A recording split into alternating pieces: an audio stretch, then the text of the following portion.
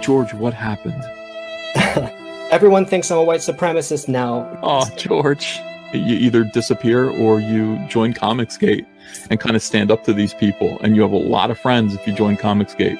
I would be delighted. I've actually been trying to. I don't know how. I don't have any connections, you know. I'll try to be in touch. All right, pal. All right. Take care, Eva. Yes. A few moments later.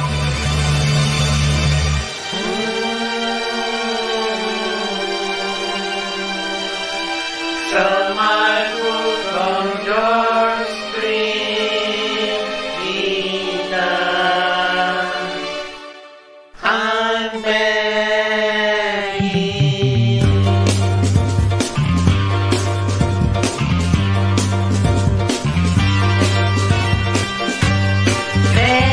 Begging. Sell my book on your stream, baby.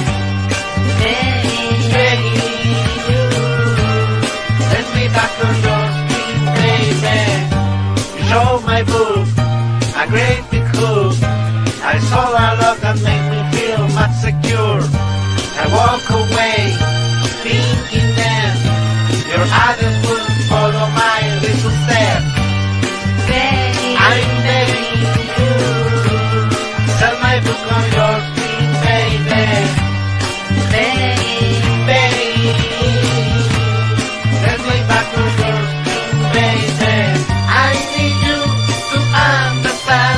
Nobody buys and turn me superstar. I hate your street with all my heart, and I need the cash so I don't lose my heart. Well, you know, look. I just gotta say this. Go ahead.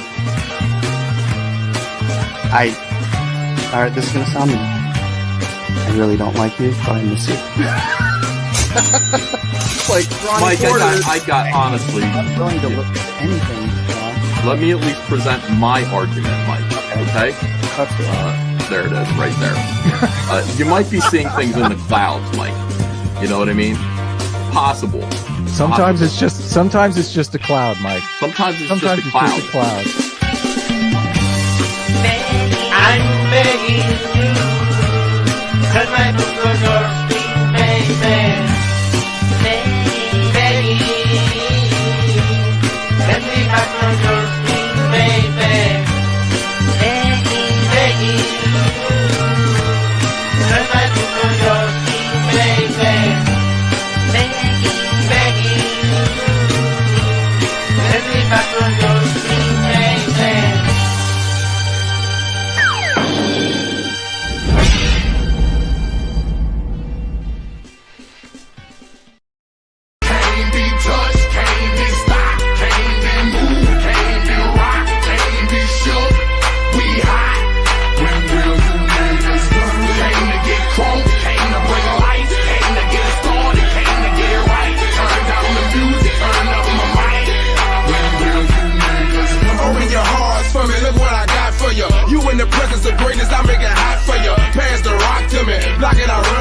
Here for the game and all the pussy that come with it. So full of focus, I'm insisting on keeping it going. The franchise, I exist in a league of my own. Expect attention, I'm familiar with being ignored. The true backhanded locking and closing the door. Brick wall in the road, I won't move. The king, I'm like Roy in the ring, I can't lose. Show the face of what compare to man. You wanna walk? Motherfucker ain't hard to find. I holler back, nigga. Can't be touched, can't be stopped, can't be moved.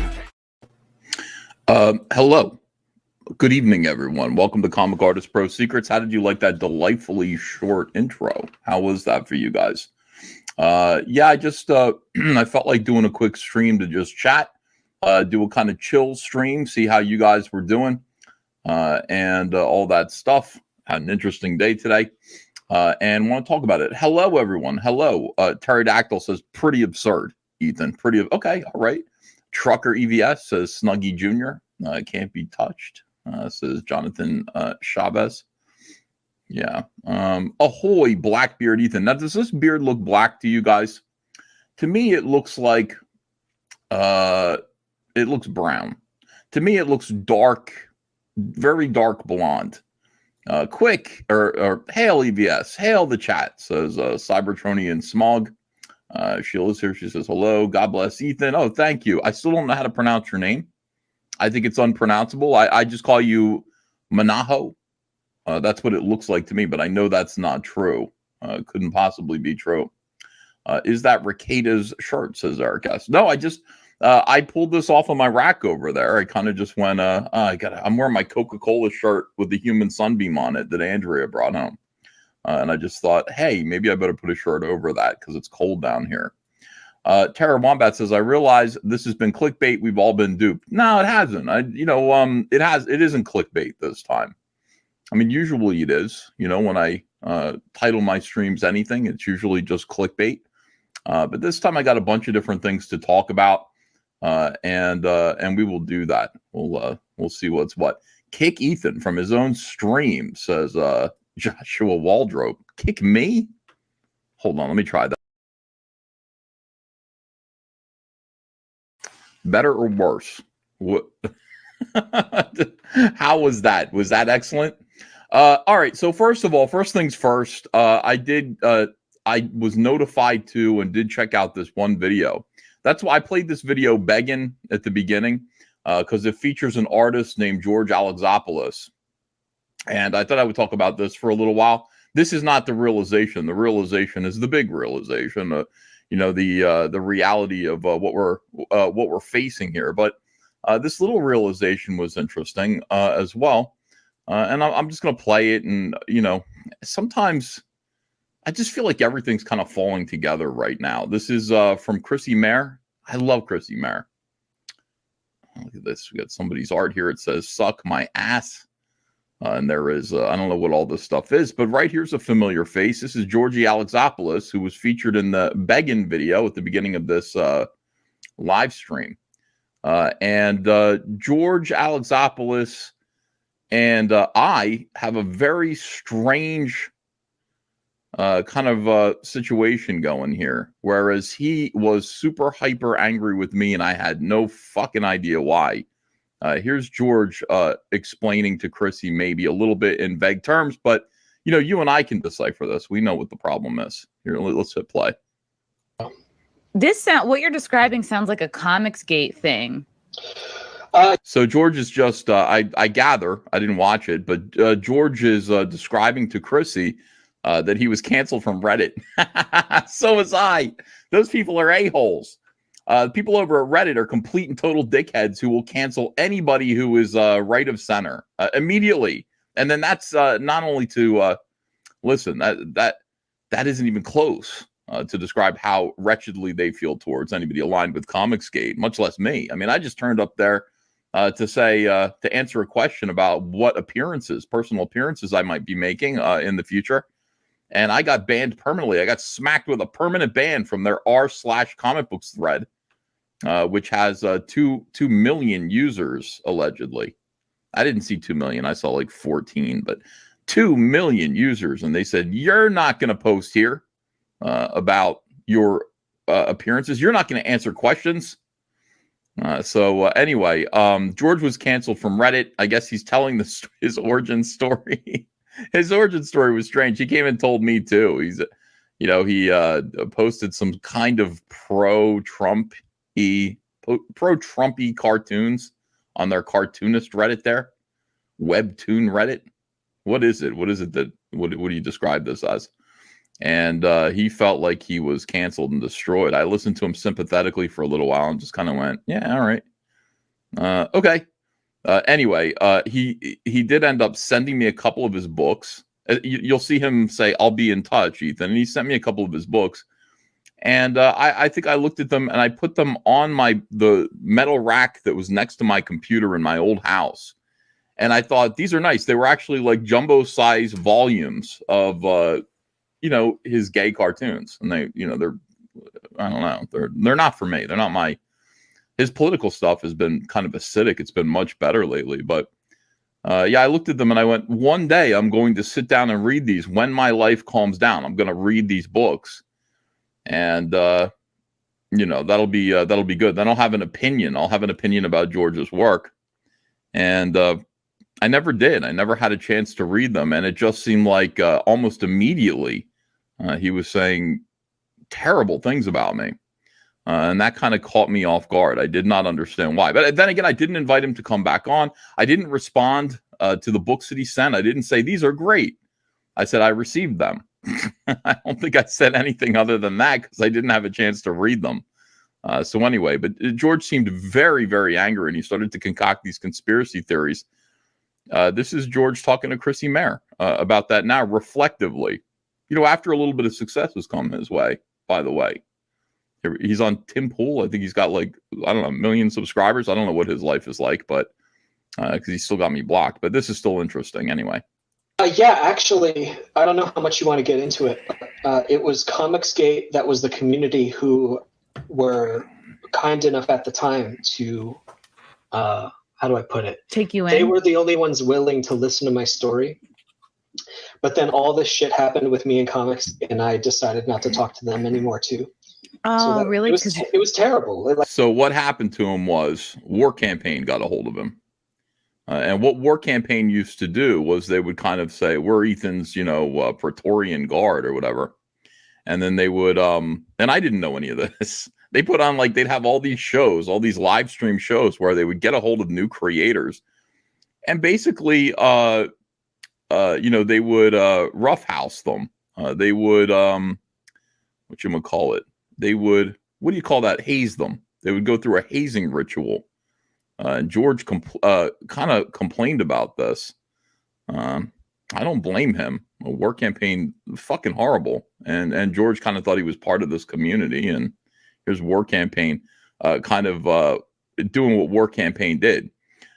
George was not the type of person who was strong enough to deal with that. Like most of us are not. Most people who are in Comicsgate already have broken hearts. And that's something that I was keenly aware of. I was keenly aware that, most people who were investigating Comicsgate or who felt aligned with Comicsgate already had their hearts broken in terms of this was their hobby, this was their career, and things were not going so well with them. And they kind of were a little bit, I don't want to say they're pussies, but no, my heart was broken too. We all just a little bit fragile, a little bit angry. So George was in that state when Ro Kabir and his fellow band of degenerates got a hold of George.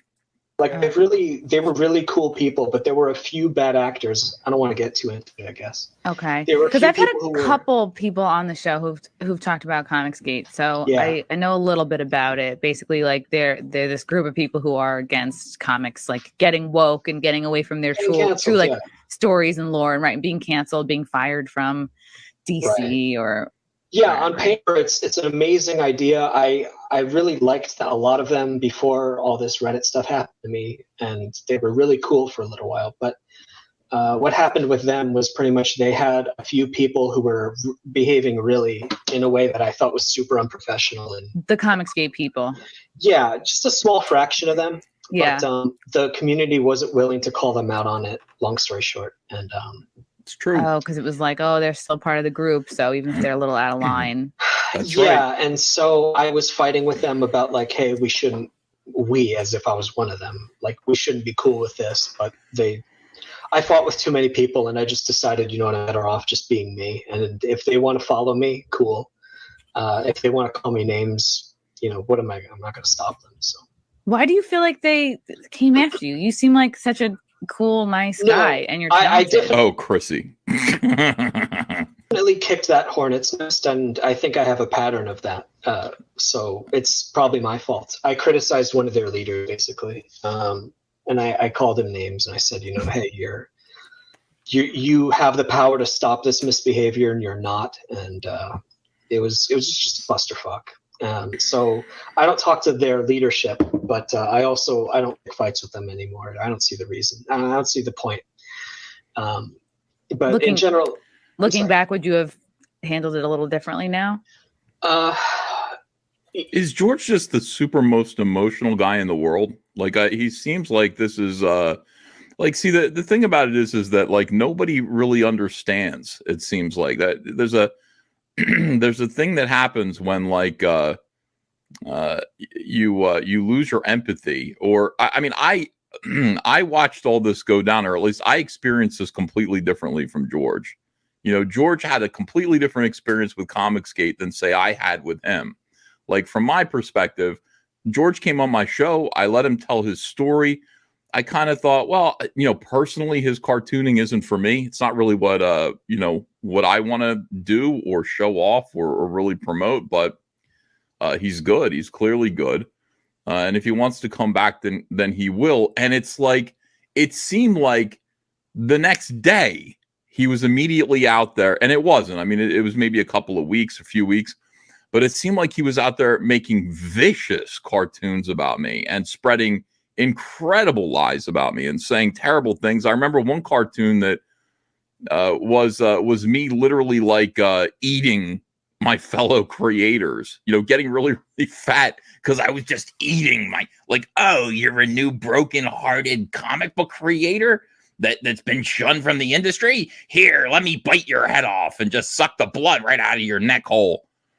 You know, and I was like, what an asshole. Like that. I mean, what is this guy's problem? What is this guy's beef with me? And he's, this is actually interesting. I appreciate this interview. This is because the interview that I saw that he gave with Adam Friended at the time was insane and infuriating. And it made me very, very, very angry for a long time at this guy. It's hard to say because I still am not cool with the behavior that I objected to initially. You don't have to out who it was but what was the behavior that you had a problem with that you thought was out of line? Let's say going too hard against critics. Okay.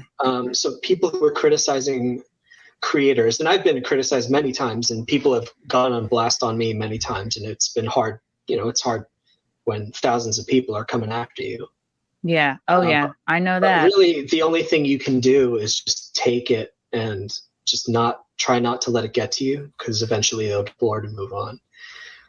But the policy for a lot of people at the time was just, hey, let's go after them as hard as they're going after us. And I didn't think that was professional.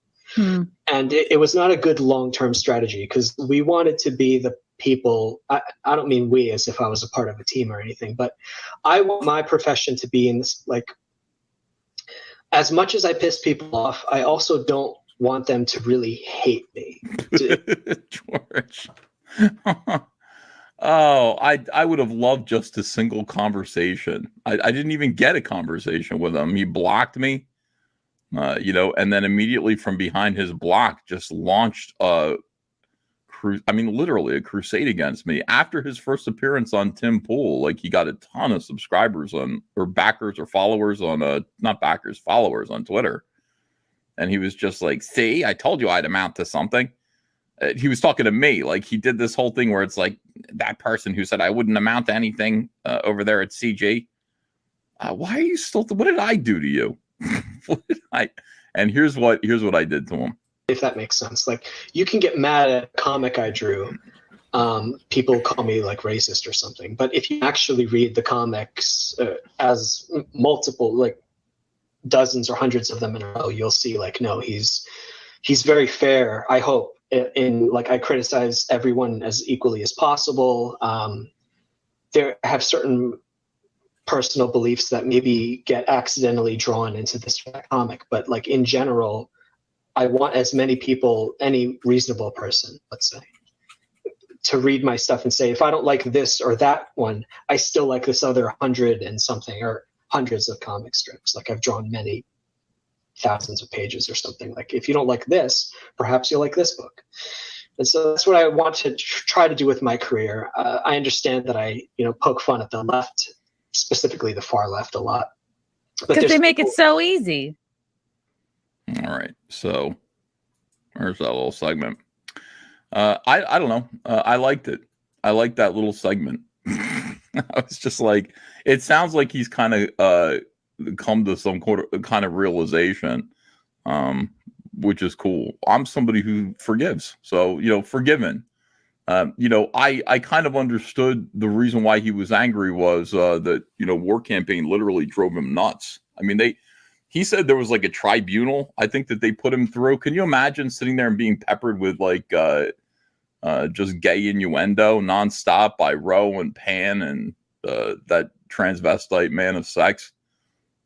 It's like he came away from that going, I was in this one community where I wasn't accepted for my politics, and now I'm in this new community, and they're putting rainbow dildos in my mouth.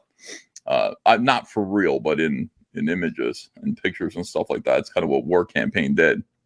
Yeah, I mean, for me, from my perspective, of course, I'm preoccupied, not paying attention to much of this. I'm fully aware that War Campaign is out there, being too aggressive with the critics. But anyway, these times are behind us, and I was happy to see George kind of seeming reflective about that. So I thought that was that was okay. All right, let me see what's.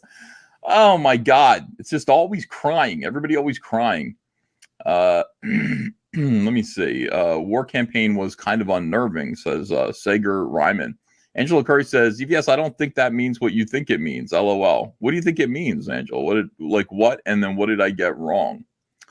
I still haven't heard him give any specifics, says Marby Dog. Well, I mean, I kind of feel like, the reason for that is no more harassment, please. I don't want any of that. I don't want to mention names. I don't want there to be, I don't want there to be a return to what we had before. It's Ted Zagara. I haven't seen him in a while. Let me see. It's all fun and games, says Ethan. Have you forgiven yourself for what you did to your beard? Now, listen, I like it. I got to say, I'm pretty happy with my beard. I feel, there's something about looking in the mirror at the age of 47 and having a white beard and, gray hair that's pretty fucking unsettling. You just feel like that's supposed to be a little ways off in the future. This is what I'm meant to look like. If it wasn't for Comicsgate, if it wasn't for, not Comicsgate, if it wasn't for everything that led to Comicsgate. No, Comicsgate too. Comicsgate did this to me too. But no, I like it. I like my beard. I'm going to keep doing it. Doesn't matter what you guys say. Here's Smoot. He says, I see his strips and I laugh. He usually destroys SJWs and such, but hearing your side of it, holy shit, I don't see him in the same light. His political stuff is great. It really is great. But we failed, George. And I mean, this is the thing, we're only getting better around here. When it comes to characters like George is just a creative person. He's a weirdo. This is all true. I think he would even tell you it's true.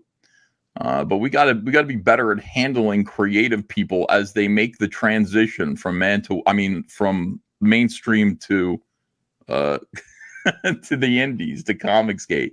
We got to take care of these people a little bit better. He wanted you to fix this now. Hey, nice to see you, Ted. Gay beard, says Cam 1138. Are you guys serious? Let me just ask the the chat how you feel about this. Hold on, gray is manly. Yo Poppy says, Ethan, you look 2 years younger. Thanks so much. I appreciate that. The beard is growing on me, says Sager. Well, imagine how I feel. It's literally growing on me. Big mirror, says the beast Robin. I don't know what he means by that. I've been going gray since my 20s, says the real Sean Crummell. Yeah, I guess so. Mortal V says, I think I'm just used to your colored beard now, but I will miss that cocaine whiteness under your nose that one time. Okay. All right. Yeah, you look like you'd seen a ghost in your old videos. I'm happy with this. I have to go every 2 weeks to maintain it. People are like, you just put Just for Men in there. No, I will just for fuck it up if I do that.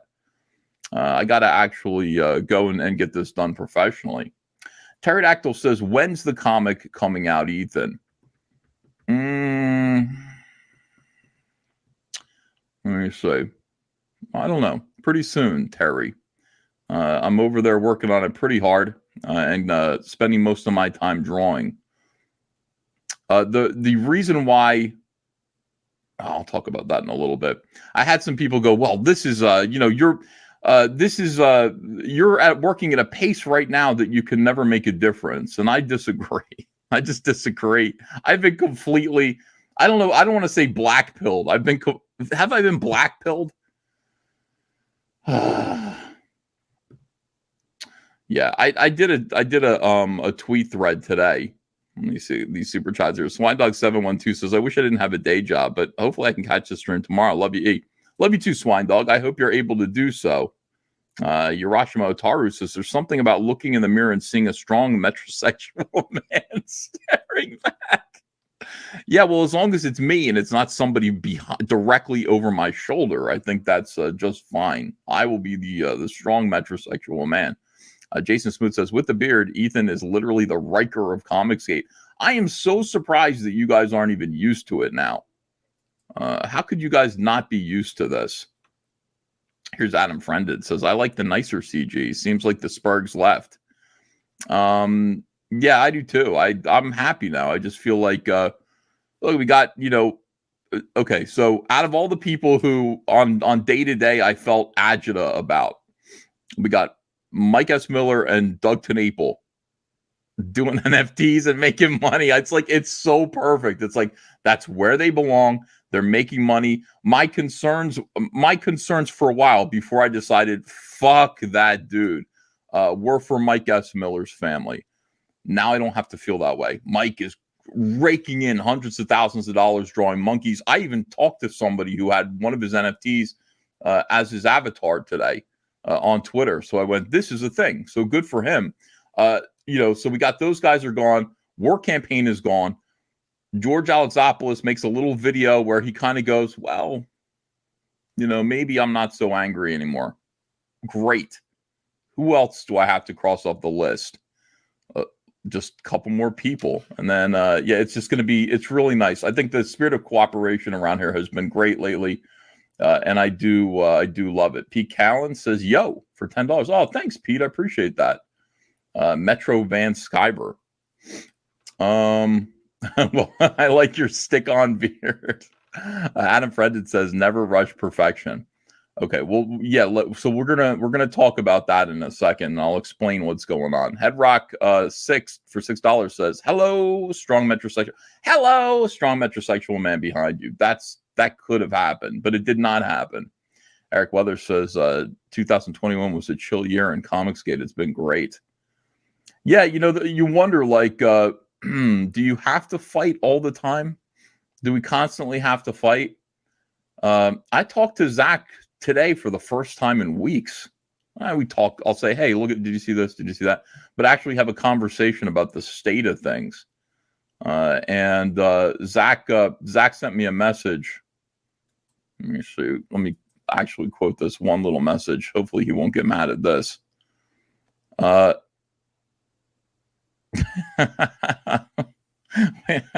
We talked a lot. Hold on, I'm scrolling back. I miss this dude. I really love Zach. Really do. He said, I didn't see where you were going with the ESG thing, but you brought it home just now. He just left that comment. You brought it home just now. So Zach finally, Zach got it. Like what he's talking about is a tweet thread that I did today. Canadian Thought says, is this the pay for Paw Patrol toy stream? Oh my God. I went to Walmart. Today and Ava was there. They had the tower for $129, 3 deep. They had 3 of them there. Andrew said, this is the part where you kick yourself for wasting whatever the difference was. I did $70 on this. You went out, you drove out to Morristown in a panic. You bought it because we went on all the websites looking for the Paw Patrol tower. It said sold out on all the websites, but here in the store, there are 3 of them for $129. Lombardi says, sup, homie. Thank you. Nice to see you. Timothy Fitzgerald says, my kids and I have loved the Paw Patrol movie as well. It's a really good movie. Let me see. I enjoy Zach's anti-SJW stuff and blunt comic reviews and gardening tips, says Sheila Aliens. Zach just wants peace. Like Zach is like, Zach is like John Rambo, on a ranch somewhere. He's seen some shit, and now he just wants to be a man of peace. War comes to him. He doesn't go to war. Mike Murphy says, if all we know is drama, we lose sight of the fun. 2021 has been great. This is good. I'm glad to hear all you guys saying this because I've felt the same way. I saw you, Ethan, says Adam Unfriended, on the website Faces of Walmart. And P. Count says that $70 was well worth wasting on Ava. No, we completely agree there. And we just had to make sure. Couldn't be sure that we were going to get that Paw Patrol tower. We did get it, and it's okay. It's even though I spent too much on it, at least it's in the garage, ready to go. All right, so here's the thread that Zach was talking about, and I've been working on this because oops, this is not the right thing. Those are my private messages. Okay, here we go. Oh my goodness, there's nothing in my private messages that people shouldn't or have no right to know. All right, so here is my thread. Now, I've been working on this because it's important that this message get distilled down so that people understand it, because it's still it's still complicated, and there's certainly it's very complicated, and there are aspects of it that I need to educate myself about. But this is the broad overview of what we're facing and what we were always facing. So talking to Zach about this, and he's just like, we wasted all of our time. And it's like, I don't know if we wasted our time or not, because we were trying to understand this phenomenon and we didn't understand what was going on. So we're sitting there taking apart the comics. It's actually like we were trying to convince Marvel and DC, like, don't you guys know what you're doing? Don't you understand? And they knew perfectly well all along what they were doing. They knew. And by the way, what they were doing was good business sense, in the sense that they no longer really had to worry about selling comics to stay afloat. It was just the tonality of their comics that mattered. So I posted this today, and it got pretty good. Got pretty good reaction here. 395 likes. I need more people to see it, and so I'm gonna keep kind of reframing this. I'm gonna keep talking about this maybe once a week, and really just try to push it out. I'm trying to inoculate the comic book industry. I'm putting this into their bloodstream. Sooner or later, they're all going to know this and understand it. And I think it's a good idea that they do. Both sides of the aisle need to understand what's going on here. We need to know what's going on so that we understand what we're up against, what we face.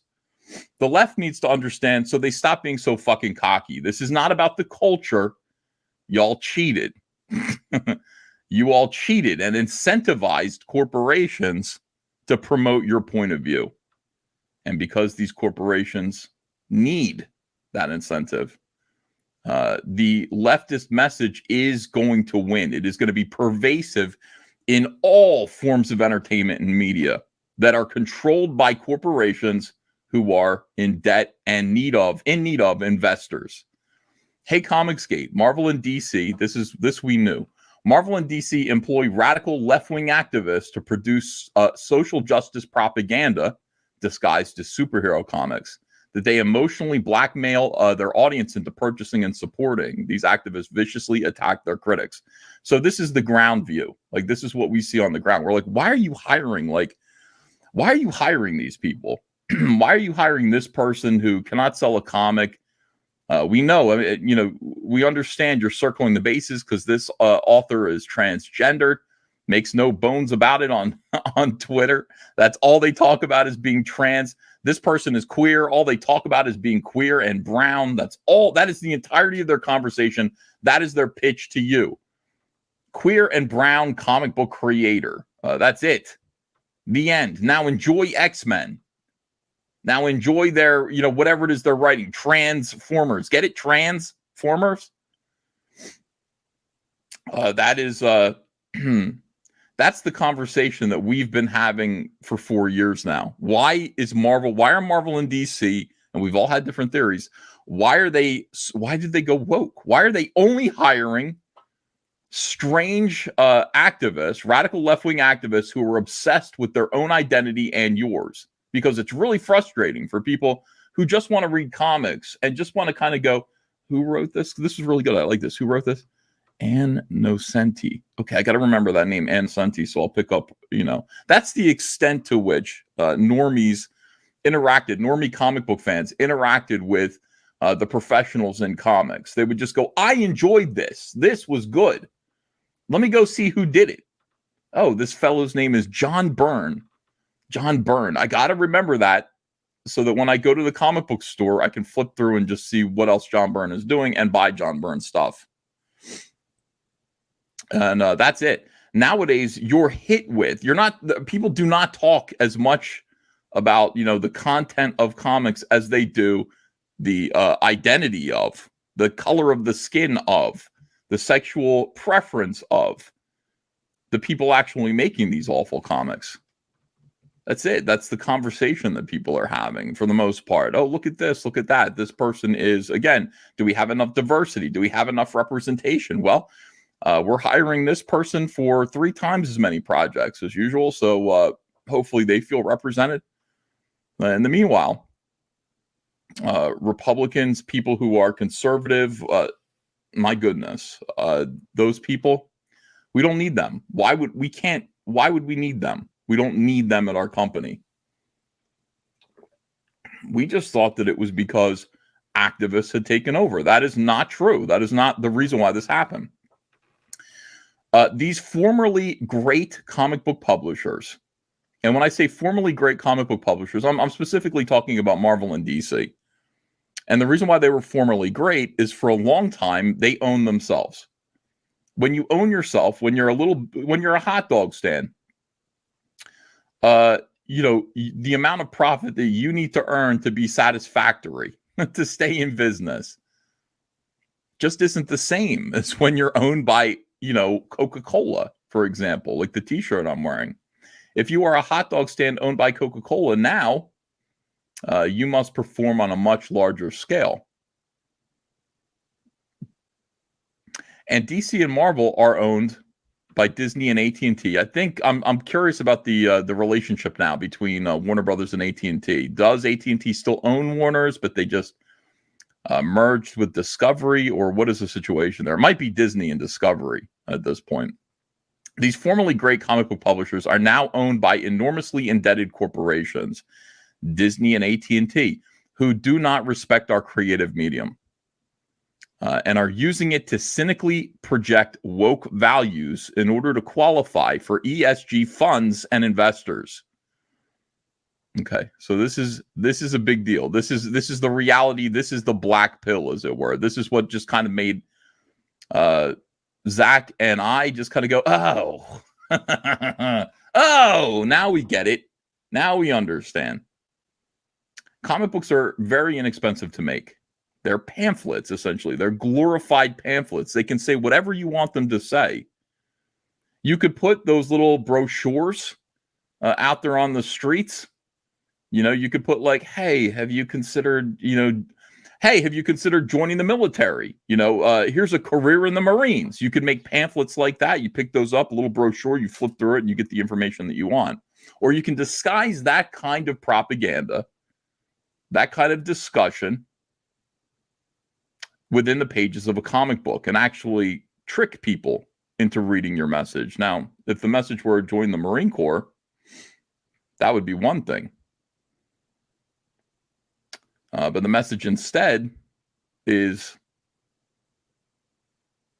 one of social engineering, asking you to look at social politics in a certain way, usually leftwards. So they've disguised that message that could be in a pamphlet in a comic book, and they don't care. They really don't truly care too much about comics. I'm not saying every comic that Marvel Comics publishes does this. Marvel is allowed to, again, put out Venom, put out Thor, books that are pretty free for the most part of overt propaganda, just a little bit of leftism, because usually the people who are working on them are a little bit crazy, a little bit leftist. But Disney and AT&T, they see the comic book industry as an inexpensive way to qualify for ESG funds and investors. This isn't art. This isn't comics. The reason comic books are so lousy right now is that whatever comes from our tiny beloved industry must first serve the interests of their massive parent companies, who no longer need to prove to investors that they're profitable. They must only prove that they positively impact society in terms of the left's robotic mantra, diversity and inclusion. Look at this phrase that pops up everywhere. Why? Why does this phrase pop up everywhere? Because it's literally part of the pamphlet here. You need to, let me see if I can blow this up a little bit here. What is an ESG fund going on here? This is it. The social component might focus on the company's relationship with people in society. For example, issues that impact diversity and inclusion. That's easy. If you're going through here, you know, when I was a kid, I was in the Boy Scouts, and you want to get merit badges because you're wearing this gay sash, and you want it to be filled with as many merit badges as possible. So there are some that are really hard. It's like pilots. There's like one where you're like a little pilot. You learn to fly a plane, and that's a merit badge. How the fuck is a poor kid from Merchantville, New Jersey, going to learn to fly a plane to get that merit badge? But then they'd have one that's like whittling. It's like, oh, I need a knife and a stick. Holy shit, I can do that. So I would sit there and I sought to get as many worthless merit badges as I could. That was easy. I wanted to do the easy stuff. Anybody can do woodworking. Anybody can do this. And that's kind of what this is. You go through this list and you're just like, oh, what the hell? Oh, diversity and inclusion. You mean I just have to hire a lot of people of color, a lot of homosexuals, and I have to make some of these superhero characters, people of color, homosexuals, women. That's diversity and inclusion. Our main audience is white male, of course, or at least male. No, we got to fix that in order to qualify. Now, this became a thing in 2015. In 2015, you know, Obama made a little adjustment to how investment managers were able to invest people's money in corporations. And it wasn't just you have to prove that you're profitable. Suddenly it became they only have to be able to prove that they are socially responsible. So for a company like Disney, which is $41 billion in debt, AT&T, $171 billion in debt, 41 or 46. Let me go back to this. 41. How the fuck do you prove you're profitable? It's pretty difficult. AT&T is way in over its head. They're just nobody should invest in AT&T. But I mean, maybe AT&T is out there promoting diversity and inclusion. That's why you're seeing this mantra everywhere here. It's people announcing. These are corporations announcing that they want those funds. They want those investors. They qualify. You could phrase this in any different way that you want to. You could use different words here. I'm trying to think of some. What did they call it in the 1970s? The melting pot. You could say a bunch of different things, but when you're using the phrase diversity and inclusion, which is diversity and inclusion, robotic mantra, the reason why is because they're trying to say very directly, give us money, invest in our company. And it's a lot of money. It's a lot of money. Trillions and trillions of dollars are in this hedge fund. Trillions and trillions of dollars of people's pensions, 401ks. So in order to access billions of dollars for these companies, all they have to do to take a bite of that, diversity and inclusion. We're diverse. We're inclusive. And then we have to demonstrate it. We have to get media attention to prove that we are these things. Right now, we're on CNN. They're talking about how Superman is gay. That's great. We're diverse. We're inclusive. Billions of dollars worth of investment capital. They need it. Disney's $41 billion in debt. AT&T is $171 billion in debt. This is another big thing here. Entertaining you no longer matters. If you're entertained, good. That's great. Who gives a shit? They don't care about your money. They're not after your money. They don't live or die based on whether or not you give them $5.99 for the new Batman. They don't care. It's great if you do. Thank you.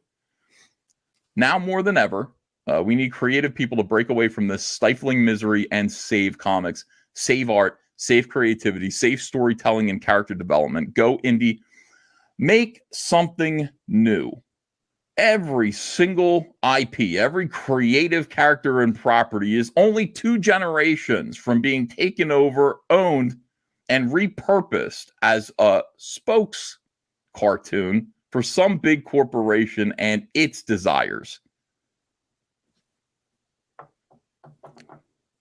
Every 2 generations. What the hell is Mickey Mouse now? Who was Mickey Mouse? Mickey Mouse used to smack Minnie Mouse around. It was a different time. It was the 1930s.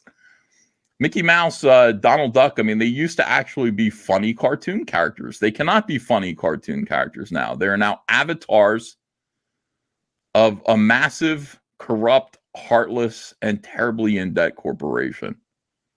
That's what Mickey Mouse is now. Used to be a cartoon with a lot of anarchy and chaos.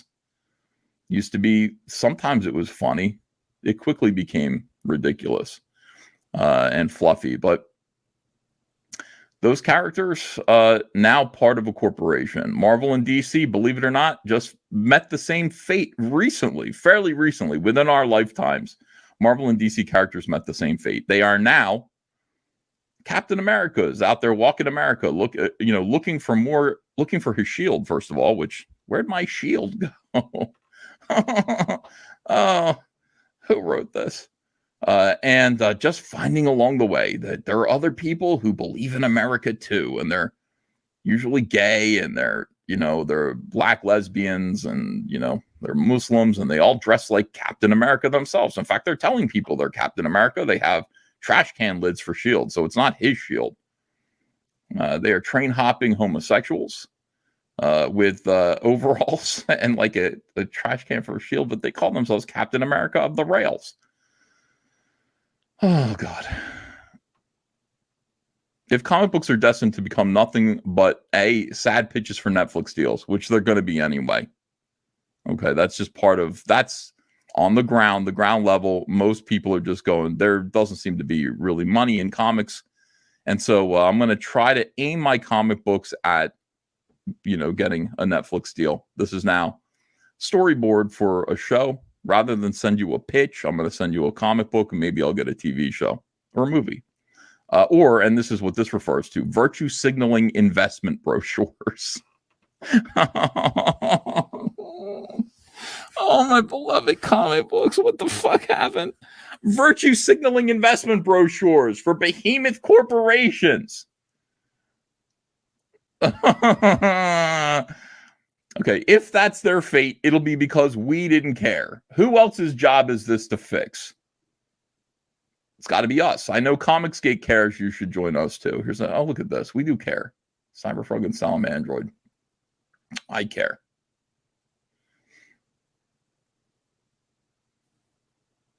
I don't know. I believe in this property. I think these guys look great. I really believe in this property. I need to get more books out. I need to mass produce them. But how do I mass produce them and still make them not disposable? How can I make one single comic book story resonate enough to make a difference? How do I do that as one creator? That's where I am right now. That's how I feel. That is my state of being. That is my mindset.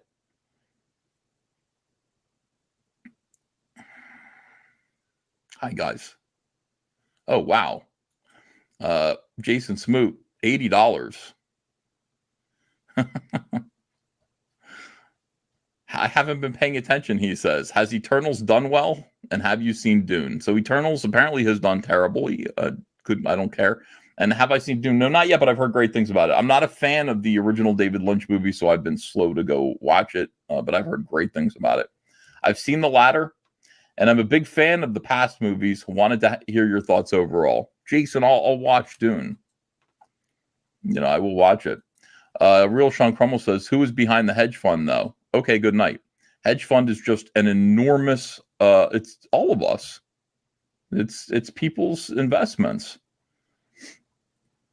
And then there are lots of individual investment managers who can disperse that money on behalf of their clients. Sigma Comics says, we don't really care what flag you fly at home. If you create comics, we support you all the way. We see Comicsgate as a vital criticism of today's comics, and for that, you should be embraced, not shunned.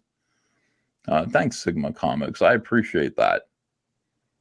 Oh, yeah, here is Jason Smoot's enormous $80 super chat. Jason, thank you so much. I appreciate it. And here's Real Sean Crummel. Have to catch the rest of the stream tomorrow. Have a great night. Off to continue my first watch of The Sopranos. Good night, Comicsgate. I don't want to interrupt you from doing that at all.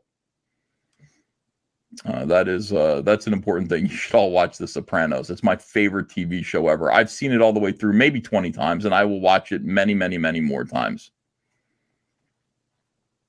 Comic Books in Cahoots says, the only real work the creative talents get done at Marvel and DC Comics these days takes place behind the glory hole in the office unisex restroom. Well, that's an allegation. I don't know if that's true.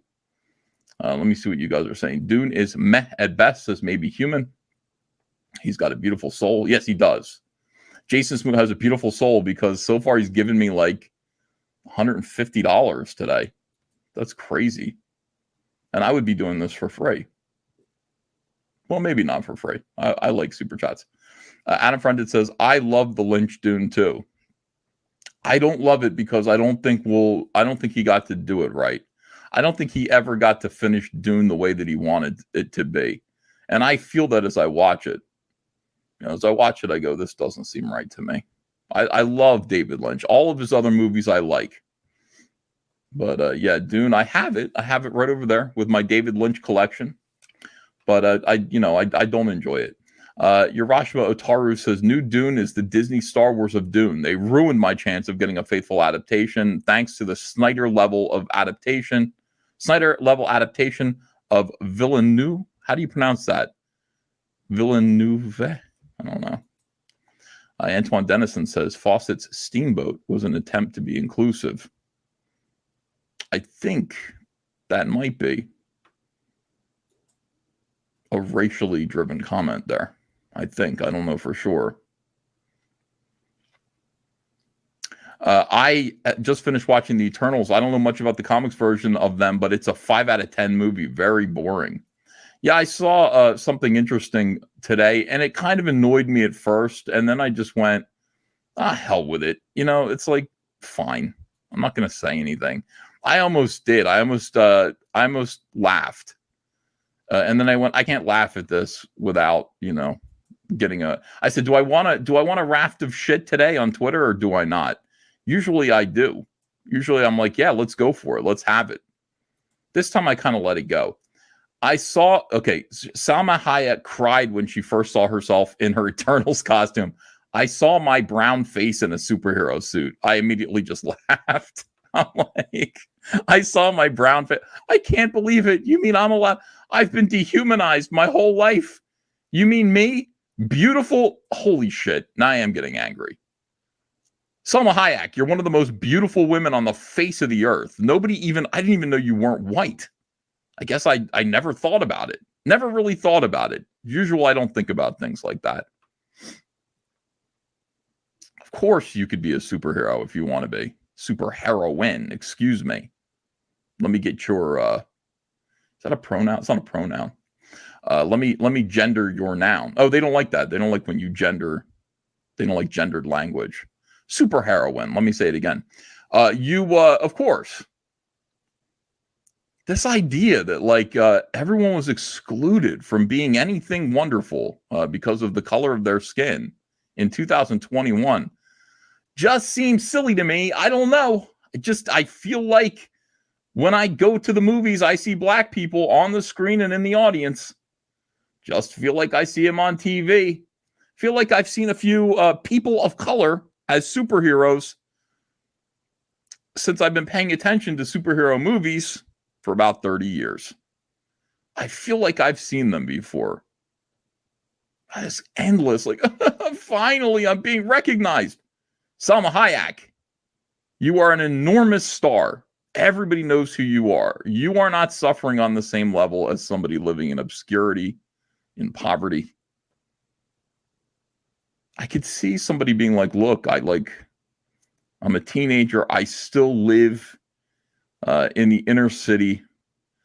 I am not even that, because I'm a teenager. I'm a person of color in a largely white community where I'm not noticed. I'm invisible. And for some reason, Marvel, the MCU, and I'm not particularly attractive, and the MCU, for some reason, Bob Chapek, Kevin Feige, they pulled me out of a lineup. They saw me at a Walmart, and they said, how would you like to be a superhero in a Marvel Comics movie? We are going to cast you in this terrible movie that we're doing called The Eternals. You're going to be a superhero. And here you go. It's like Little Orphan Annie in the movie Annie, starring Annie, about Annie. We pull you out of an orphanage. You get a new outfit. You get a pearl necklace. Not in that way. Literally a pearl necklace. And we introduce you to a billionaire, and suddenly your life is completely changed. You were a nobody. Thought your life was going to consist of complete and total suffering, and you'd resigned yourself to it. But no, Daddy Warbucks adopted you. And now you could just cry. I could see that being a story. I lived in obscurity. And now I'm in a superhero costume, and it's an amazing dream. I am in a Marvel Comics movie. I'm a superheroine. And nobody ever looked at me before. I would be like, yeah, I get it. I'm crying a little too. I'm crying too. I feel all the feels. But this is Salma Hayek. What the fuck is she talking about? What is she talking about? Who told her to say this? All of this is just like pre-organized PR garbage. You think Salma Hayek really burst into tears when she put this stupid headdress on? Wasn't Salma Hayek in From Dusk to Dawn? She kind of wore a headdress then too. She's like a vampire. That was her, right? She was like a vampire dancer. She was like playing with snakes. God, that was awesome. She was super, super hot. Red hot.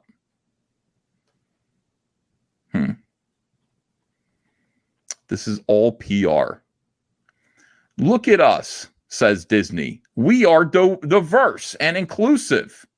Look at us, screamed Disney at nobody in particular. We qualify for ESG funding because this brown person dressed up like a superhero.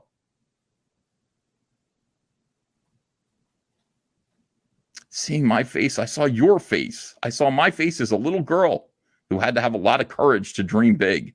I saw the face of all the little girls all over the world, and I realized that a door had opened where I didn't enter alone.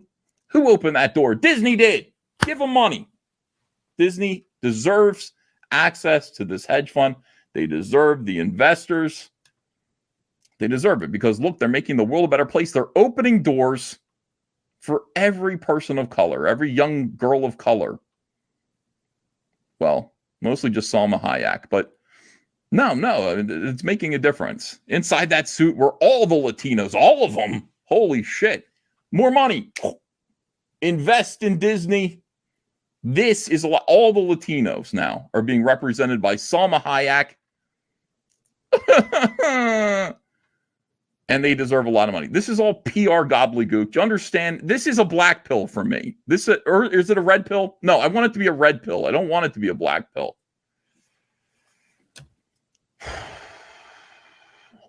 I don't want to give up. But that's all that is. It's just PR. It's like, hey, look, everyone. Give us money. Invest in us. We are woke. We're opening doors to unearthly. If you are beautiful on another level, physically beautiful on another level, then it doesn't matter what your skin color is. How do you like that? If you are beautiful, supernaturally beautiful as a human being, like I am, it doesn't really matter what your skin color is. You can be a star. It can happen for you too. That's progress. That's the future. The future is beautiful people, no matter what color their skin is getting on TV. That's wonderful. Do you feel included? I do. Personally, I feel included. I feel seen for the first time in my life. Jason Smoot, $20. Bring Cecil to me. Bring him to me now. Where is Cecil?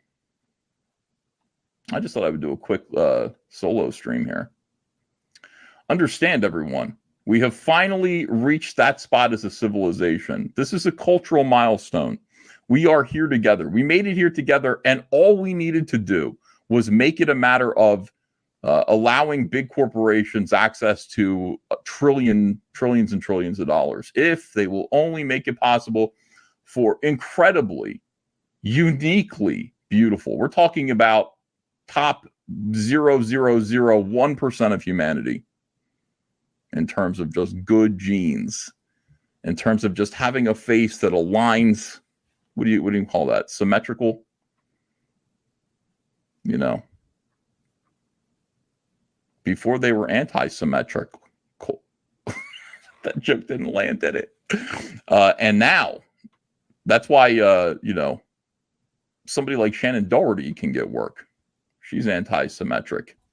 That worked. That joke landed. I don't care what you think. That was for me. Towering Otacunt for $50. Thank you. Says, hey, Ethan, I really want to see that Star Wars prequel films the fans didn't deserve video you mentioned, but I can't find it.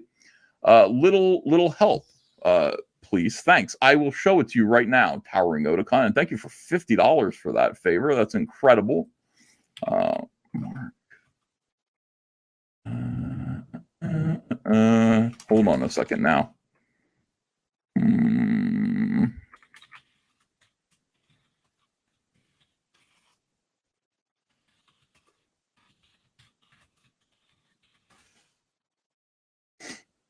Oh, here it is. This guy's great here. I'll show you where he's coming from. His name is Rick Worley, and he doesn't have very many videos. And I don't know when the last video was that he made, Rick Worley.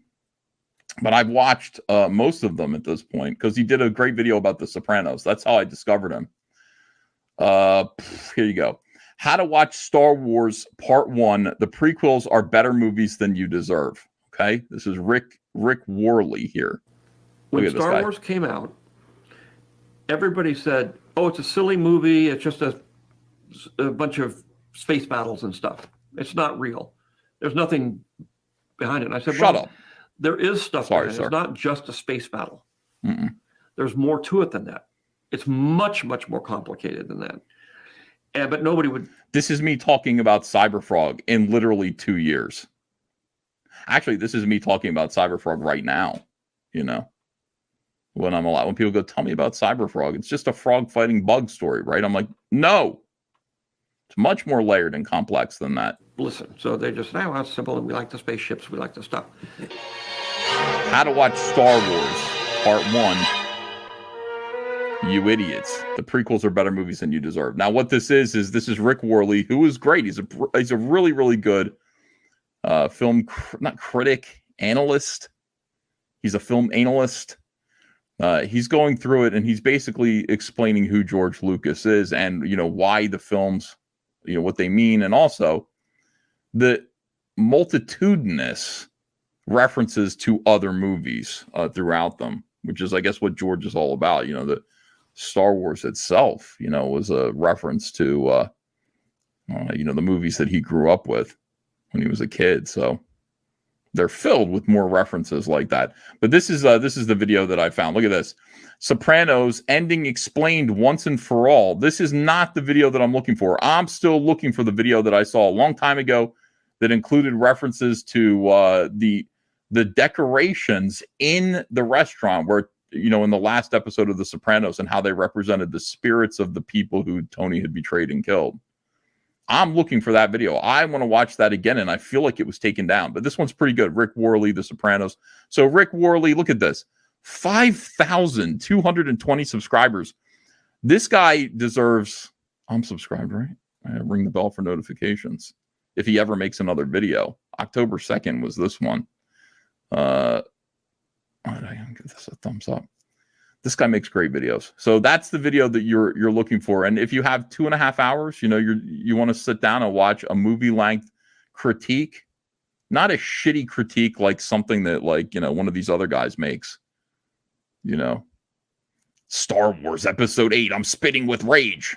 Everything wrong with Star Wars. No, nothing like that. Like somebody who respects George Lucas and says, hey, all you guys who are making videos criticizing Star Wars, that includes you, EVS, you're an asshole and an idiot. And this is what you're missing. Not me, really. But like I'd be caught in that net like a beautiful dolphin in a tuna net. They'd be like, we're fishing for tuna. We accidentally caught a dolphin. We're fishing for stupid assholes who don't understand Star Wars and make fun of it. We accidentally caught Ethan. Sure, we got this guy here, the guy with the baseball cap. We got the other guy with the baseball cap. We got this guy here, the guy whose eyes are too far apart, has a little head. We got all of these guys here. Somehow we got Ethan in this net, and to that I say no. P. Callan says, have these people never seen Blackula? There has been representation in film for decades. Thank you so much, Pete, for pointing that out. I mean, that to me is checkmate. Argument is over with. It's over with.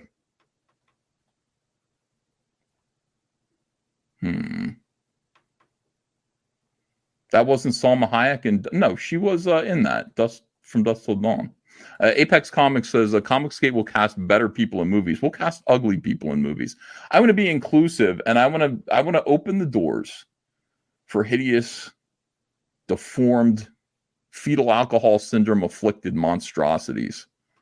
It's about time they got their turn on the screen. And when they put on their superhero costumes, I expect tears, and I expect funding. That's the main thing. I expect investors. P. Callan says they should cast George Lopez as the next Captain America. I like the way that he spelled that phonetically. Oh, Cecil's here. Hi, Cecil. I'll send you the link. I wouldn't mind having you come in here, pal. You're probably the finest individual that I've ever met in my life, and I've met a lot of fine individuals. Hold on a second here, Cecil. I don't know what you're doing either. You could want to join me. Maybe you won't. So far, this has been a substantive conversation. Why not ruin it with belligerence? Dick jokes. All right, hold on a second. I sent you the link, Cecil, with all due respect. Let me send it to John Malin, too, who I think might be home now. John Malin. Hold on.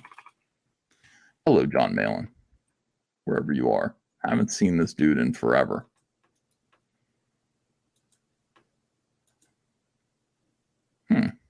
What is this? Oh, this is the John Malin ad. Yeah. John Malin made an advertisement to go into the book that we just put out, The Cyberfrog Art of John Malin. He said, don't show anyone this. I said, I won't.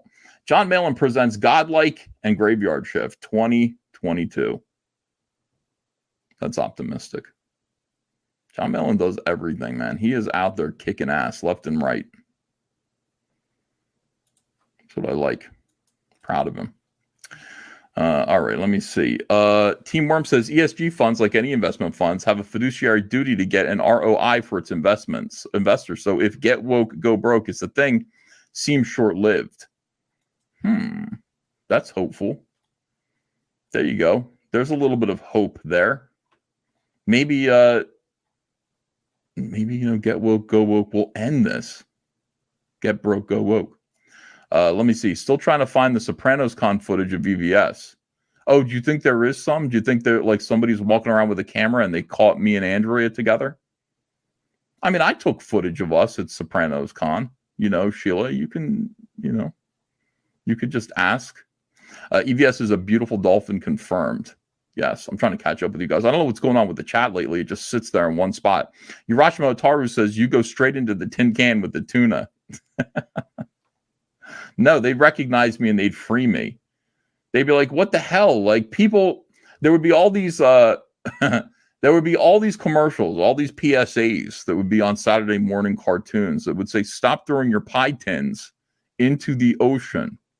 You go on a boat, you eat a pie, you go to the beach, you eat a pie, and then people are just recklessly throwing pie tins in the ocean, evidently. And we know this because we've caught several dolphins that are Ethan, whose heads are trapped in pie tins. So this is human interference here. Got to stop. Near out unexamined and bear. What in the world? Why? Why is your name like that? Says, have you ever watched They Call Me Trinity or Trinity Is Still My Name? You might like them since you're so into Italian stuff lately, and those are the best spaghetti westerns ever. So much action, really. I've never heard of them. They Call Me Trinity. I will look for that one first. That seems like the first one. Yeah. John's Visions book was smoking, says Norin Rad 2 Turbo. Really? Cecil says, I'm drunk and angry. Let me on. Cecil, I think I sent you the link. Come on in here and make a mess if you want to. Where is John Malin? Is he home? Maybe it's late. I don't know. Whoa, Jason Smooth, $100. I think everyone's drunk right now. Jason Smoot says, when you talk about deformities, I take exception, mainly to dinosaurs, especially pterodactyls. Hail Shane's little one. Not sure what that means, Jason Smoot, but put down the bourbon, I would say. I would say put down the bourbon tonight. Thank you for $100. Holy cow. Everyone loves Smoot right now. Turns out, just got this news, John Malin is dead. Sadly. Let me think of a tribute for John Malin. What on earth is going on with Diamond? Got this news today. Is it wrong to want to eat a pterodactyl, says Jason Kuhn? No. You know what, though? I mean, here's the thing. Dinosaurs are just birds, you know? Seriously, like, you know, they say everything tastes like chicken. Dinosaur meat would taste like chicken. You could take a Tyrannosaurus Rex and cook it like a turkey. And there's no reason why you couldn't. It would be delicious. T-Rexes are just giant dodos. They're just giant turkeys. Lop its head off, cut its feet off at the ankles or at the knees. That'd be a big, like, honestly, roasting that shit. I would say do not deep fry a T-Rex. People do that every year around this time. They burn their whole houses down by trying to deep fry a turkey. You know, that's just a turkey. That's at most 25 pounds, maybe. You try to deep fry a T-Rex, you're fucked. Nina Hartley died again. Rest in peace. Jonathan Chavez says, am I the only one who thinks John Malin looks like Brantley Gilbert? Now you're going to make me look that up because I don't know who that is. Brantley Gilbert came right up. He must be famous. I don't know why you'd be talking about someone who is obscure. Yeah, I don't think he looks like this guy. Hold on, let me show this. You guys, I could be wrong. You might disagree with my assessment of this. That isn't John Malin. How could that be John Malin? Right here I can see it. Right here I see it. I don't know. You know, who knows? That's your opinion. That's how you see him, as a big, bulky, handsome. How do you see Cecil? An accidental overdose of gamma radiation interacts with his unique body chemistry. A startling metamorphosis occurs. Hello.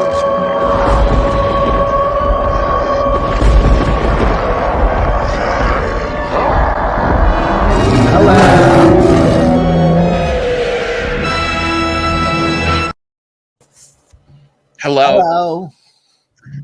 Long time no see, pal. How are you? Very good. How you been? Good. Very, very happy. Having a good time. Headrock says, damn it, buzzer. Sharon, cancel my appointments. People are happy that Cecil's here. I thought I was going to die earlier tonight, though. Why? Well, I donated blood last night. The night, on purpose, or like did I did. Someone did me a big favor, and I wanted to pay them back, and they were like, "Do you know what? Give blood." And they had like his wife's had a blood drive, and so I was like doing the math. The only night that I could have done it was last night, so I just ran out and did it, and then I worked out really hard today. I thought I was going to die. I don't think I should have. You got to wait. You got to get blood back. Did you ask for it back? I'm not feeling so good. Can I get some of... I tweeted out that because I barely made it to my car. I almost passed out after I worked out. And then I was like, I just sat in my car and I was like, I got to either throw up or I'm going to just pass out. And then it took almost like a half hour before I could drive. But wow. But I tweeted out. I'm so glad you did, though. I'm so glad you got into an automobile and you. This is all very sensible. And people were saying you're gonna go to the hospital and they're gonna give you your own fucking blood. See, I knew it. Urashima Ataru says Cecil is a stooge of Dracula and his night slaves. Yeah, he is. But we've always said that about Cecil. Cecil, Shantan Jetty made the best Comicsgate Kings intro. I'm so happy with this. I showed it to Andrea. She said, "Boy, is that noisy." I said, "Yes, check this out."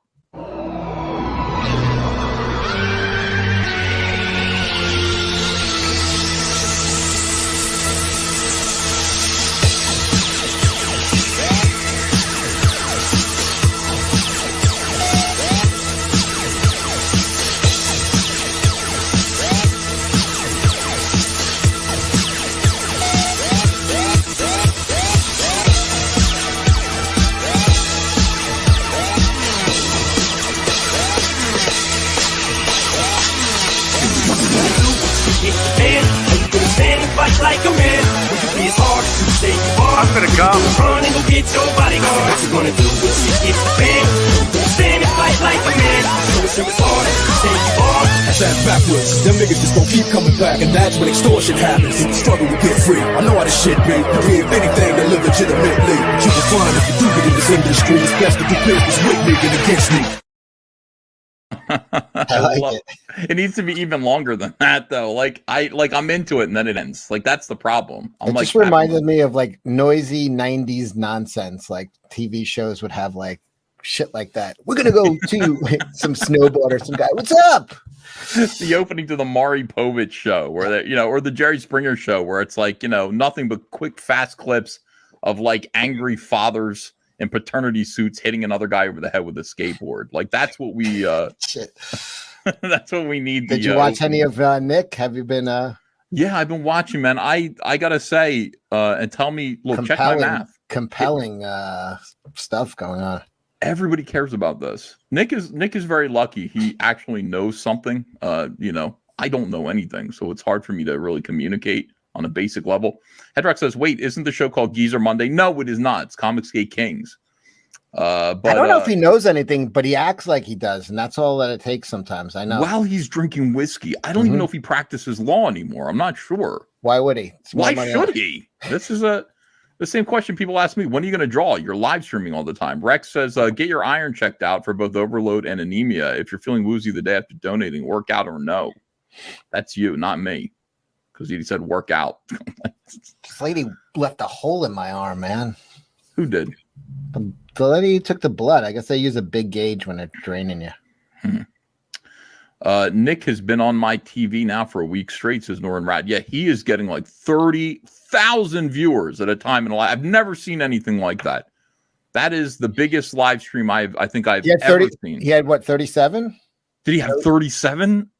I saw today. 30. No, he got up to 37,000 today. Good for him. Congratulations. I know that at 34,000, Tim Pool tweeted it out. So and they're not like knock. Maybe we should get together. We're YouTubers who are. Well, they've been together before on stream. Oh, good. Okay, yeah. 37,000 viewers today. It's enthralling. Yeah, I do agree. I love this story, and again, it's real cancel culture. They're trying to kill this kid because of his politics. There's no way on earth anybody would be charged with this crime if it wasn't political. Well, he shot a fucking AK-47 on the streets of at people who were trying to kill him. Oh, yes, but I mean, this is the whole thing. It's like most people have. You got to go to court for that. His town was a war zone. I mean, literally a war zone. I dream of this, by the way. You know, it's like I dream of this all the time. I have fantasies where, you know, there are SJWs running down my little street with torches coming at me, and I'm up there on the roof. Like, I think about that nonstop, dude. That would be the ultimate thing. And I've known they're coming, and I booby trap my front yard with landmines. You're like Stan Lee with a Tommy gun up there. Yeah, you can get me in trouble again. But yes, exactly like that. And I've covered the road. I've coated the road with like gasoline, and they're running towards me. And I go, Ava, go ahead and do it. And Ava, of course, she's got a lighter. No, she cracks a flare, man. She cracks a flare. Yeah. SJW's on fire. I mean, that would be the shit. I think about that all the time. And, you know, few of us actually get to live that out. But our friend did. Yeah. This guy actually did. Shanthan Jetty says, editing that video led to me having to use a power drill to get that song out of my head. Why hasn't Cecil backed my book? Did he hate my intro? No. I haven't backed your book either, though. Well, I don't think I have. Hold on a second. Let me look. To be honest with you, I've not backed too many books lately. Well, that's I did a couple days ago. That's what happens. I end up talking to people and thinking I backed it, and all of a sudden their shit's ending, and then I go and back like 20 on one day. 20? You back it 20 times on one day? No, I'll just look at like everybody that I just assumed I had been backing. Shanthan Jetty, the artist behind Nosfero, the Crypt Walker comic book, first issue, he says, $8,485. He met his fixed goal. Let me watch this trailer, see if it's as good as mine. Hold on. I hope Shant didn't spend more time on my trailer than his own. Actually, I expect that of him. I hope he spends more time on my stuff than his own. Okay, here we go. Nosfero is a supernatural hero that is a cross between The Shadow, Peter Cushing's Abraham Van Helsing, and Lovecraft's Henry Armitage. The lone surviving member of the secret holy order who is sworn to battle a cult of vampires dedicated to opening the door to the eldritch gods they worship. Striking from his crypt lair deep within an impenetrable mire, Nosfero collects the cult's various grimoire and artifacts in an attempt to learn the means of defeating them. Nosfero, meaning iron nose, underwent the ritualistic binding to the spirit, wherein members of the secret order have a shard from a holy sword driven through their noses to allow them to access supernatural abilities. One such ability allows Nosfero to summon Phantomas, a giant phantom hound that can travel through the nether to and from any location when needed.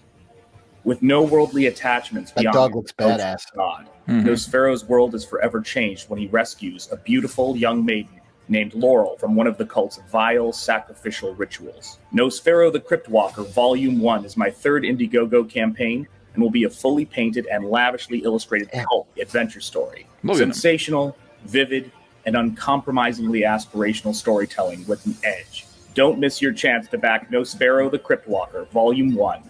Available for a limited time only on Indiegogo. That's badass, dude. Shanta's a really good artist. He's a fantastic painter. He's got a very unique style. Look at this. Look at these colors. I thought he was doing like an homage to you and going to call it Nosferatu. Now listen here. I did too, actually. I'm a little disappointed.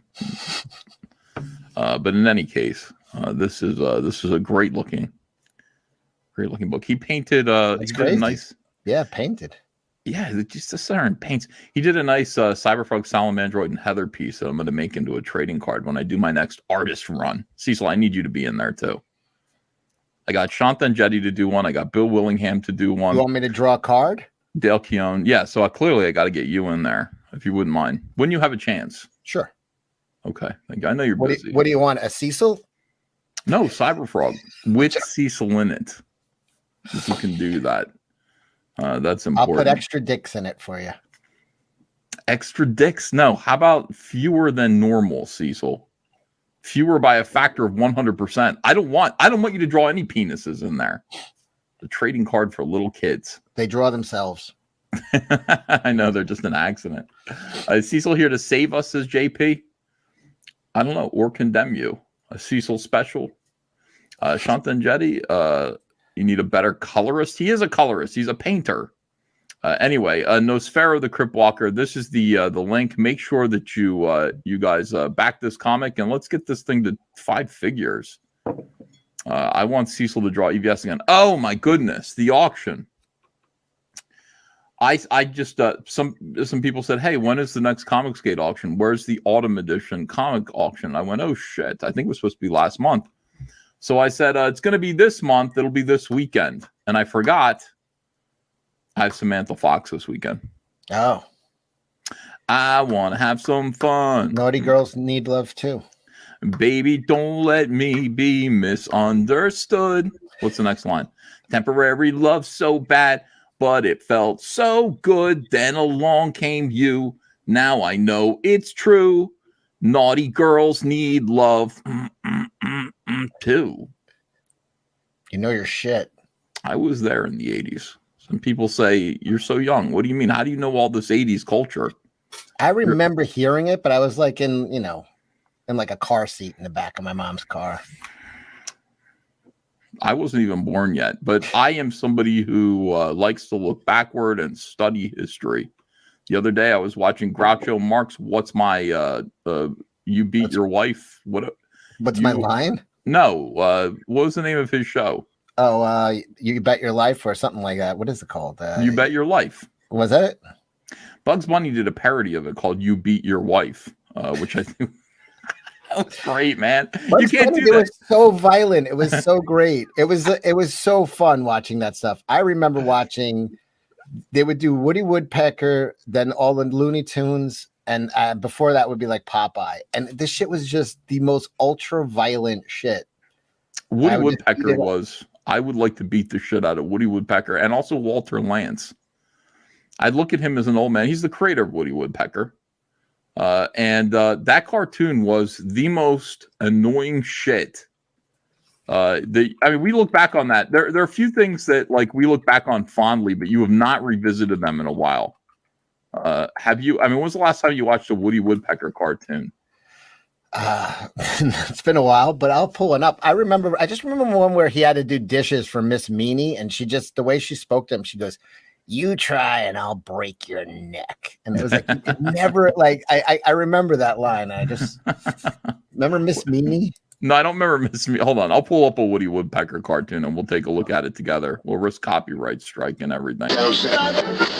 Problem is they put out some other one, something in the 2000s, and it's dominating like all the searches. I'm looking for one from like, I guess the 60s. Yeah. 50s or 60s. Well, I mean, the Woody Woodpecker cartoons that I remember would be some feeble-minded walrus would be out there like trying to chop down a tree because he's a Wally the walrus. And then Woody would just be like, and just like literally poke him like right in the forehead with his sharp beak. And it's like, and the guy be like, "What the fuck? Oh, fuck!" Well, he'd be trying to sleep. I remember he was going to a mental hospital once. Who was? Woody was? No, there was like a doctor or somebody was having a nervous breakdown, and they went to like a retreat, like at a mental hospital for peace and quiet. Yeah. Oh, here, this is the one. I've just found that exact episode. Hold on. Days of Clarity says, my favorite YouTuber, Cecil. Draw Cyberfrog cosplaying as Cecil or Cyberfrog with a Gorilla on his back. Cyberfrog Prime Unit Cross. These are all ideas. Yeah. Nice. Oh, by the way, Ovaltine Patrol says Gunther has a Touch Me remix. We played it before. I mean, you know. Yeah, with her, right? She's in it. She looks great. She's like 50 or something like that. I think she was older than that there. She was. Maybe. I'm going to be right up on the stage, so I'll be able to tell you. I'm going to film her. I'm going to put my camera right in her cleavage. So I will show you guys everything that you need to know. Yeah, send some upskirts out on Twitter. I will. All right. Tasteful upskirts. I don't know how to do it any other way. You know, she has no ass, says Casis. We'll see about that. All right, let me see that Woody Woodpecker cartoon that you were talking about. Did you find it? I did. Now, he, like me, his father, thinks that everything's about him. So he'd go to school and he would interrupt all the lessons with, "Hey, it's the Hunter show," you know, like. And the teachers were going crazy and they were just sending us notes all the time saying, "Hunter, you got to tell Hunter he's disturbing the class for everyone. Like he's a clown. He's, you know. Well, what happens is I think, if I may just do a snap diagnosis, having met you both, he was getting no attention at home because dad had to be the center of attention at all times. That's what it was. You'd send this kid starved for attention to school, and this was his time to just be noticed for just a minute. Well, I noticed him. You know, he came home. The teachers would call. They'd send him home with notes. So I did everything I could, usually with a broom handle or a belt. And I gave him all the attention I thought he was seeking, but it didn't work. And so essentially, I came up with one punishment that changed everything. Wait, did we get taken off the air? I don't know. Did we? We might have. We'll be back though. People are saying Cecil start a stream in the chat. So. They said stop. No. We'll come back though. They probably took us down temporarily because of the Woody Woodpecker cartoons. Hold on. Somebody's claiming that shit. I know. Why would they do that? It's embarrassing. We got Cecil'd. Yeah. Are you back? Are we back yet, guys? Or no? Did they miss my joke about you being a center of attention? It was good stuff. I was like, why are we only at 562 viewers right now and dropping? What happened? Are we back? All right, we're back. We got one of those things where they go, you're going to stop live streaming. We're going to take you down until you stop showing that Woody Woodpecker cartoon. That's somebody's precious IP. Got it. We understand. We won't do that again, YouTube. Sorry. But we will describe that. So they didn't hear that I beat Hunter as a kid. Like that. Where do we stop? Yes. Go back to your Hunter story. No, let's skip that. So Hunter used to come home from school and he'd be like, he'd get all these notes from his teacher saying Hunter's seeking attention. You know, he will not shut up in class.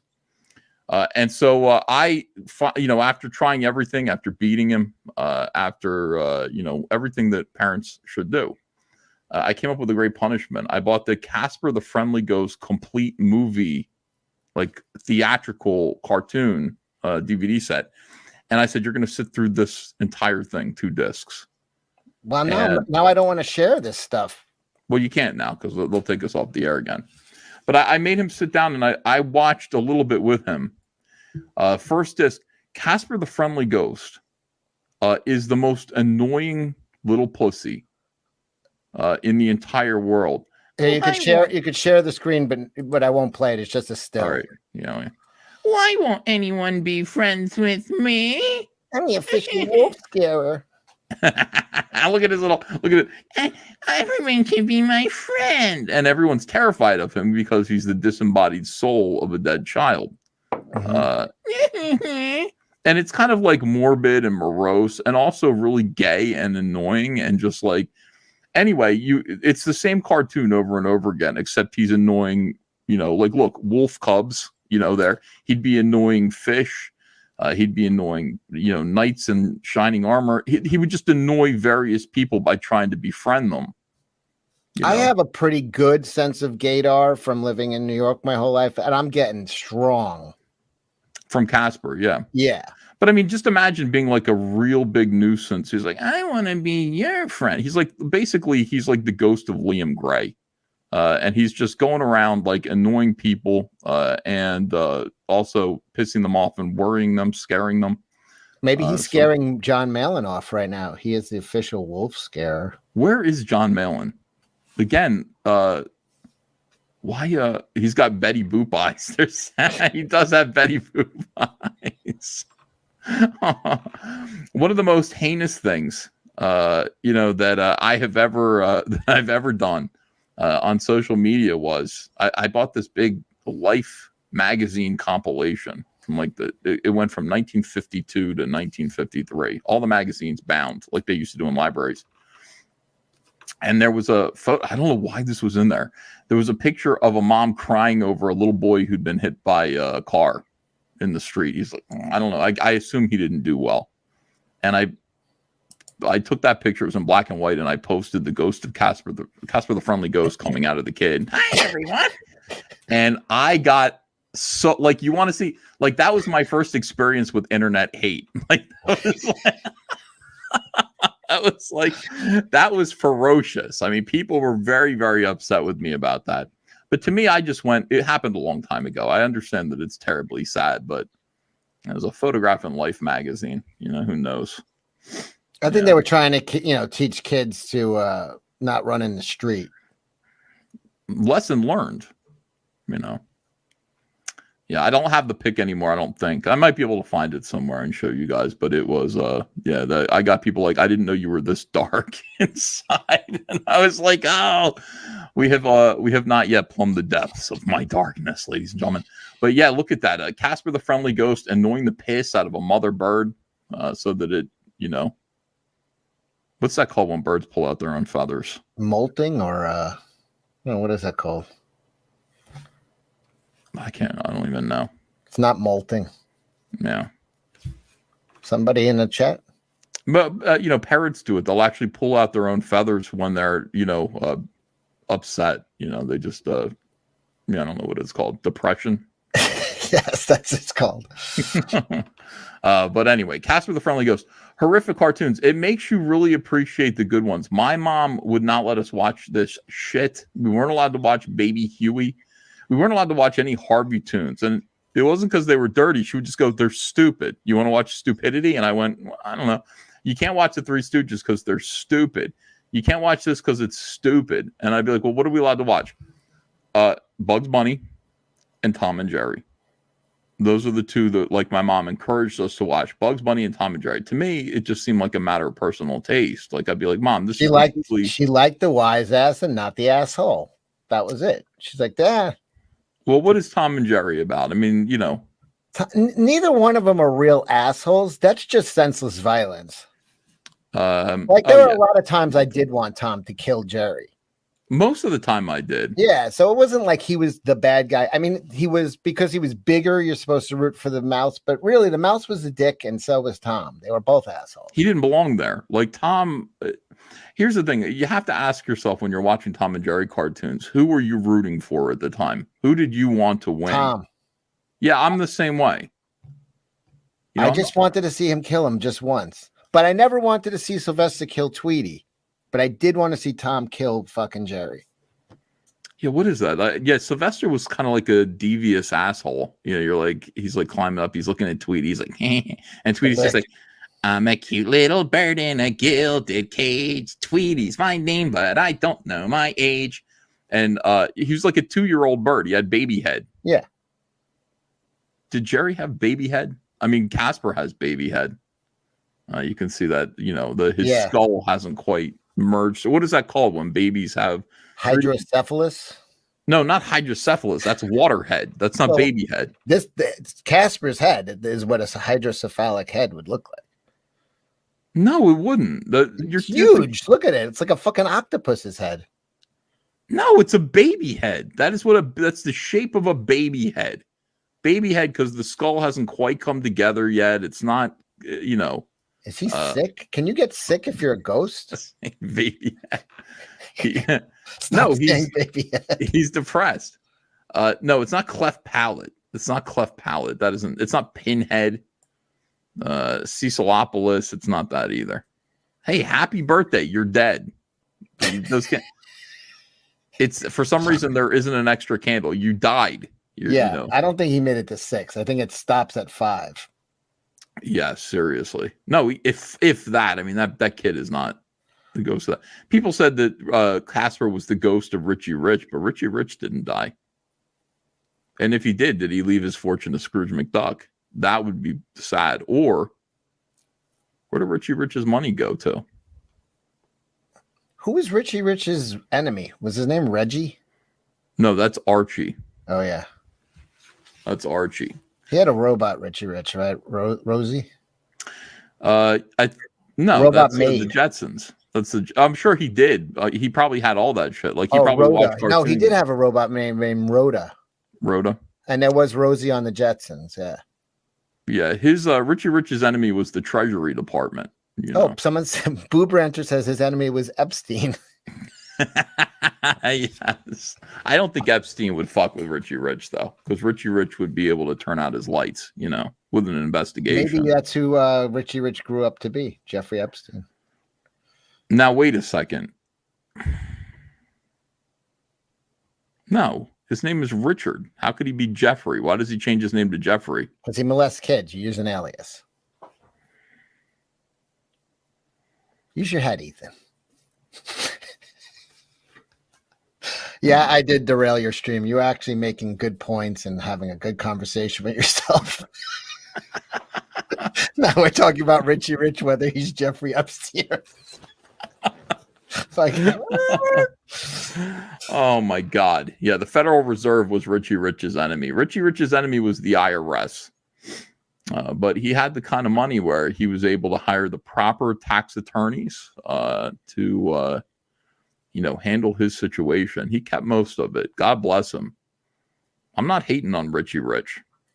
I could see him shut up. being This is Casper, great. Richie being Casper, because at some point, even at a young age, life is dull. And you know what I mean? Like, what else is there to life? If you're Richie Rich, you're going to get into drugs early. You'll OD, become Casper. Do you think Richie Rich became Casper because he engaged in autoerotic asphyxiation? That's what I was going to say. Yeah. I mean, that's what most rich people do.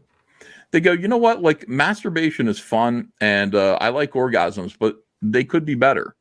And they go, oh, what if I nearly choke myself? Yeah. Here's the thing. It's like, hey, you like jerking off? I have something that could make it slightly better, but you could die. All right. Like, at that point, you've tried everything, you know. You're right. Yeah, you're running out of shit.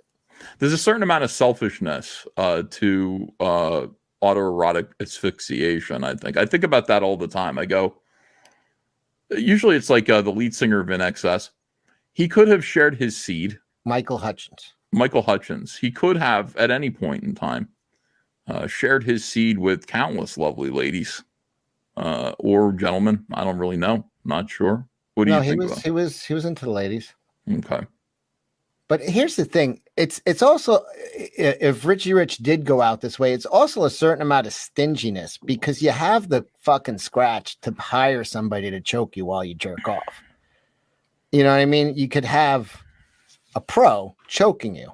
I mean, there are women that have, they do that for a living, but you want to be frugal and fucking use a belt in your closet, and you get what you pay for. And the problem was Richie Rich's safe word was harder. And so, that's how guys have a safe word that is not confusing or ambiguous. What the fuck are we talking about? I came in here to talk about Comicsgate. All right, let's talk about the. Just kick me at any fucking time you want. Let's go. Matt Becker. No. I meant to do a quick stream anyway. So, what I want to say is this, guys. If you're going to masturbate, and I expect that you are, especially after taking a look at us, I realize that I have Hunter's smile. Like, Hunter does that same shit that I do. How many people do we have here in the chat? 604 people now. We just launched 604 erections. It's just a start. I want to launch the erections of the entire world, if possible. Man's got a dream. I do have a dream.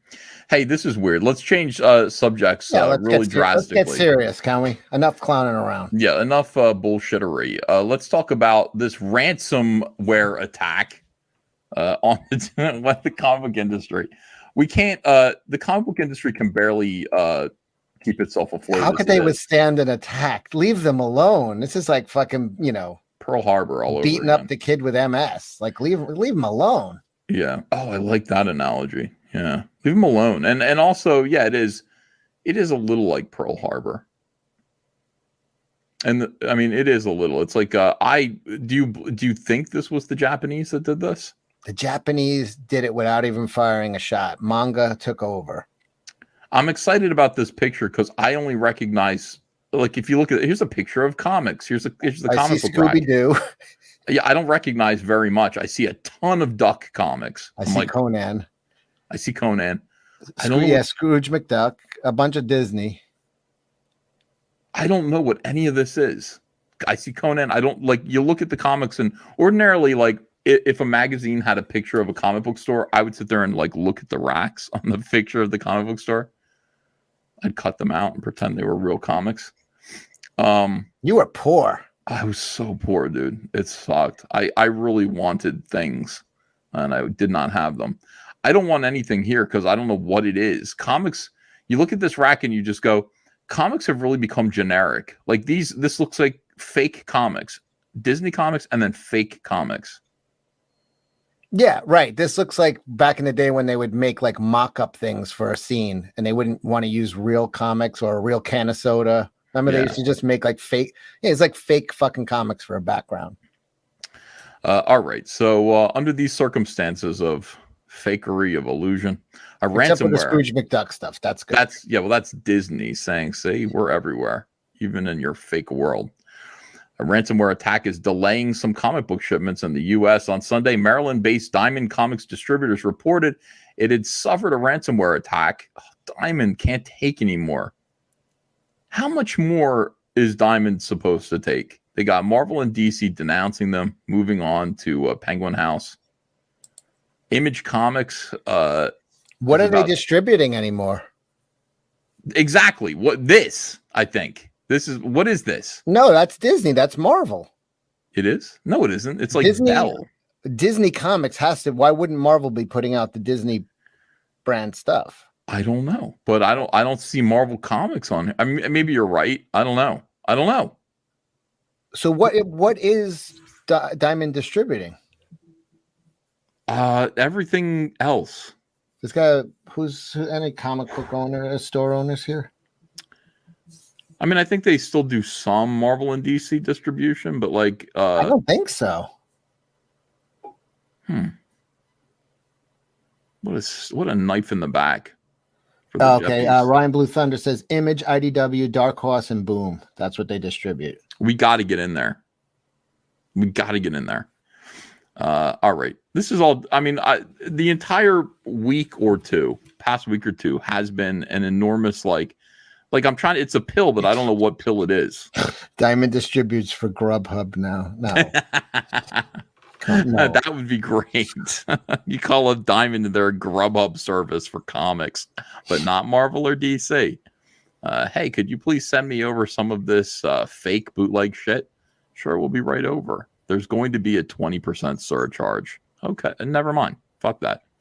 All right. On Sunday, Maryland-based Diamond Comics distributors reported suffered a ransomware attack that temporarily took down the company's website. Jesus. That disrupted its ability to process customer orders. Due to the system issues we're experiencing, some customer shipments of product were with an on-sale date of November 10th, that's tomorrow, will be delayed, the company wrote in an update Monday.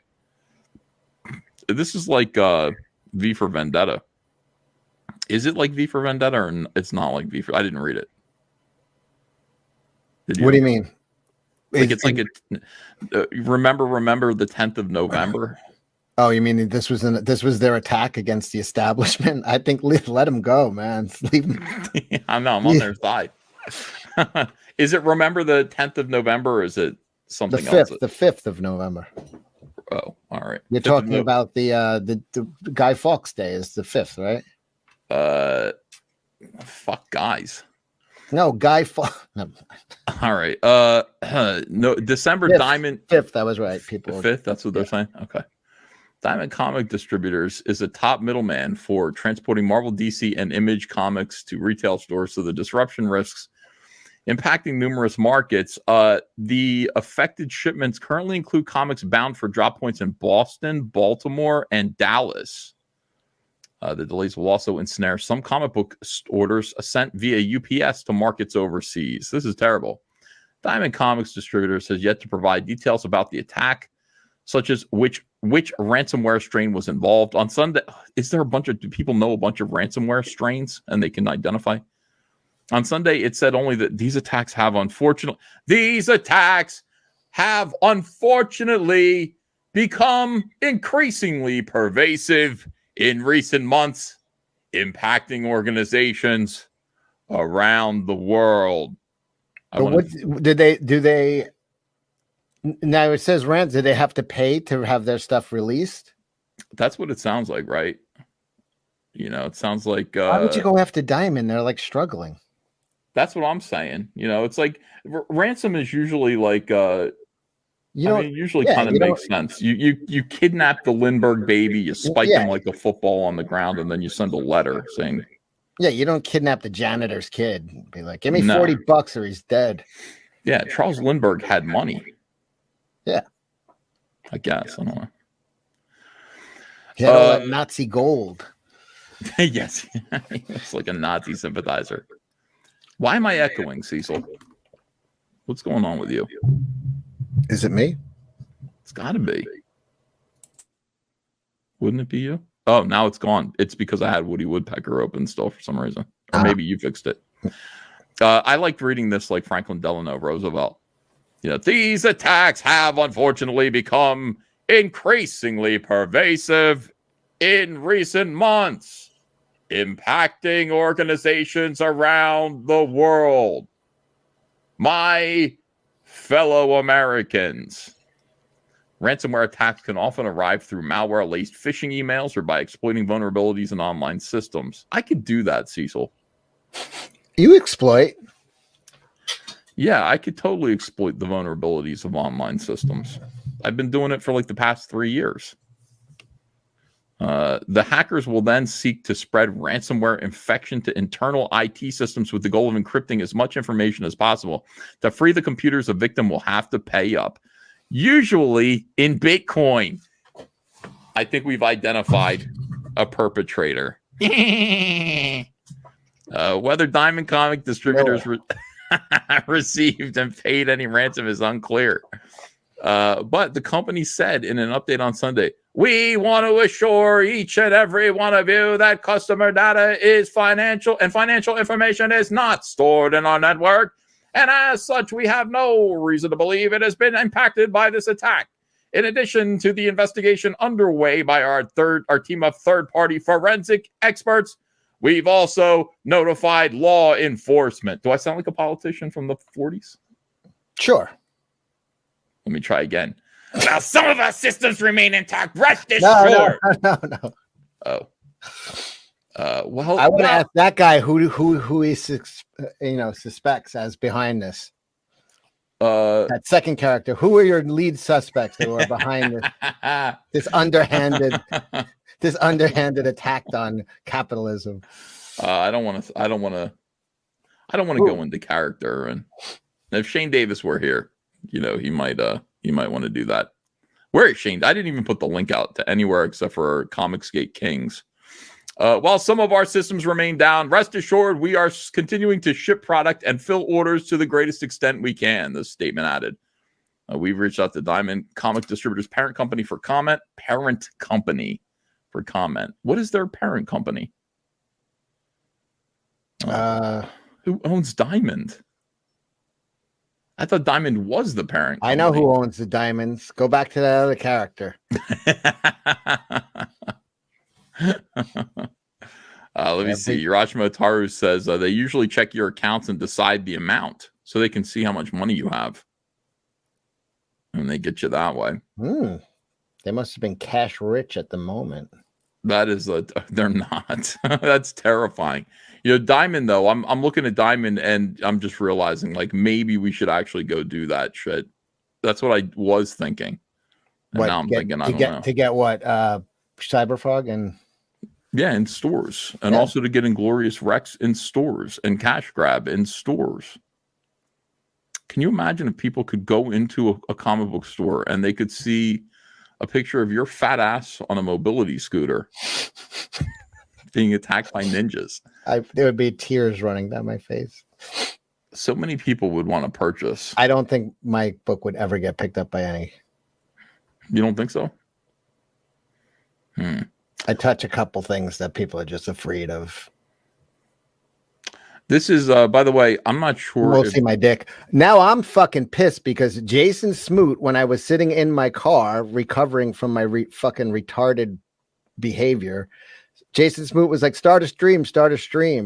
This is why you were supposed to start a stream. This guy was fucking drunk and his wallet's out. Bring Shane Davis to me. Bring him to me now, says Jason Smoot. Now is the time Shane Davis is usually awake for some reason. Smoot, you have a beautiful soul. Remember next time I stream. You have a beautiful soul. We got to get together and talk about geek shit, man. We got to get together. God, clown show. Thank you, Smith. I appreciate that. Shane Davis is going to be up all night. I don't know if he's going to be live streaming as much. The reality of having a newborn. I just remember Ava was, the first year having a new baby. I forget what it was like for Hunter, but with Ava, it was so recent. And it's like, that was still when you were in that all about me phase when you had Hunter. Yeah. Hunter got very little attention from his father. Hunter is the Julian Lennon of. You got very jealous when he came in the house. I could see you coming home and putting on tap shoes just so you'd make more noise when you walked around. But yeah. Ava is Sean Lennon. Hunter is Julian Lennon of Comicsgate. You know what I'm saying? And I think he knows that. He feels it. But can I get a $5, please? Fuck you go now. You go now. I love it. I just at 2 a.m, and it's like, oh God. And the first thing that you do is both of you, you and your wife pretend that you're asleep. You want to be the one who I didn't hear. And then finally Andrea would be like, can you do it this time, please? I've done it the past 80 times. And she's right. She hit me with that today, too. It's just like asking me to do stuff because she did it. She's like, it's your turn. I'm like, okay. But anyway, I had to get up and get that baby. And I would just sit there like asleep in the chair. 1 banana, 2 banana, 3 banana, 4, like bottle. 4 bananas, make a lunch and soda anymore. Over Hill Highway. That's every night for an hour. And you're trying to not wake up. You're trying to still be asleep while you're. You don't want it, right. You don't want to like knock up to that next level where you're like, fuck, I'm awake. And it's 5 in the morning and I'm yeah. You want to stay asleep. You want to, so I would rock and I would sing, I don't know. Sing Banana whatever. Splits. Banana Splits was a good one. Ava fit right in my arm. Like Ava's head would be right here. And then her little, her head would be here and her little diaper would be in my hand. And I'd be like this. And I'd swing her around. You're going to kill her. No, she likes it. It's like a, and she'd go right to sleep or pass out. I'm not really sure what. from the G's. Yes. I'm putting her to sleep. It worked all the time, Here we go. Ustalo says, this isn't news stream. Every now and then we talk about things that are personal. We talk about things that we like, and people get angry with us. We were talking about Shane Davis and what he's going through. Yeah, and people just didn't. He's being ignored by Yanzi right now. Oh, that's a big deal. He is. He's being. Yeah. All right. So a lot of people have been asking for news from us. A specific kind of news. Mummy news? Oh my God, Ethan! Please don't kill a newborn baby. Baby's fine. Baby likes it. I was right every time. I see fear in Cecil's eyes, says Manoho. About what, having a child? Yeah. I might have kids. Who knows? Well, I mean, you don't. You're not sure. Cecil sowed his wild seed far and wide. He might have kids. He might have experienced fatherhood. He doesn't know. Not my problem.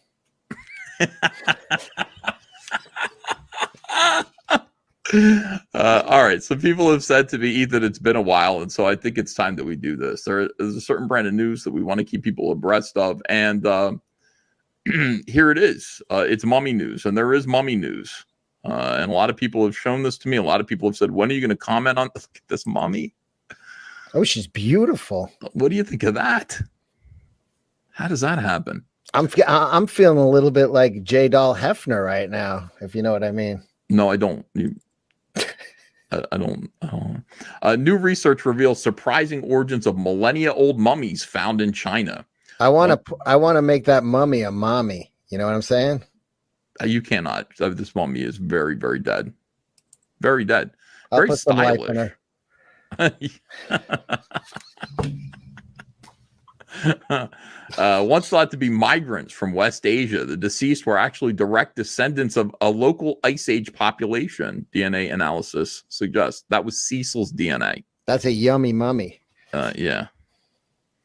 That's messed up when they're trying to do DNA analysis on a mummy and it's your semen that they're investigating. And they're like, no, this is really weird. Apparently this mummy came from Long Island. Very weird. Also, it has diabetes. You dig her up, I'll dig her out. Decades ago, researchers discovered hundreds of naturally mummified bodies buried in boats in a barren desert in northwest China. They finally found them. Dated to as long as 4,000 years ago, the mummy's clothing and burial goods led some scholars to posit that they were migrants from West Asia. But new DNA evidence published in the journal Nature suggests that the so-called Tarim mummies actually descended directly from a population that lived in the region during the Ice Age. Look at that hair. What kind of a god would take hair from you and give that kind of locks to a mummy? I wonder if they could make a wig of that 4,000-year-old Chinese hair and give it to me. It would match my beard right now. That'd be nice. She should be on a Pantene commercial.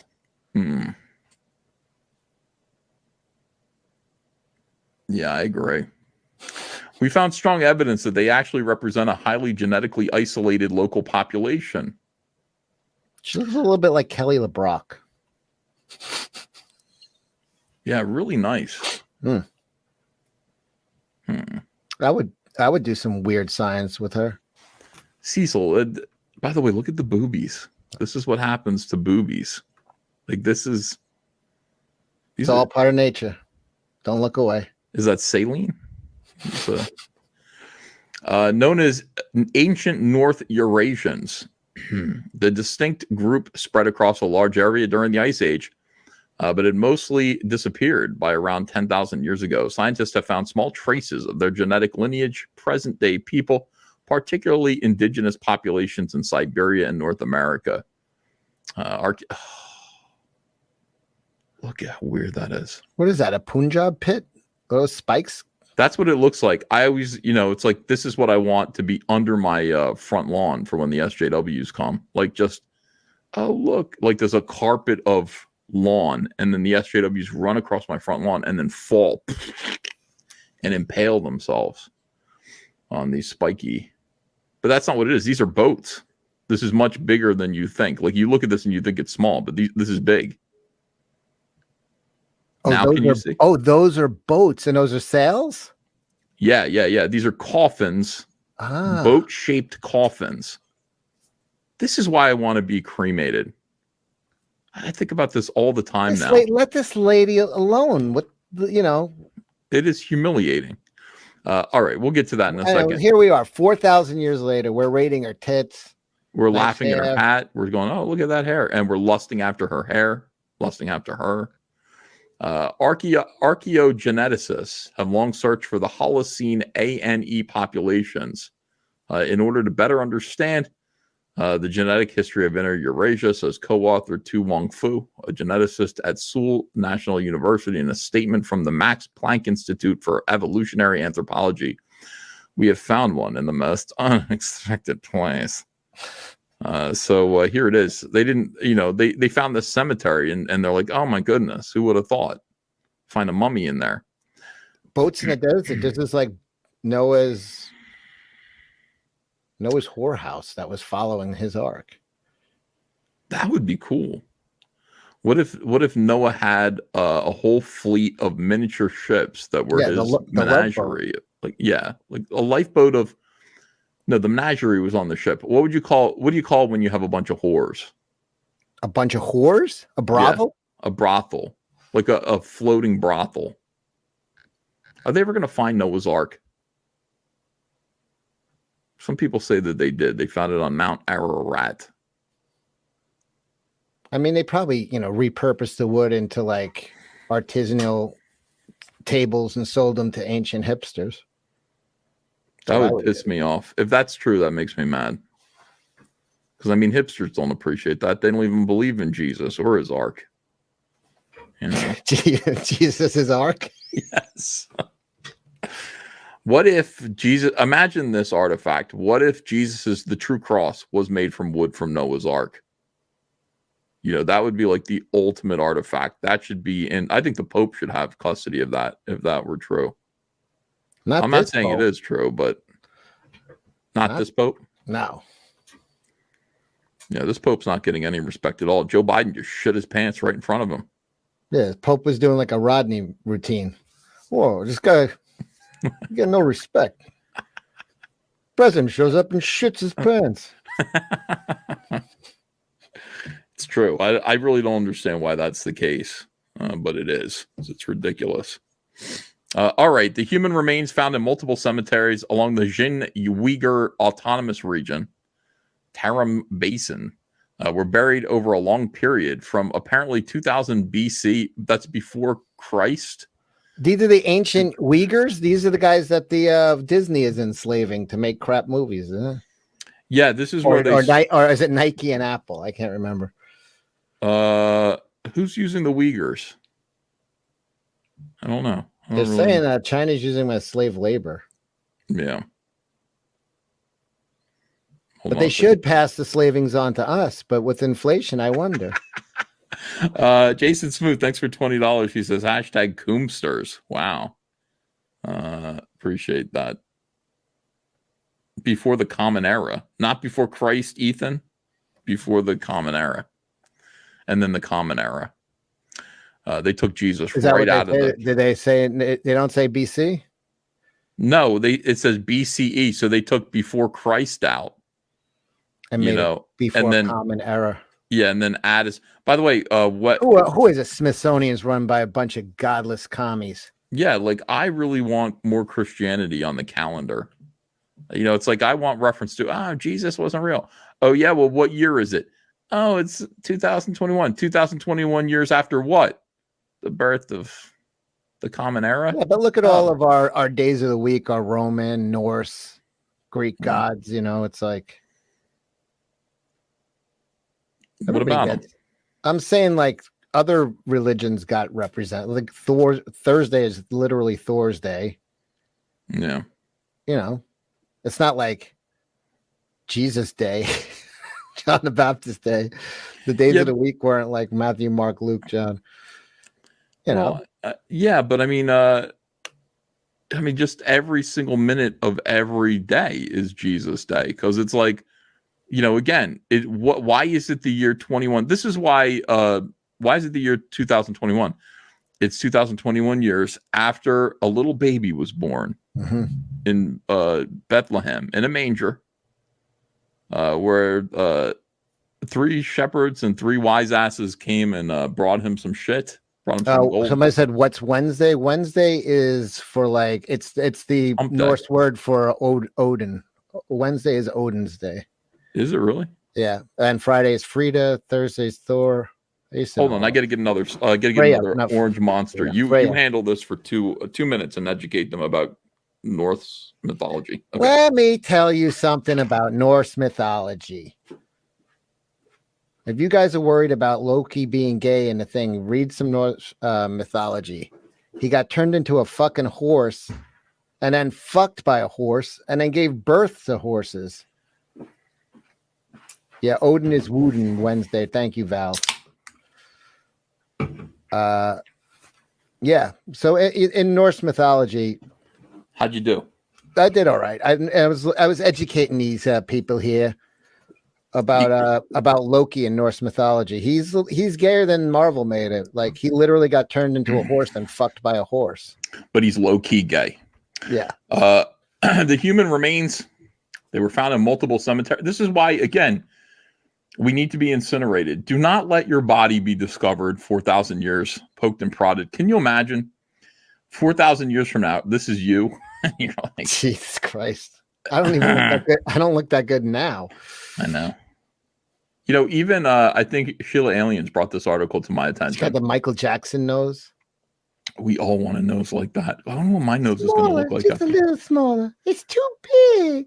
Is this Michael Jackson now? Like, is this? Oh my God! Is this Michael Jackson? Did they just dig up Michael Jackson's secret burial location? Oh, it's a mummy from 4,000 years ago. Wrong. It's a pop star from 11 years ago. Why is there a CD of Thriller in the tomb? That's weird. Let me see. Hey, Ethan, check out the Ark Experience in Kentucky. It's amazing, says Angela Curry. I did take a look at that. I watched a whole video about it from atheists. It was interesting. They were very upset about the Ark experience. All right. Let me see if I can find some more images of dead people. Oh, no, that's a living person. Anyway, the mummy's clothing made out of wool, felt. Cecil, you ever do that joke where you like grab someone's like clothes and feel it and go, "Is this felt?" And they go, "No, it's leather." And you go, "It is now." Mm-hmm. You ever do that? No. No. Made of wool, felt, and leather were unusual. That's hacky. It's beneath me.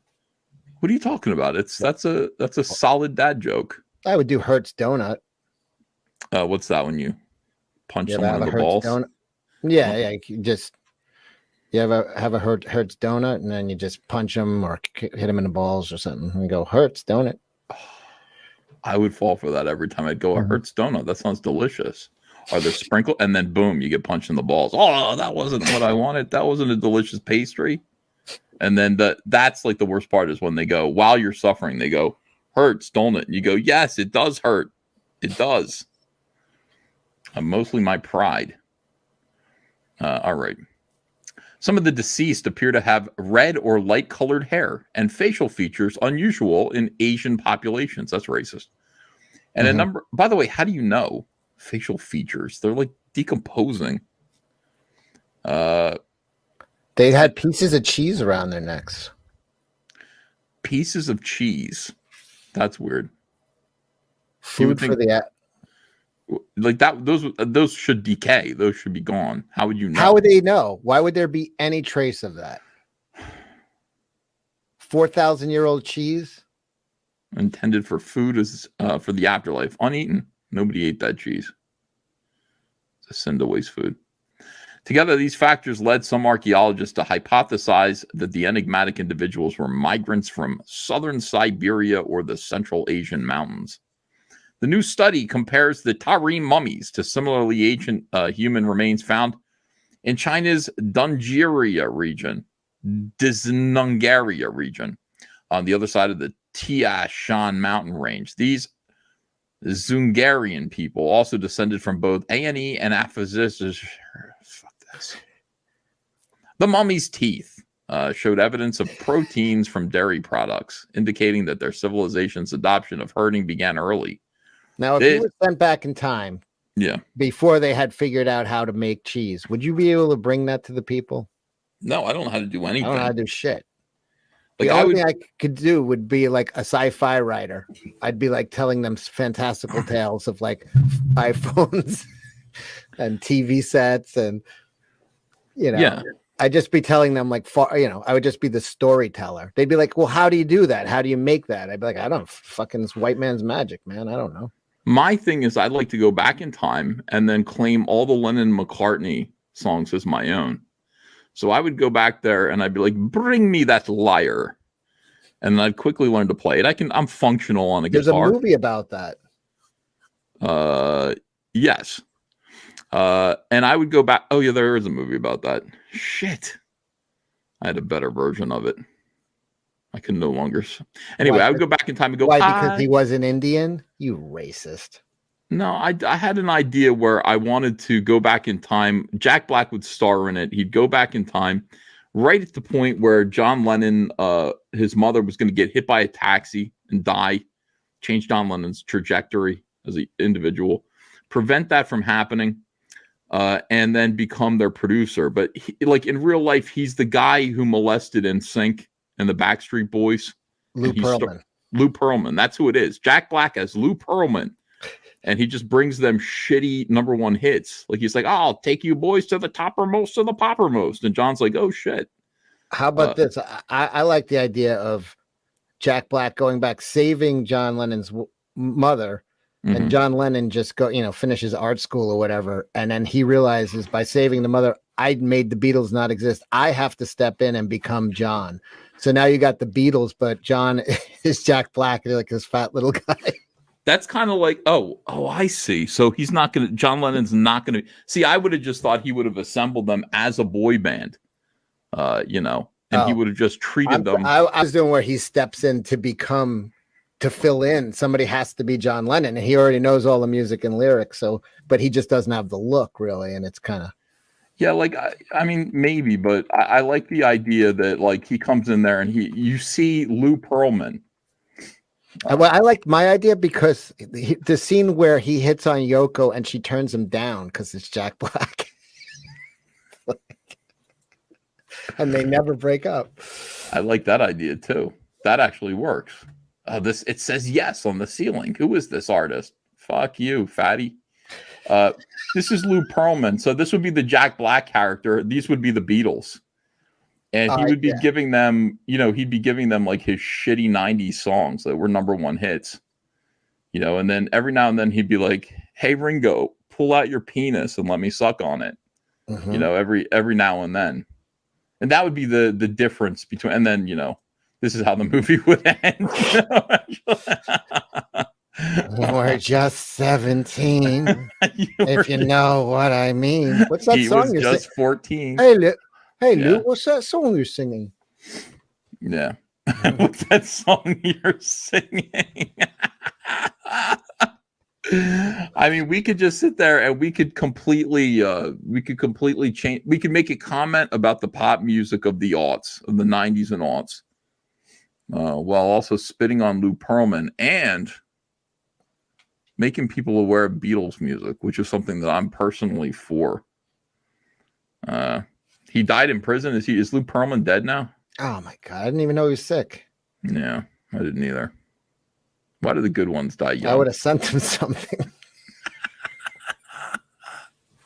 I would have sent him a Cub Scout or something. I didn't know he was sick. You wouldn't have sent him a Cub Scout. Come on. Just kidding.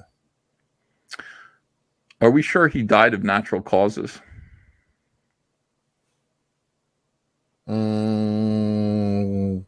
I don't know. Oh, you think he got shanked? Oh. No, I mean, I think it could be another part of the Jeffrey Epstein thing, You think he got taken out? Somebody? Yeah. Powerful pedophile. Could be. When you say powerful pedophile, he doesn't look that powerful. Well, I mean, he had billions and billions of dollars, supposedly, Let's see. First Comicsgate movie. See, don't get me going, because I will get going on that. When I think of a powerful pedophile, like what if DC in a few years they're running out and they just make Superman a pedo? Yes. And he's like this unstoppable child molester, and everybody's just like, "What are you gonna do?" If no one could fucking stop him. That is the thing. Like, you want Superman to land in Kansas and be raised by goodly American parents. He's raised by Lou Pearlman and viciously molested.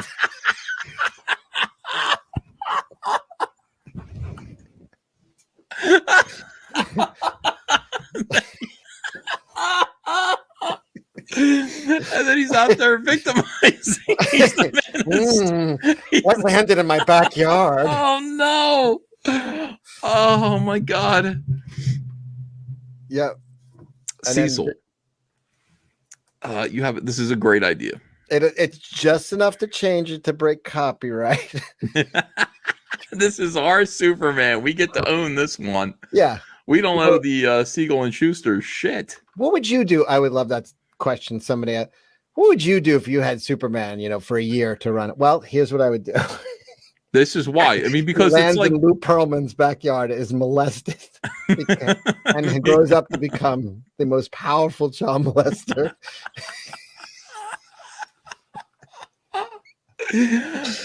Why has Mark Miller not done that? Warren Ellis would definitely do that, if he were able to. I don't think he's got the the clout to do that story now. But yeah, I mean, it's just another like alternate reality, because we already had Superman land in the Soviet Union and be raised to become, super commie. But this is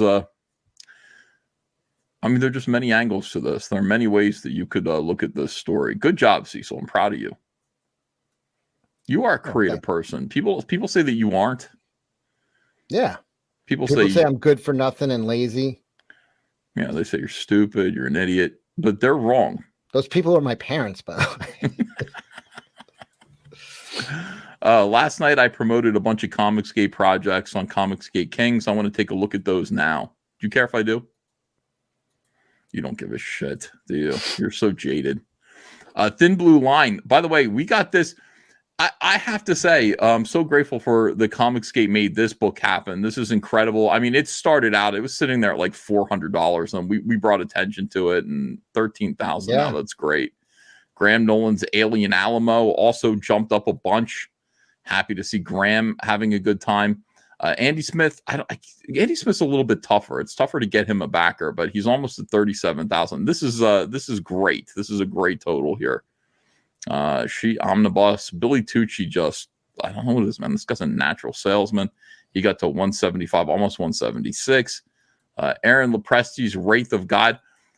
Shelley Lepresti is Comicsgate. She is like Comicsgate, alive. She's fantastic. She's just the voice out there. Shane Davis is Inglorious Rex. Now, it's John Malin has to come back. We got to actually talk about this final total. It really seemed like Shane was going to beat him, but he didn't. So John's going to have to say something about that. It's going to be the first thing I ask him. How close was he? 20,000. A good $20,000 away. John was hearing footsteps, though. He was coming up on him. Well, and he's keeping it in demand, so he'll end up.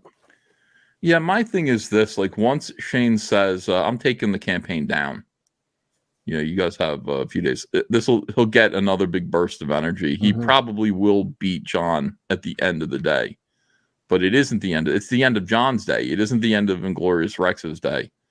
But John can still say, "Well, I beat you in 2 months, 2 months to 2 months." So that's called a moral victory. Who gives a shit?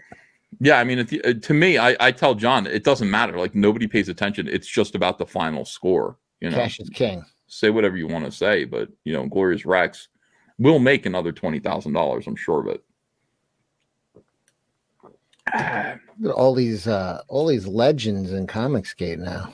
It's beautiful. It really is a beautiful thing, and very, very little conflict. People aren't really fighting anymore. I have, nice.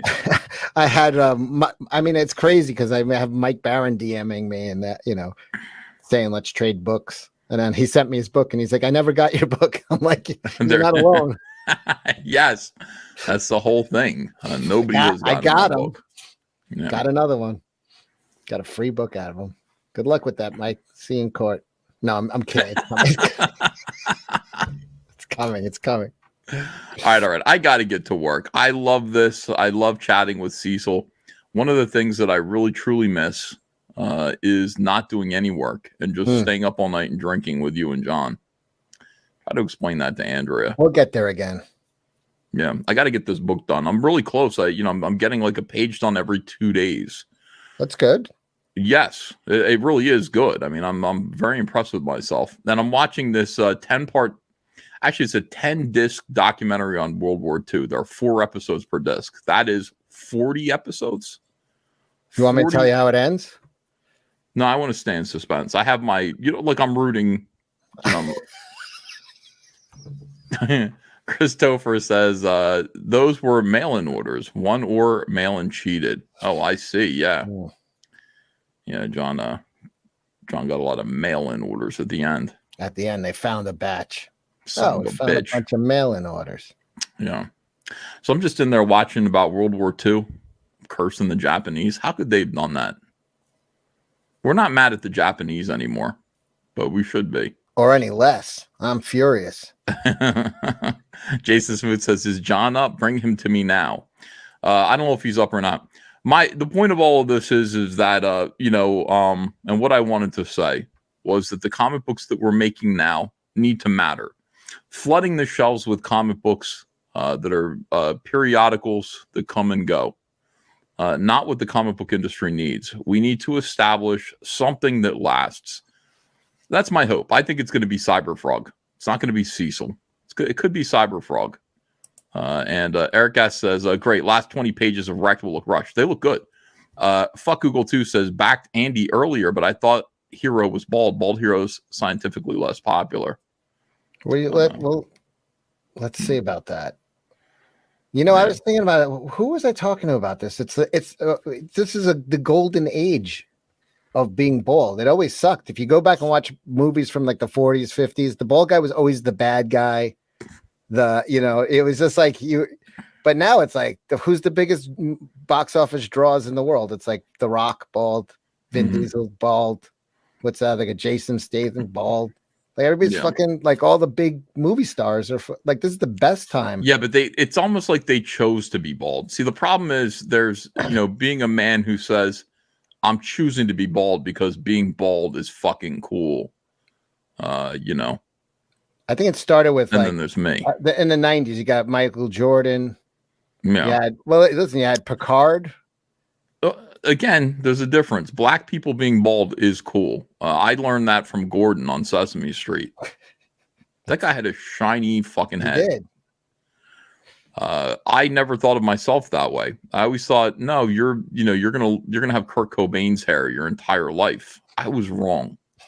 I didn't choose this. People are saying Bruce Willis. Yeah, true. He chose. I'm just saying, go back before the 90s, maybe late 80s, couple. But before that, there was just Yul Brynner, and then you were just fucking. You had no chance of becoming the leading man or the fucking.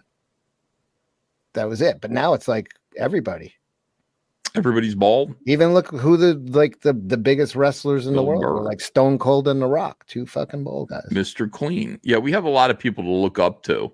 Bruce Willis and Pulp Fiction. That's right. Lombardi for $2. Comicsgate is a bald group. Yeah, Nosferatu. That's another. I mean, Jesus, God Almighty. We don't have a lot of people to look up to. I mean, we get to Mussolini. No, we don't want to say Mussolini. Vin Diesel. Did I say him already? People are calling me Rob Halford. If I knew I'd be called Kurt Rogaine by the time I hit 47, I think I wouldn't have made it into my 20s. Hair plugs, Ethan. Yeah, I'm going to do it once I feel like I have enough money to. Yeah, no, I am. Here's why, Cecil. People said, "Really, you're really going to dye your beard?" And I went, "Yeah," and I did it, and I get less dehumanizing, scornful stares at the supermarket now. People don't go, "Look at that hideous old man." They go, "Look at that handsome old man." You were under this weird impression that I dyed my beard, and that's what influenced you. You said, "Oh, he looks so metrosexual. He looks so." He looks, I don't know if you called me ridiculous, but you were like, "It's too much preening for a man." Yeah, it's way too much. It's way too much grooming. That's why I don't. I would never dye my beard. Sure. Lombardi says One Punch Man is also bald. I guess I never read it. One Punch Man, yeah. Got something very encouraging today. Francis Barrett says the skinheads, they're also bald. Yeah. All the cool guys. White supremacists are all bald. That's how people see them. Oh, great. Wonderful. Yeah, I'm not doing it. I'm hanging on to every last Homer Simpson hair on my head because I will. Do it, Ethan. It won't look bad. Look at Elon Musk. Oh, wait. What does Elon Musk look like? I forgot. No. I do Botox. He did go bald at one point. I'm going to do Botox. You know what I think you might look like? Where bald head and the beard dyed? You would look like Jeff Bridges in Iron Man. If what? If I were bald with a I can just shave your head and cool. Yeah, look, I'm not wrong. He looked cool in that. Ethan Van midlife crisis. No, for real. I've been having a midlife crisis. It's been great. Thoroughly enjoying my midlife crisis. That's your look right there, man. Yeah. Look at this. This is more Malin-esque than EVS. Oh wait. But yeah. John Malin has a full head of hair, though. He does look better with hair, let's be honest. See, that's a wig. Now that looks like a wig when you look at that. Is that a wig? I don't know. Jeff Bridges in Iron Man if he was played by Randy Quaid. Somebody called me Randy Quaid the other day. You look a lot like Randy Quaid. Took the wind right out of my sails. Can't remember who it was. Was it Chrissy Marr? Was it? I'm going to be on her show, but the one in the studio, like I'm going into Manhattan to the Compound Media Studios. Oh, really? That'll be interesting. And it's going to be another guy in a mask. He's got he wears a pink ski mask. I was like, I think it's going to look like a panel of rapists. I don't know. That should look good. Two of you guys in the studio in masks. Timothy Fitzgerald. Ethan is well past the midpoint in his life, especially considering his height to weight Midpoint ratio. of height to. Is that true? I mean, can you tell? Math, it's a math joke.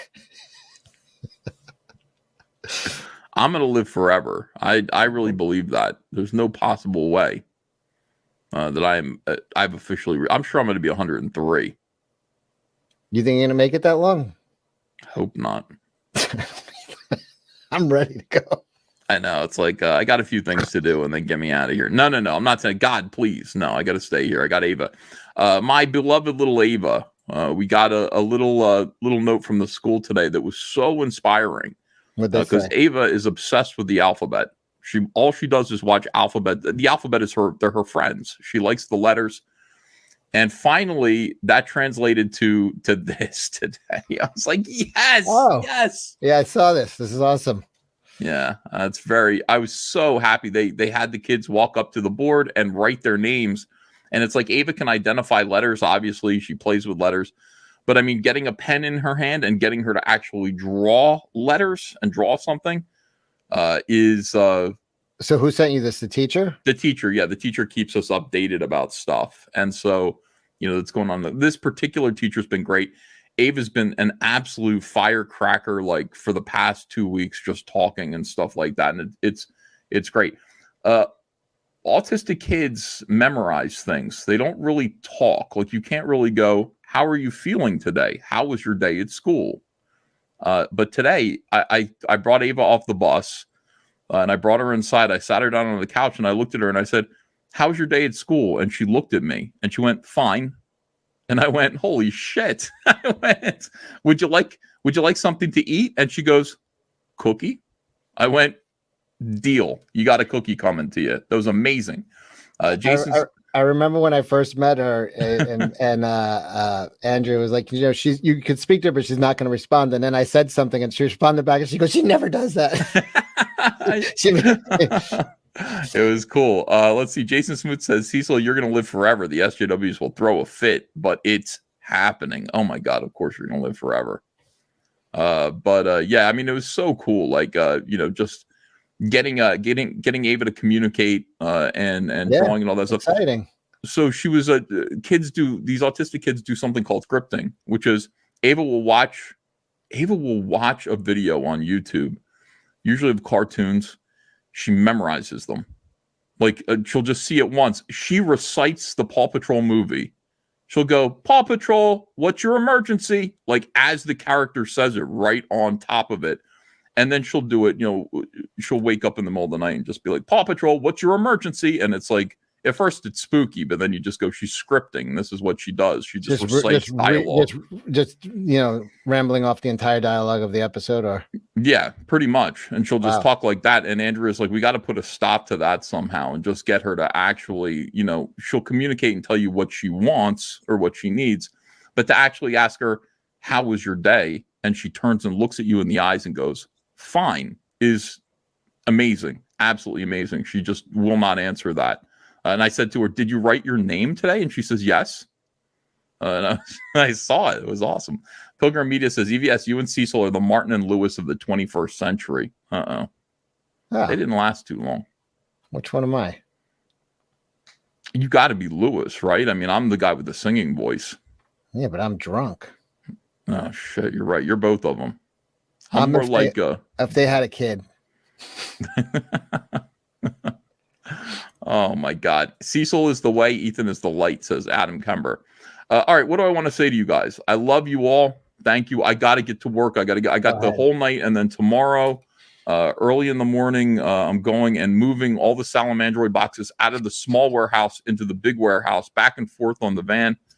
Got a big, enormous day happening. Andrea, in case those of you who don't know, if you backwreck Planet, the Honeycomb edition, you'll be receiving the calendars very soon. I'm sorry to interrupt, but did you close out the figures final? No, I left it open. Oh, you didn't show it. You didn't push it tonight. Oh, well, yeah. I mean, okay. So let me just show you the action figures. I got the final cost of the action figures for everything that I want. I still don't have enough money. I mean, it doesn't matter. It's like the way it works is, they're like, well, we'll take like the tooling costs, and then we'll take half of the money. And then when it's finished, we'll take the other half of the money. And I'm like, so that gives me like a few months to raise a little bit of money here. I won't tell you how much, but yeah. Anyway, this is where we are. 587, 966. We're very close to 600,000. If not, I got to dip into my own pocket to make these, but I'm sure it's going to work out. I'm sure I will make a profit off of this eventually. These I just need to make these toys. I need to make them. But it's anyway, crazy the amount of work that you're going to put in and not really get, pay. I mean, it's weird, but it's got to get it out there. I mean, you get it out there. That's it. Yeah, it's a dream. It's like just getting the toys made. I don't have to do it again. I'm not forcing myself to do Salamandroid. I'm not promising that I will do the Wave 2. But if these happen and I'm happy with the result, if this happens, it is happening. We're making them. They got Nigo's got the best scam of them all, man. Everybody's the same. I know. You can reuse. Well, I mean, I could do that. I could sit there and reuse Heather Swain and then put her in a different outfit, just change sculpts for Wave 2 and make a little money that way. But the sculpt isn't that much money. It's we have the tools. I don't know. I'm not sure. Maybe we would save money on a round 2 if we did reuse some Cyberfrog parts. All right, let me see. Crazy amount of gay, says Jason Smoot. Why? What are we saying that's gay? Super chats. All right, hold on. Let me get to the super chat. I feel like I've read all of the super chats. Were we talking about both of us wanting to blow Antonio Banderas? No, that was Anna. That was not us. That's right. Oh, Anna's got a campaign too. Yeah, Anna's got her calendar campaign. Yeah, so do I. That last video knocked her up like $5,000 in a week. The next one's going to do the same. She gave a clue while she was wasted the other night. It was really subtle. She said, "I'll give you a clue." Drunk. Fucking, it's a Batman villain with red hair that likes plants. I'm like, no one's gonna get it. Yeah. Okay. Yeah, Anna's calendar. And I meant to say we're doing calendar. We're shipping out for Honeycomb box backers. She ripped off your idea. You got calendars coming. Yeah. We got the calendar on top of the Salamandroid box. Andrea boxed up 800 of them. So we got to put 800 out of 2,500. We got to put shipping labels on those and send those out. My thing is, let's get all these out before Christmas so that people have their calendars and our Honeycomb backers get their PVCs. Anna belly pics now. They're saying she's pregnant. I said knocked up. I meant on booze, not. Oh, you meant she was drunk, not that she was. What was I trying to say? She was. Yeah, knocked up's not right. Fallout Zone G says, "Dang, Ethan, how much is it going to cost to ship all that ish? A lot. This isn't. This is not cheap, guys. It's very expensive to do this, and you have to get it shipped from China." No. Shipped like the PVCs and the calendars to 2,500 people. But we got to do it anyway, so might as well get it done now. EVS, what was your feeling when Ava did that? Says 200 Watt Studios. Are you trying to get me upset? Are you trying to get me to cry? I'm not going to cry. Yeah, they're trying to get me to. Can you take us there? Okay. So that's the one thing. There's a certain trait of white trash, and you see it on TV. This is something the white trash people do, where they're completely moved to tears by their own personal suffering. You know what I mean? It's like they get up there and they go, they're on Oprah Winfrey, they're on Jerry Springer, and they talk about how they personally have it so hard, and they start to cry. And I sat there, I watched my own video back, and I went, am I talking about my own suffering? And am I tearing up being sad about myself? Because that is white trash. You get a pass. There's a certain amount. It's kids. You know what I mean? That you get a pass. Yeah, I don't think I was crying about myself. If it was talking about like how rough you had it at I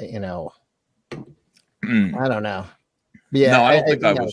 That's not what I was. Yeah, that wasn't self-indulgent. If that's what you're worried about. I was thinking about little Ava, and I was thinking like, she needs me. She needs me. That's what was good. I was like, my little Ava needs me, you know, and that's kind of what I was feeling at that point, you know. So of course, yeah. I listened to the stream yesterday, and it was yeah, you're getting hit with, you know, that news about Ava at the same time you're losing your financial security, basically, of a job. It's a weird mixture of just it's love and rage. I can't explain it. It's just like emotional. It's emotional. Yeah, it really is something else. It's like I hate SJWs. I hate these people because they're liars. I hate what they did to me, what they do to other people.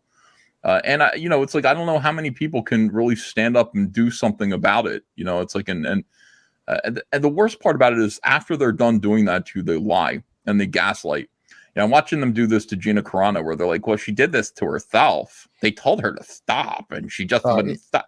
That's not what it was. It wasn't that they told her to stop. It was that this organized group of people did everything they could by harassing her in the media, you know, harassing her on social media. They wrote articles about her. They brought attention to her. They called her names. They misrepresented what they were saying in the media, and they just made it impossible. They made her radioactive. And then it's like, oh, well, she didn't work hard enough, or she was the problem on the set. Oh, bullshit. Pete Cowan says, you get a pass. Doesn't mean I didn't want to punch you in the arm. Out of love. Thank you, Pete. I appreciate that. Sergeant Politeness says, any details on the Cyberfrog Christmas 21 card? I saw on Twitter the other day, but have been online the past few days after knee surgery. Hell, EVS, thank you. Yeah, we're going to do it a couple different ways. Cyberfrog Christmas card is the Kyle Ritter art, Cyberfrog and Rainbow the Brute.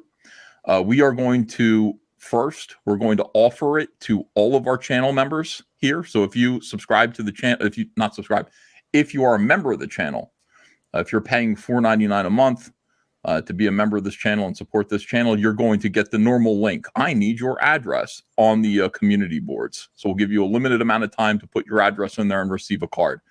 Patreon patrons will get the same thing. So there's a possibility that you're going to get 2 copies of it. If you support Patreon and the channel, you'll probably get 2 of those cards. Then on top of that, everything that we send out. So we'll, you know, it's like, I think we have like 1,000-ish, 1,200 YouTube channel members. They're going to get cards if they ask. Patreon backers, maybe we have 500-600 of those. So they're going to get cards. The other 2,000 that are left, we're going to just throw into every eBay order, every package that we fulfill. We'll just throw one in there. Thank you until we run out. So that's going to be how you get a Christmas card. You can ensure that you get one by being a Patreon patron or a channel member. If you back anything on eBay, buy anything on eBay, or we fulfill any of your packages, you're going to get one too. So you could get many of them. And what about under Pantaclaus? I mean, I don't hear a lot of enthusiasm on your part on it. You're like, I guess I'll do it, which means you're not going to do it.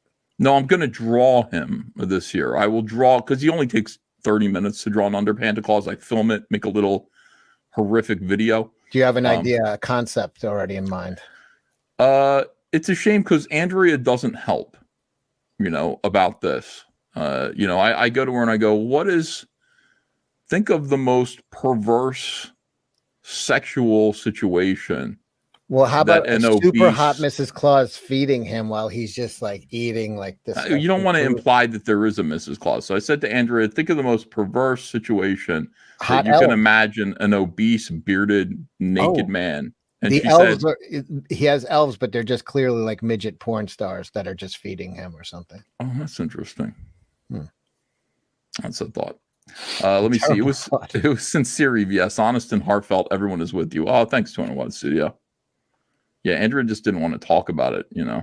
Something about obese bearded men in their underpants in sexual situations. She doesn't like Did she get like a 1,000-yard stare when you brought that up? Yeah. Snore. Don't forget to update shipping addresses through Indiegogo. I know my shipping address had changed. I got to tell people this. Most people send me messages and say, could you please change my address? No. How's that? No, that's your job. You guys have to do that. You go into your Indiegogo page, you know, Indiegogo, my contributions, click on that. Then you go through all of your individual backings. You will see on the right-hand side of the page, right here on the page, you will see your address with an edit button underneath. You click that, you can edit your address. You need to do that yourselves. We're not going to do that. We're not going to take the time to hand change everybody's address for them. It's got to be your responsibility. We're going to ship to the address that you provided. So make sure that is that's By the taken way, care of. Headrock pointed out that I just described a Bro White with the dwarfs. So we're already doing it. We're already doing it. 200 Watt Studio says under Pantaclaws a peed. And that's it's more about under Pantaclaws is more about joyful, fat. Well, he was shitting down a chimney once, right? Yeah, shitting down a chimney. Yeah, like he was. That was last year, I think. And then he was crushed. No, that was 2 years. And then you skipped last year. And then the year before that was the where he was crushing Hermes. Hermes the elf. Yeah, coming down a slide with his legs spread, his enormous bulging package about to hit him right in the face. That was inspired. That was really excellent. Yeah, I think that was Andrea's idea. I think she did probably come up with that idea. I'll think about it. But the idea is just, this is the idea. It's not sexual necessarily, even though I did do a shot of him pushing his boobies together with a candy cane between them and with his tongue out. That was grotesque. But the idea is nudism, fat old nudism. You had skin tags on him. You had everything. It was It's like, I don't care. I'm Santa Claus. I'm having fun. And then also, what the hell? Like his sack of toys, like his tidy whities. You have to be able to see the outline of something horrible in there. So I also gave him a nice wedgie once. One cheek was poking out. That was fun. I'll think of something. Incorporate Frosty, perhaps someone said. Oh, I haven't done that yet. Yeah. Or what about the Bumble, the big guy? Ooh, the abominable. There's a lot to do, and so far I think I might have 8 or 9 of them. I've been doing this since 2010. Ooh, what about him on like a rug laid out like Burt Reynolds, but the rug is made out of the abominable? That's a great idea. That is that's the thing. That's a good idea. I would like to do another ass shot of Santa Claus. Put a mirror behind him. No, he's lying on his tummy. I mean, all of it's fun. Like I look up, I go on Google and I look up like fat guys. I want the fat to be realistic. You know, I want to draw what fat, like super morbidly obese people's legs look like, you know, and all that stuff. Have the fat hanging over. Where do you draw your inspiration from? Anywhere, like Cecil. It's hard for me to imagine what fat bearded men look like naked. What their thighs look like. Yeah, like I have to go to Google for that. I don't. There's no other place to look. I got an image search. Yeah. Rhino4563 says, it's not that easy. I'm still having problems changing my address on the Indie, even after talking to someone from Indiegogo. Not to mention, the book is 5 years overdue. Whose book is 5 years overdue? You mean my book? My book is not 5 years overdue. It's getting that way, though. People just like, your book is 20 years late, asshole. No, it isn't. It's late. It's coming, though, I promise you. It could be, your problem could be, Rhino, that you changed localities. I mean, in terms of country. I try to keep it simple that you're either domestic or you're worldwide. So you can move around anywhere in the world and keep the same shipping price. And you can change your address.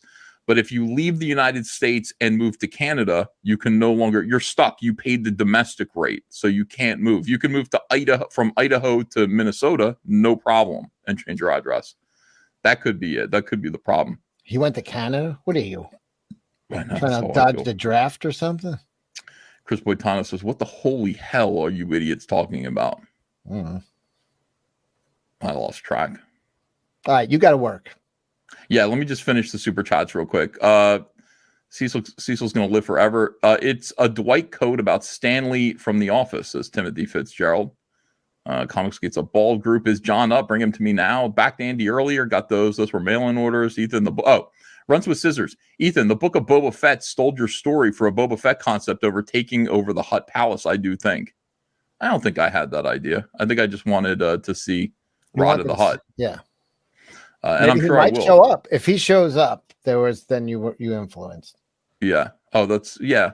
What if he shows up to challenge him now that he's sitting on Jabba's throne? He's got to. It's got the Hutt family has to. There's no other way this story can go. It's got to happen that the Hutts are in. I want to watch this show so bad. I cannot tell you. You want The Sopranos with the biggest, fattest Italians you could picture, which is the Hutts. Just like they're my favorite. I mean, look, obviously I've still got my Jabba the Hutt behind me there. Jabba the Hutt is my favorite character from Star Wars. I love Jabba the Hutt. I love his palace. Ever since I saw it, it like launched my imagination as a kid. I love all those monsters. I love the Gamorrean guards, Bib Fortuna, torturing droids, the Rancor. They've got this gigantic Rancor monster that HasLabs is making. He finally dressed Princess Leia correctly. Yes. Oh my God, he knew how to treat women. I love Jabba the Hutt, and so this is this show is real tough. This is who said that? Yeah, that's what I was thinking. Sorry, KSSS says if Rada the Hutt shows up, Jon Favreau is watching this show. I think they are watching. Lucasfilm is aware of me. Not lately. The thing is, I've retired as a Star Wars commenter, and I know that's upset a few people. I see, people do want me to get back in the mix. I get messages about it all the time. If Gina makes it back, then you could break the embargo. Embargo lifted. Star Wars commentary sucks right now. Nobody knows. I mean, it's so boring. It's the same shit over and over again. I made it fun. I mean, this is the thing. My Star Wars commentary was fun. It was the best. I was super creative. And I gave people a good time, and they're still. I shook up so many SJW bitches. They're still talking about it. They're still very upset. Oh, you cut up action figures. Of course I did. That was fun. That was part of the show. Cecil. Let's watch this again. This is just beautiful. This moment here. This will live forever in infamy. I hate speech. Yeah. Oh my God. How could you do that, you man baby? But it wasn't just that. Look at this right here. This is one of my finest hours that somebody brought back to my attention. Look at my finely edited toy review.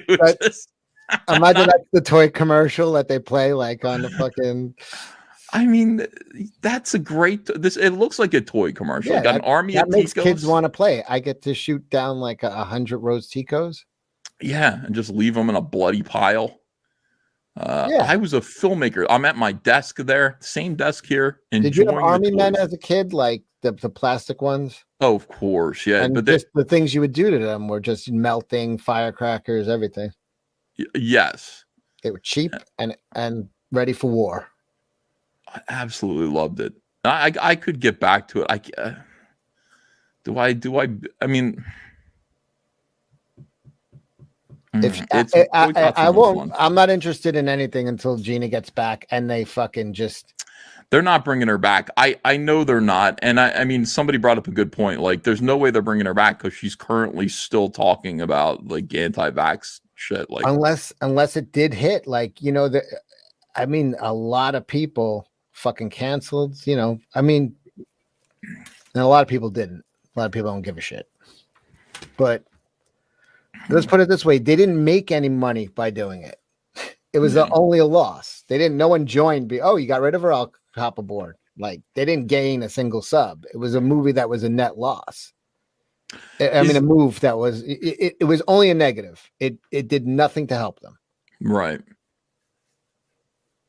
Is Disney, to the extent that I matter to Lucasfilm, which is not much, understand, I just annoyed the piss out of them. I'm assuming George Lucas is watching, so speak directly to him. No, not George Lucas. Pablo Hidalgo, the bad Matt Martin, not our Matt Martin, the other one at Lucasfilm Story Group. Those guys knew me. They blocked me. Ryan Johnson said something to me one time. He goes, shut up, Ethan Van Skywers. I can't remember what it was, but like, they made themselves. This is a neat thing. I always I understand now what it's like for my personal trolls, like Comic Book Hut. They just want to be acknowledged by me. To them, I'm a celebrity. They want my attention. I'm the same way. I loved when Lucasfilm would get upset over shit like this that I would do. I loved it. And I had a good sense of humor about it. I wasn't mad at Pablo Hidalgo. I thought he was funny. I understand who he is. He is Dan Slott, except in the Star Wars office. And I know what you mean. Like, when Jessica Alba finally got that restraining order on me, I kind of felt like I won. You felt good. You felt like, that's all I was looking for. I'm alive. You know I'm alive, you bitch. Sorry. Oh my God. So my question is this, and this is what I have to think about. First of all, boycotts are no fun. I am a genuine Star Wars fan in the normie sense. You know, I don't know everything about the EU. I don't play the fucking video games. I've just loved Star Wars my entire life. The original 3 movies and the prequels to a lesser extent. I think I need to study them a little bit more. But I love Star Wars and I love the culture. And I see the Return of the Jedi toys that are out right now. And it makes me sad because I want to buy them. And I was at Walmart today. I saw Return of the Jedi toys. And I was like, fuck. I do want them. I would like to spend money on them. Now, my question is this. My boycott doesn't mean anything to Lucasfilm. Doesn't. It just means I'm not supporting them. I'm not giving them my $100 a month. Do you think they're happier? To the extent that I matter, do you think that they're happier that I'm boycotting them? Because I'm no longer cutting off Roast Tico's. Right. They're like, right. That's a win-win for them. Yeah, because they're like, all we had to do to get rid of Ethan Van Sciver was fire Gina Carano. Maybe that was just to get rid of you. I'm not trying to gas up your own importance and give you a big head, but I'm starting to put it together. It doesn't make sense. The only reason they fired her was because to get rid of you. Yeah. And it worked. Can you imagine if I believe that? Like in my head right now, it's like he's making a point. Like if I were that deluded. No, I'm saying, all right, you're right. But let's just look at this. Let's scale it down and just go to the extent that I matter as a commenter, somebody who makes people laugh at Lucasfilm and Hasbro, these toys. I used to review their toys. I used to slam dunk them in the garbage can. I made people laugh. I really upset SJWs by blaspheming against their weird icons of inclusivity. You upset everybody right from the beginning, the way you would open the packaging. Yeah, like, I mean, all of it was just fun. I mean, I really, really enjoyed it. Andrea at the time said, you're spending money to like destroy these toys. Run it over in the driveway. I was like, it's going to pay off.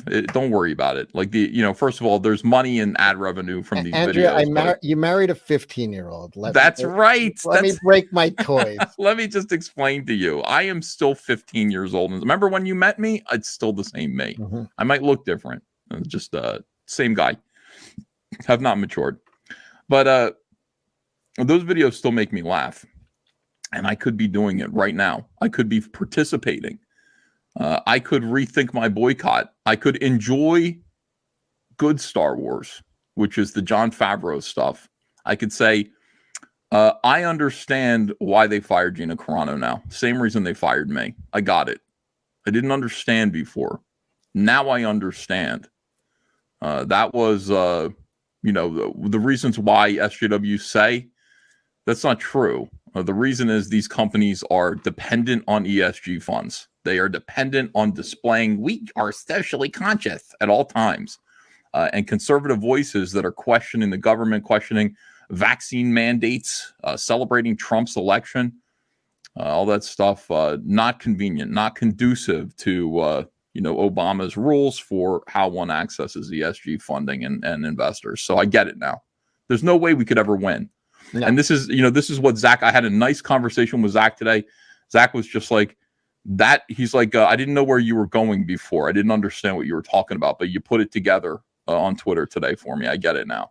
Oh, he should have watched that stream we did the last time me and you talked, because I said Zach's been going nuts for fucking 4 years, being like, why won't they turn this boat around? What? Mark Walters doesn't believe it. Oh, for fuck's sake. Conspiracy theory bullshit, Mark. Come on, pal. It's not conspiracy theory bullshit. How it looks on the ground to us is way different than how it looks, at the CEO level. It's a whole different thing. Like, our viewpoint is like, oh, no, it's the world that's gotten woke. No. It isn't. I mean, this was all planned. All this stuff just makes sense. Just totally makes sense. So, yeah. These companies these big corporations require investment capital. They have a source. They have a way to get it without having to prove that they're profitable. They just have to be woke. Listen, everybody got into HR and they took over companies. Like, they changed the whole climate, the whole atmosphere at companies in just a few years. When you get like an SJW in HR and the rules start changing and the relaxed, fun atmosphere turns into fucking shit. Mm-hmm. And they get into, they've gotten into position and powers, and they're like, no, if you want to get this funding, you're going to need to do this amount of. It's business. It makes perfect sense. It makes perfect sense because it doesn't make any sense why they would keep hiring Vita IL. No, of course not. Mark says that's ridiculous conspiracy theory nonsense. Alex Jones level. Well, Mark, I will have you know that you're the only one still saying that. Everybody's going, no, of course. No, we knew that all along. Your own people, your own political affiliates. Let me see. Here we go. Ethan, do you not remember when Gina first appeared on Mando? You called her pandering woke culture. Now you want her back? You never cared until they fired her, and only because she's conservative. No, you cared before she got fired. Yeah, I cared the second episode. The first episode, You did. You were like, because we've been beaten up with this like strong woman characters. So you roll your eyes because you're like, what are they going to do now? She's going to be tougher, stronger, better than Mando. You know what I mean? That's what we were conditioned for. Like, here it comes. Yeah. She's going to beat the shit out of him. And they didn't. They did. They made her a tough character, but she sold it. And it was a good character. You were wrong. Yeah, I admitted that on the second episode. I didn't know she was conservative. I had a bunch of people explain to me like what her character represented and say, no, she wasn't strong and that she's not the strong woman archetype and all this stuff. And I went back and watched it again. And I went, yeah, sorry. I think you're right. But, we've seen that so many times before. You were just saying, all right. No, you jump to the wrong conclusion because it's the same shit over and over again. And you just go, is this the same shit over and over again? And it turns out that with Jon Favreau at the helm, it isn't. And to me, I talked about this after. Oh, fuck. I talked about this. I miss The Mandalorian. I miss good Star Wars. I really enjoyed The Mandalorian. I talked about what Jon Favreau was doing with The Mandalorian, how the whole thing was a message to Star Wars fans. Good people who write good fiction.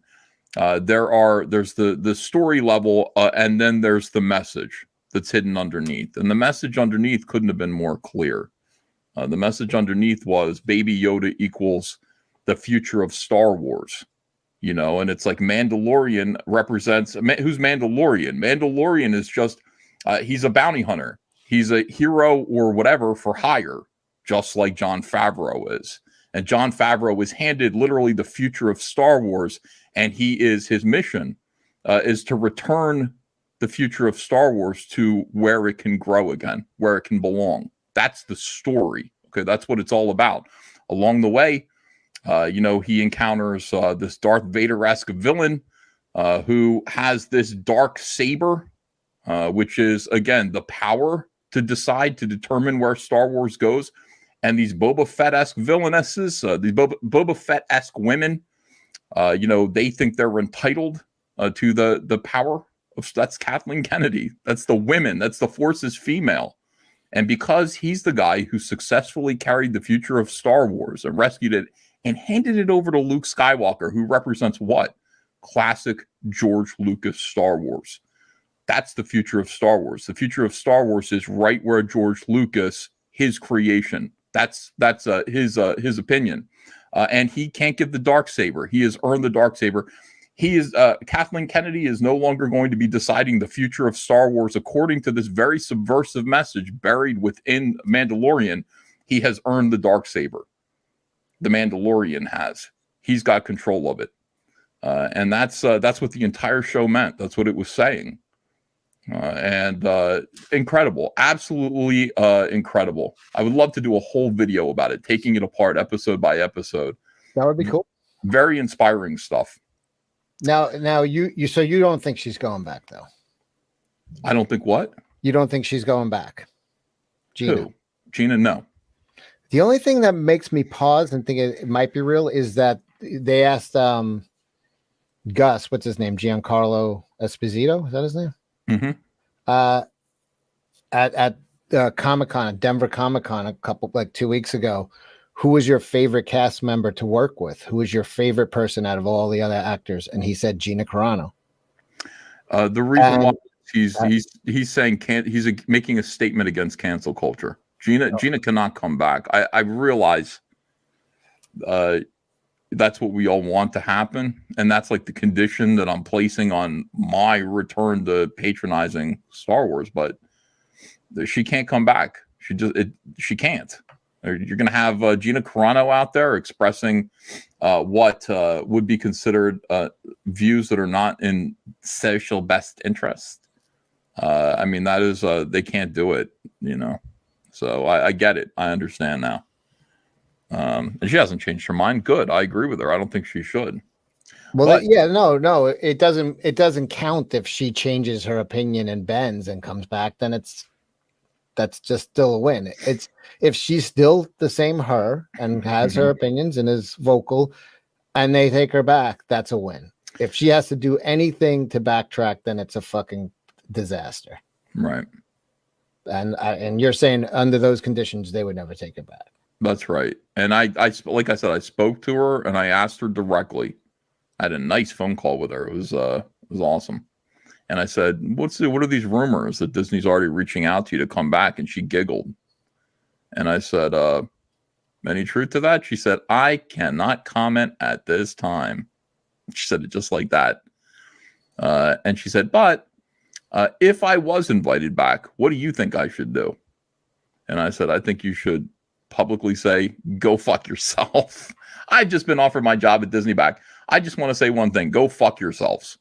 Roll up your job offer, cram it up your own asses. That would be what she said. She just laughed. She's like, like that? Really? Damn. And I was like, well, don't listen to me. That's what I would do. But if I'm not actually sure. Like under those circumstances, what would be better? And it's like, well, I think she liked the idea personally, just as an actress, as being like a role model, being, you know, it's a big spot in the culture to be in a hit Star Wars property. You know what I mean? It's like, yeah, you have, you know, she kind of enjoyed like little kids being excited to see her, and, you know, that's a big thing. And she took it seriously, you know, like that she's going to be like a role model and an influence on kids. So she like, it was important to her. So when they took it away from her, that was a really brutal thing, because it was, but I mean, like culturally it might have been too, because you know, the question is what's more advantageous in the culture war, Gina to stay out or Gina to go back in? And you know, I guess both. If she could get back in and still do side projects, well, she could. She always could. Yeah. So, P. Cowan says if she comes back, it's a huge win. It puts the ball in the SJW's court, putting them in the position to either boycott or watch miserably. Yeah, that's how I feel too. I think it's a big win if she comes back, but I don't know. I don't know if it's true. I just thought the only thing is when he said that, you know, Gus, what was his name? Marf Gideon. I think when he said that, I was like, oh, maybe she's coming back and he's trying to make a little peace, you know, because now they're all back on the set and maybe everybody didn't stand up for her and he's gonna. That's what you would think, but what I think that is it's a subtle way to stand up against cancel culture. So, you know, it's like you know, who's your favorite in it? Well, Gina Carano was great to work with. It's a way of not being. It's a way of walking right up to that edge. Did I say Marf instead of Moff? Everybody's saying Marf. Marf.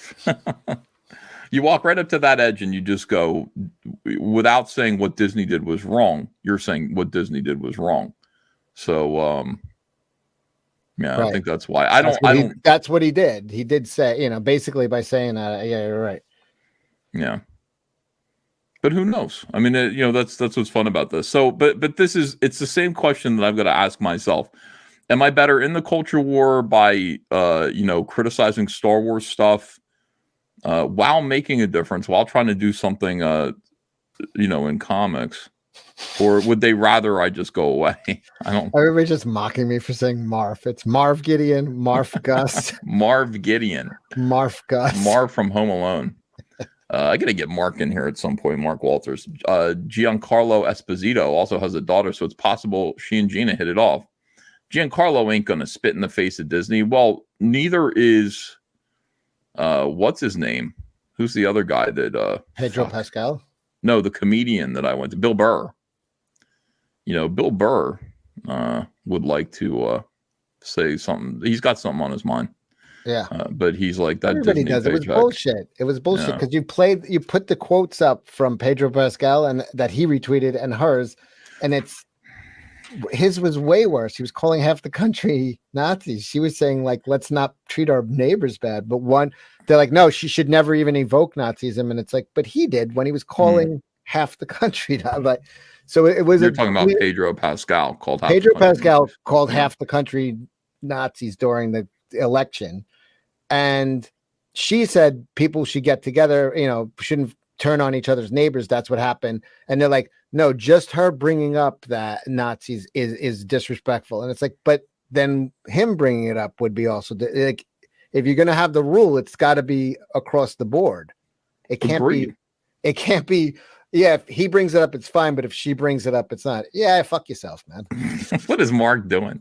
He didn't do it the same way. Okay, he did it worse. He did it worse. Way worse. She did it in a positive and like a let's get together and not fight with each other way. And he was just like, if you support Trump, you're a Nazi. It's like, all right. Mark Walters, follow me on Twitter so I can send you the link every now and then. You're allowed to come in here and argue with us, and none of your SJW friends are going to cancel you because they know that you disagree with us. Unless you're afraid. And I would understand if you were, because SJWs are unfair. They cancel people.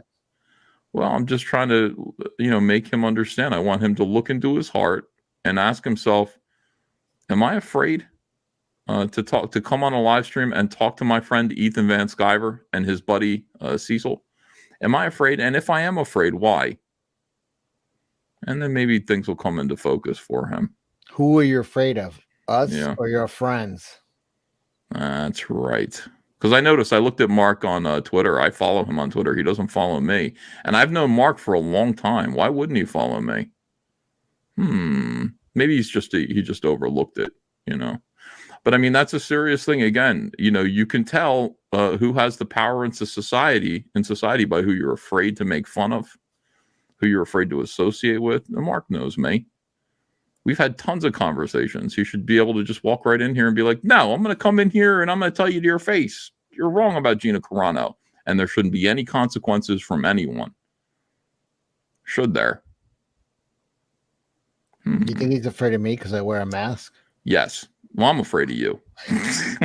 You're a little scary but I think you saw me without the mask. All right, let me refresh the super chats and let me get back to reading these super chats for these fine people who are, oh my god, this is Christmas money. Thank you guys. Let me see. Have you seen that Nick Rekieta has been doing 12 hours of streams each day, 37,000 at one point? Hi man.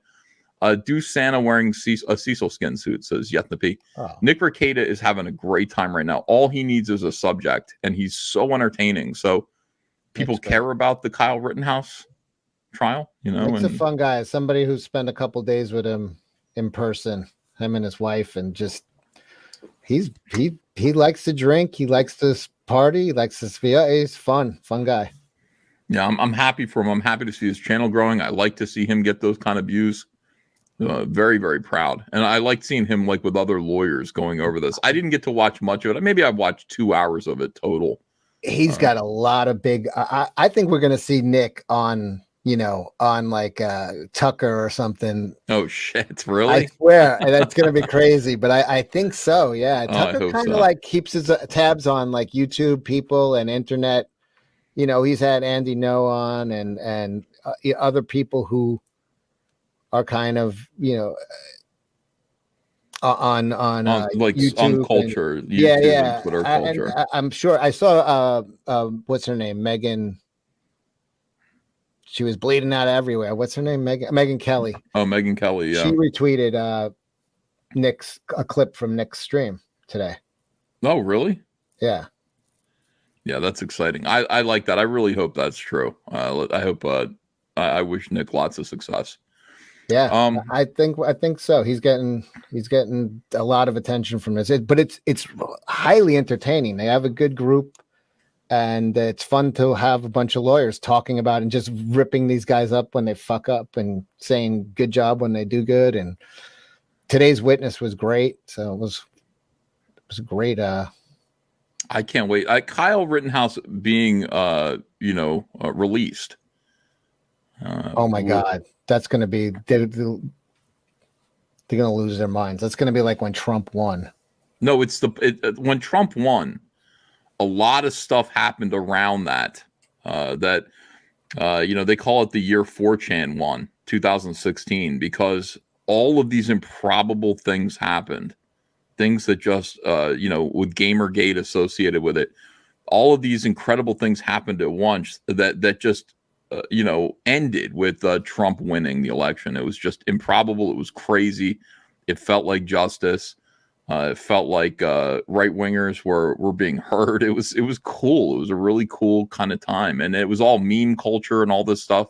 Pepe the Frog.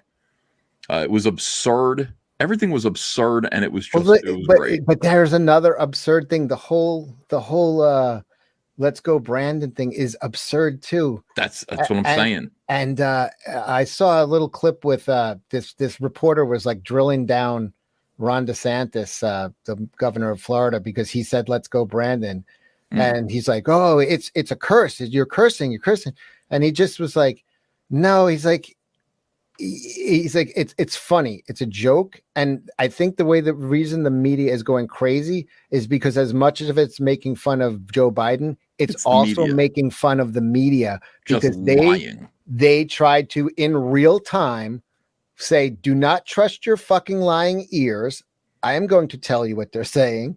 They're not saying fuck Joe Biden.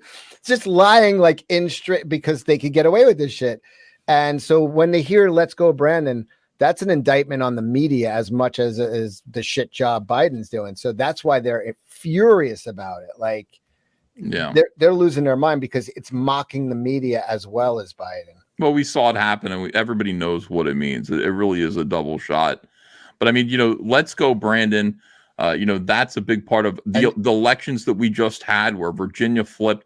This is feeling a lot like the beginning of something like 2016, and it's going to carry over. Gina Carano coming back to The Mandalorian would be one of those moments, like the Cubs winning the World Series. It would just be like, what the hell? Like, amazing, absolutely amazing.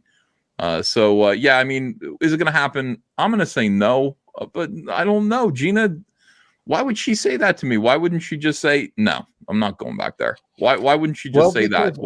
I know that Favreau, she was integral in the whole fucking plan. He had written this universe where she was like one of the connectors between the different shows, between books, between movies, even. Like, she was going to be a major player and he went to her personally because he was an MMA fan and wanted her for that role. And he had built this whole thing around her. And then but he's like, oh, fire her for that tweet. And it's like, what the fuck did you just do? Do you know how much work you destroyed? Like, the shit was already written. Yeah. And he might have went fucking nuts, and like they just needed a cooling down period. And I mean, it is plausible that they would ask for her back if he put up enough of a fucking, if he was like, yo, this has got to get fixed. All right, let me read super chats. People are yelling at me now. They're like, read that. I'm gonna read them. All right, let me see. I'm still in Jersey, says Rhino4563. Pantaclaws not on his Peloton, says 200 Watt Studio. Pete Callan says, Cecil, you send my artwork yet? You gotta send him. I sent Pete his artwork. Pete, I am waiting on something from Anna, I believe. Unless she's gonna send it straight to you. It was okay. I think he's getting the sketch of you that she did. I gotta check. Everything's set up. I even have Witten's tail. Oh, gross. ID Crisis says, finishing the first page of my first book during the stream. Your boy, The Kings, page 1, 656, and all you CG cats are a great inspiration and motivation. Nothing feels as good as this. Well, almost nothing. And Pete, I drew a bunch of extra stuff for you. So thank you for your patience. Okay, let's see. You get a pass, doesn't mean okay. Let's see. I'm just going through real quick to see which ones I didn't read, guys. So just bear with me here. Cecil, you're going to live forever. The SJWs will throw a fit, but it is happening, says Jason Smoot. from your mouth to God's ears. Oh, Pete, you're not waiting on. I could send your stuff out like tomorrow. Then sorry about that. Sorry, I'm answering him in the chat. Sorry. Yeah, no, do it. Yeah, this was us communicating with the chat right now. They were mail-in. Okay, one mail-in cheated. Lou Pearlman's Superman, Fortress of Molestitude, says 200 Watt Studio. That is hilarious. Urashimu Ataru says, Loki purposefully turned into a mare to get banged by Svathalafari and had Sleipnir basically to get out of paying a bill. Angela Curry says, EBS, check out the ARC experience. Oh, I read that. Cash Grab would just be cover art to reserve a copy, says Urashima Otaru. They usually check your account. I read that one. Tungsten XE. You should watch the one in which Popeye shoots a man. Search Popeye Shoots Shorty on YouTube. I think I will. Woody's literally trying to kill them both, says Head Rock. Yeah, Woody Woodpecker is such an asshole. He just is. Like he's the worst cartoon character ever. He almost got your stream taken off. I mean, yeah, and now we're ghosted. The stream's ghosted. Like people aren't getting notifications that we're on. And I understand that. And I think it's because we got struck. P. Callan says, rename Comicsgate Kings to the Joe Rogan podcast. Rex says, get your iron checked out for both overload and anemia. If you're feeling woozy the day after donating, workout or no. Cecil is a stooge of Dracula and his night slaves, says Urashima Otaru. Dracula and his night slaves. Headrock says, damn it, buzzer. Sharon, cancel my appointments. That was when you came in. Everybody was happy to see you. John Malin in his with eyebrows looks exactly like Al Borland from Home Improvement, says Pete Callan. Towering Odacunt says, thanks for the help. Also, how long does it take to realize chucking a bottle of bourbon through a window is the only way to honor a wild Malin? I'd like to get You John think he's Malin on back. a bender? No, I think he's just been out. Think I've been a bad stuff. influence on him with the Jack Yeah. Oh, stuff? yeah. No, you have been. Like he really enjoys drinking now. I gave that to him. That was my gift. Merry Christmas. Alcoholism. It's the best time of the year to be an alcoholic. The holidays. Oh my God, dude. I swear to God, everywhere around me, for me, it's pies and cookies everywhere around me. The most delicious looking Christmas cookies and pies. And I'm like, it's the most wonderful time of the year. Yeah, I do love it, but I really want to be, I don't care if I'm fat. Like, I just don't care. You know, I mean, I do, but you do. I do. I just don't want it. I don't want to deny myself deliciousness. I like food too. I do. I'm addicted to food the same way that you've addicted John Malin to booze. I mean, that is me and food. Jason Smoot says, I see his strips and laugh. He usually destroys SJWs and such, but hearing your side of it, holy shit, I don't see him in the same light. That's Georgie Alexopoulos, who appeared on the Chrissy Marr show. And he's a regular on Tim Pool now, I think. Yeah. I don't know why. I mean, I watch him and there's nothing less compelling than hearing George whine. George is just like, and then they were mean to me and I got, I mean, he really is like. Well, I think that's just his cadence though. Like that's how he talks. Why would you want to listen to that? I could barely stand it when he was on the show. I mean, I'm sitting there talking to him like he's a woman. You know, I'm just like, they were really mean to me on Reddit. And it's like, I'm so sorry. They all think I'm a white supremacist now. And I'm like, that sucks. Welcome. Join the community. You'll be okay. And hopefully you'll snap out of this. But he's the same way. I mean, he's just absolutely the same. But he was on Chrissy Marr and he basically, and I was showing this at the beginning of the stream, Cecil. He did this video with her where, he stumbled onto, he's talking about being canceled on Reddit, which to me is just like, again, I remember I did a show with him to promote something for him. It's Reddit. It doesn't matter. Let me just say something. It's not your job. You know what? It's not your livelihood. Being canceled from a social community on the internet does not mean that you can't make a living. It is not the same thing as being like, look, I was doing cartoons, political cartoons for the New York Times and the Washington Post. I was syndicated. They found out I was a conservative who voted for Trump. And then they basically undid my entire career and my life. And I'm angry and I want to do something about it. I think it was political discrimination. I was making $400,000 a year, and now I am broke. And that is because of that shit. See, that's something that I want to talk about. When it's like they were mean to me on Reddit and they canceled me and they were all yelling at me. That's not a Comicsgate situation. Not really. Oh, God damn.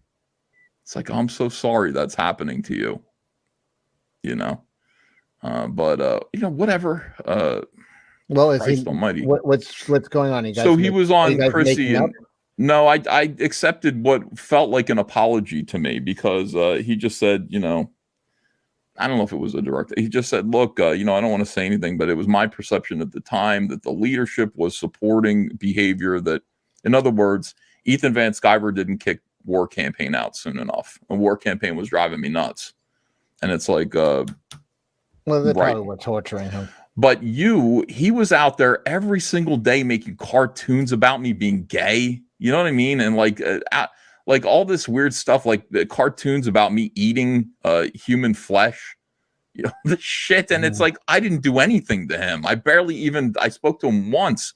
And this asshole directed his anger at Kabir Kumar because he thought they were doing it at your bidding, He had a whole conspiracy about it. Now, just imagine this, Adam Friended. What if it's possible that, and Adam Friended interviewed him, and it was like the best interview I'd ever. I was so grateful for sane people in Comicsgate to just be like, do you hear yourself? You hear what you're saying right now?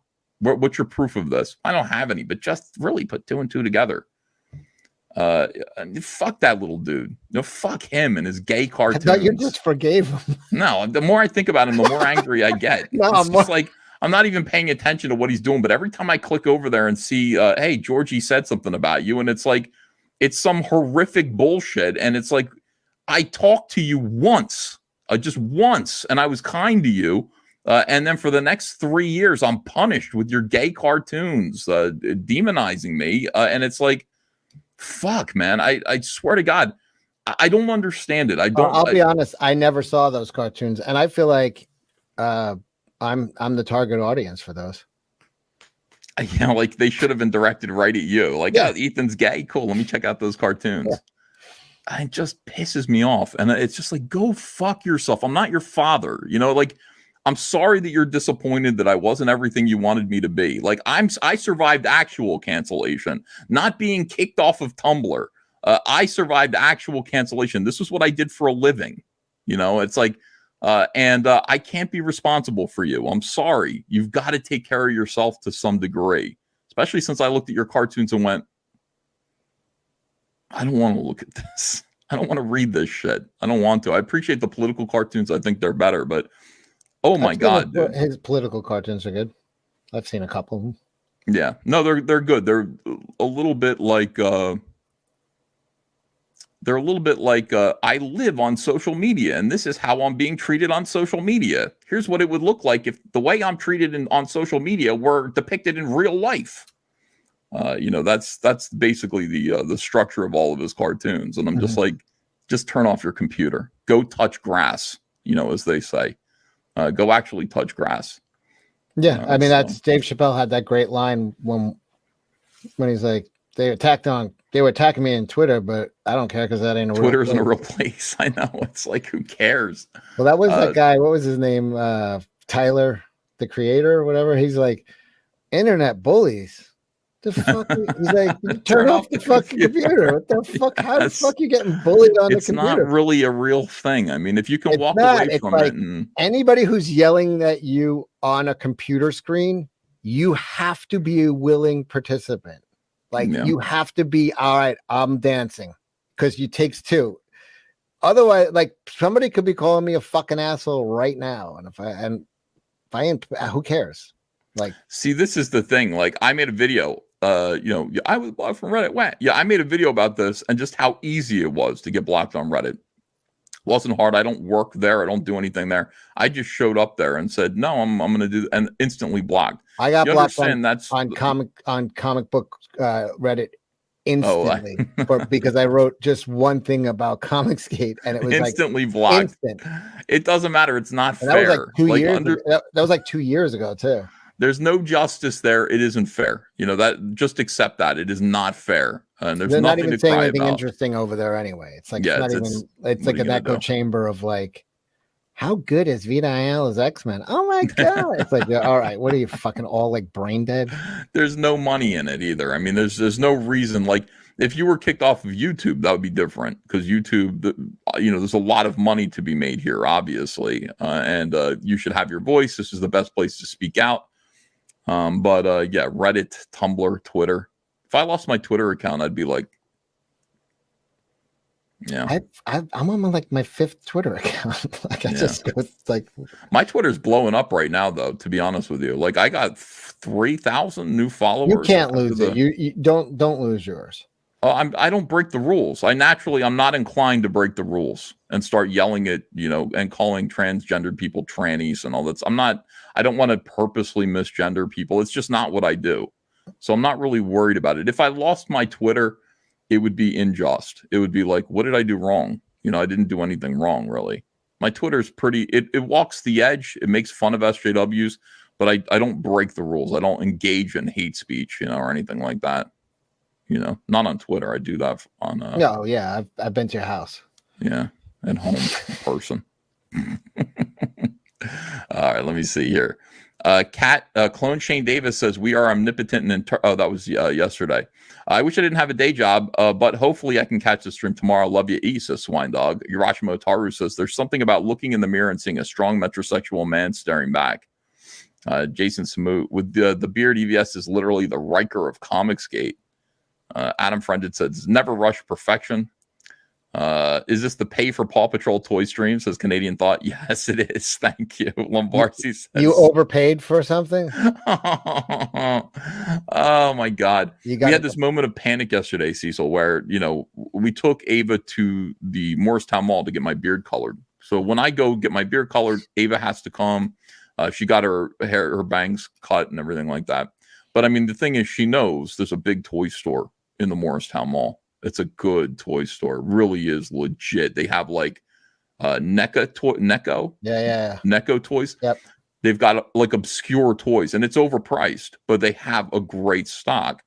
So, Ava knows, after it's done, I get a toy, right? Yeah, you get a toy. So, we take it over there.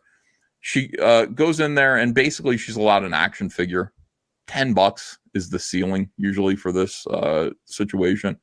But she saw the Paw Patrol Ultimate Tower in the window, and it's the box. It's like the Omega Supreme of Paw Patrol toys. The box is 6 feet tall. I mean, it's the tower, like the battleship or the aircraft carrier from G.I. Joe. It's the ultimate Paw Patrol toy. It's the tower where all the cars spin out. Like you can get all your Paw Patrol vehicles. Go get them, puppies. I watch way too much Paw Patrol now myself. I like it. But anyway, she saw it and went, I want that. And Andrea said, no, something small. So she very disappointedly purchased a, little something. I don't even know what it was. But Andrea said, well, she just made Christmas really easy for us because that's what she wants. So we're going to get her that. And I went, cool, let's do it. And we looked on everywhere online. Now, Andrea is also full of paranoia because the word on the street is Christmas is going to be tight this year in terms of shipping toys and stock. Yeah, they're just, if you want toys for Christmas, you better get them now because they're just, the containers aren't coming in from China. Plus, she's the exact age of person that lived through the Cabbage Patch shortage. Mm-hmm. Oh, we remember this. The nightmares. Yeah, the Great Depression of Cabbage Patch of Xavier. What was his name? Xavier Roberts. Yeah, the fighting like grandmothers at Toys R Us over fucking Cabbage Patch Kids. Yeah. Oh, there was Tickle Me Elmo had that for a little while too. Yeah, Tickle Me Elmo was one of those. That's also right. Big phenomenons. So now you're like, oh my God, what if we just walked away from that thing? That was the last one. So we looked it up. We tried to order it on Amazon, and it just said this item was recently on sale for $129. We went, that's a great price, but it's sold out. Sold out. Walmart.com. Sold out in your area. Target sold out in your area. Amazon sold out. I said, I'll go and pick it up at Morristown right now. I'll drive back to the Morristown Mall. I'll grab the one that we saw in the window. And Andrea said, you would do that? And I was like, yeah, baby. I am a man who will fight for your honor. I was like, I'll be the hero you're dreaming of. So I went all the way to Morristown, and I didn't even look at the prices. I just went, fuck it, we're getting them. Picked them up, and I found another big Paw Patrol toy. Took them up to the counter. They rung them up. $300. Now I was like, what? I'm sorry. What? Now to be fair, it was like if the Paw Patrol toy that we wanted was like the aircraft carrier, then the other toy was like a jet that goes on the aircraft carrier. It was like it was a nice toy. It was not. It was maybe a third of the size. $300 was the total bill, and I went, all right, I'll pay it. They were like, plus sucker tax, plus panicking about Christmas tax, plus buying it at the a dying mall shop. Yeah, specialty shop. So anyway, I was carrying it over my head like all the way back to the car. It was awkward. And I brought it home, and Andrea was like, how much did you spend? I said $300, but at least her big Christmas presents, it's here, it's in the garage, we got it taken care of. Went to Walmart today. It's mountains of them. $129. You get that red flush over your face, like when want sucker. Yeah, that heat, of embarrassment and anger. Yeah. You haven't felt that since you were selling Dogecoin. That's right. I still have my Dogecoin. I don't know how it's doing. Wait, let me see how my Dogecoin is doing. I have cryptocurrency. I don't even fucking look at it. Oh my God. You got caught up in the hype. Yeah, it's worth half of what I paid for it. That's great. Thanks, Mike. So what was I saying?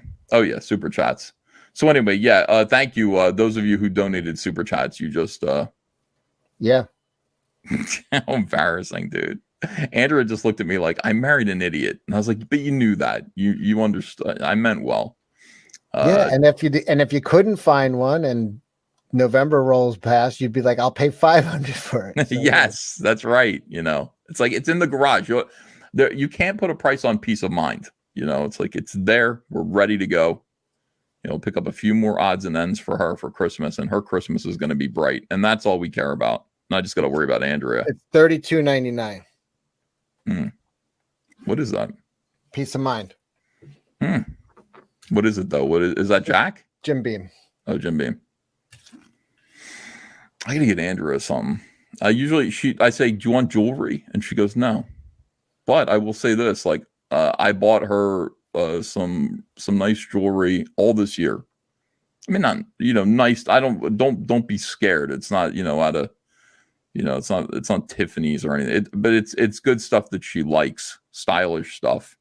David Yurman, and she wears it all the time. Like I got her this nice like loop. She looks great, and I got her pearls. She loves them. But I mean, it's Ava Gardner's fur coat. Yeah. I mean, every day's Christmas. You're spoiling that woman. That wasn't like a present per se. That was like she collects Ava Gardner and Frank Sinatra stuff, and we met Ava Gardner's hairstylist, who inherited some of her stuff. And one of the things he inherited was Ava Gardner's fur coat that was given to her by Frank Sinatra. And we have pictures of her. She wore this like all the time when she was with Frank Sinatra. And we even matched the patterns on the fur up with the photographs. It's amazing that we own this thing. His DNA might be in that fur. Oh my God. Don't even tell Andrea that. She would, I don't know what she would do. But holy cow. So she's got that in the closet upstairs. She's got Ava Gardner's fur. And that was people like, oh my God, how much did you pay for that? And not very much, guys. Don't worry. You got trolls like Comic Book Hut going, he's living in a chalet, buying his wife expensive furs that used to belong to Ava Gardner. He was an old dying man, an old dying gay man who, was just like. They have Ava Gardner's corpse in their living room. Yeah, we have Ava Gardner. It's like this guy had a bunch of stuff. He had like a jacket of hers. He had her purse, and he gave us photographs of her wearing it. And he had this fur coat, and then a bunch of like photos that he took with her. We didn't want those, but we bought all of her clothing that he owned, all of her clothing items. It wasn't very much, low 4 figures, Very, very happy. What am I going to get her this year? I don't know. What do you like? More jewelry, I guess. It's going to be kind of a thoughtless Christmas because she doesn't want anything.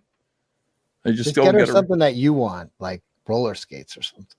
I don't want fucking roller. You mean like here, honey, it's the Teenage Mutant Ninja Turtle 4-player mini arcade. Yeah. Get her that. Oh my God, together. That'd be so thoughtful. It's the 4-player. Yeah, perfect. Yeah. And the X-Men one too. Spoiler. Look what I got you. Yeah. Precious bodily fluids of Frank Sinatra all over the coat. Can you imagine? I want to buy Monica Lewinsky's jacket with Bill sperm traces. Well, I mean, that would be of historical interest. I mean, sure. EBS taking advantage of poor and dying gays. Yes, that's right. Give me all your Ava Gardner shit. Give me all the stuff that Frank Sinatra gave to Ava for pennies on the dollar. Thank you. Appreciate it. But was he in a bad spot? I mean, gay guys hold on to old Hollywood. He was like 80. The guy was like 89 or something like that. And he was very persistent with us. He's just like, how long after did he die? After you took his will to live when you walked out with him? Immediately. Yeah. I think I paid for his coffin. Cecil, why do we say these horrendous things? But it doesn't matter because the code. Did you call the funeral home on your way to the car after you said, I got a pickup for you. Yeah. Clean up in aisle 6. But I mean, this is the code is where it belongs. You know, it's put in the hands of somebody who loves Ava Gardner, who respects her and loves Frank Sinatra, and it takes great care of it. You know, I said we should buy a mannequin to put it on, you know, so that you can actually display it because it's in her closet wrapped in plastic right now. But get a nice and it's her treasure. She has 2 treasures. She's got that coat. She's also got some more of Ava Gardner's personal belongings. The mummies. Their dead bodies. And she's got the Frank Sinatra clown painting. Frank Sinatra decided he was an artist at one point. I'm actually a painter, but the only thing I'm going to paint are these horrible clowns. And I'm going to give them to all my friends. Can you imagine being Frank Sinatra's friend? Yeah, you have to hang it, right? I mean, everybody had to have a crappy clown. Well, you have it hanging up too. Yeah, Andrea likes it. We got her a clown painting from Frank Sinatra 1 year for his friends. And by friends, I don't know how many friends this pertains to, but he did Christmas cards, these clown paintings for everyone. And he did bigger clown paintings, sad clowns. He's one of these assholes who's like Tony Soprano, like, I'm a sad clown. Like, I'm laughing on the outside, but crying on the inside. You know, that whole thing. That's my show. You're drunk and you're smacking women around and abusing your friends. It's what you're doing. Honestly, you know, and I envy you. I want to be the same way. But anyway, yeah, we got one of his clown paintings, and Andrea, that was a present for Christmas. That was a treasure. And it was another dying gay man who owned it. And he wanted like $20,000 for it. And I went, I'll give you 2. And he went, are you kidding me? And then a little while later, he came back and said, is that 2 still good? I said, you bet it. You better believe it. I'll make it 2.5. And got the clown painting. And then he died. I guess. Should have gave him a check. He might have died before he cashed it.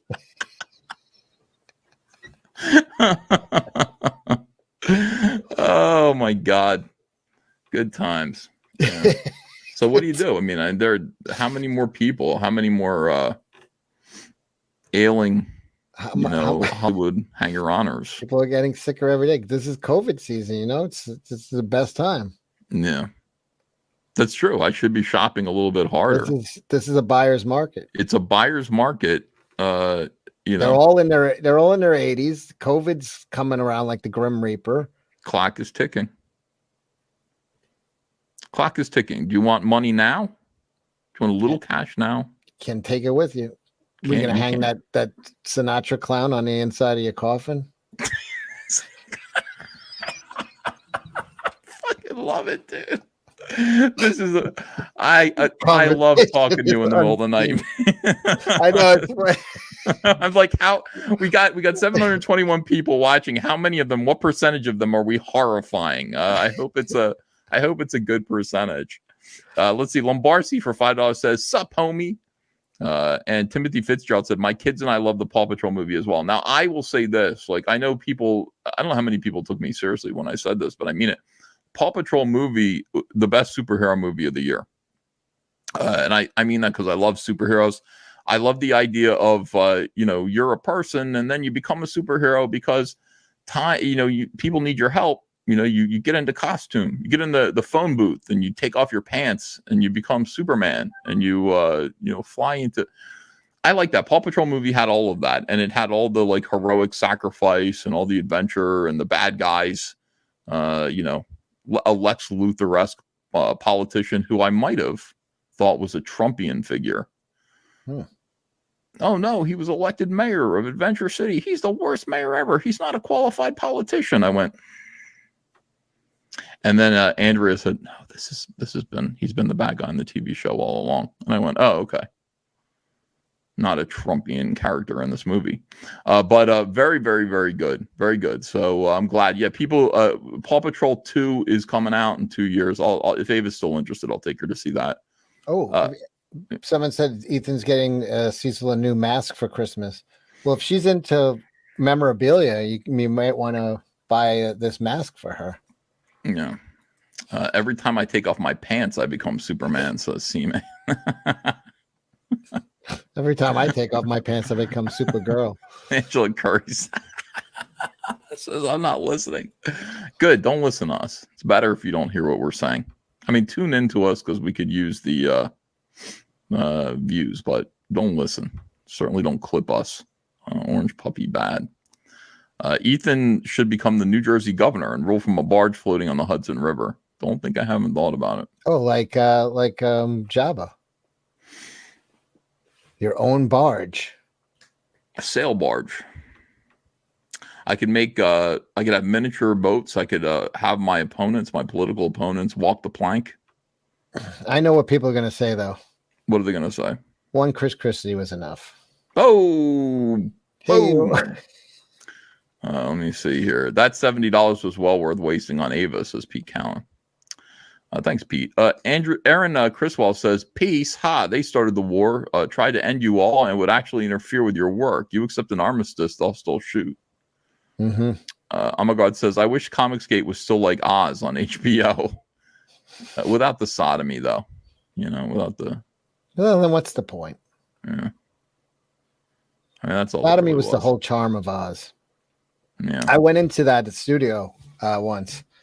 It was on the West Side Highway, the piers. I forget what they're called. Oh God, there's all studios there. There's like a whole sports center. Why can't I think of the fucking name of it? West Side Piers or something. Anyway, I had to go meet somebody, and they were like, "Yeah, it's by where they shoot Oz." And then I walked through the doors, and it was like, it was the prison. Like I was on the floor of the fucking prison. I'm like, oh shit, they just rebuilt the fucking entire prison here. It's like, it was the whole thing, the balconies, it's pretty wild. I love that. Comicsgate is pro. And then I got raped. Well, look, I mean, not the forcible part, but we're pro sodomy. Yeah. Remember the Meet the Feebles? Sodomy. You may think it's very odd of me that I enjoy the act of sodomy. Comicsgate, we're pro sodomy. Give you a lobotomy. Yeah, a lot of words rhyme with that, so it was a pretty good song. All right, let me see here. If everyone stops reading comics, wouldn't their audience be so small they wouldn't be worth the hedge funds being given to them anymore? Says Lombardi. It's not about the comics. It's about Disney, not the comics. Comics are just the pamphleteering aspect of getting money for Disney. They make more money on Spider-Man sheets and backpacks than they ever will on 20 years of comics. That's right.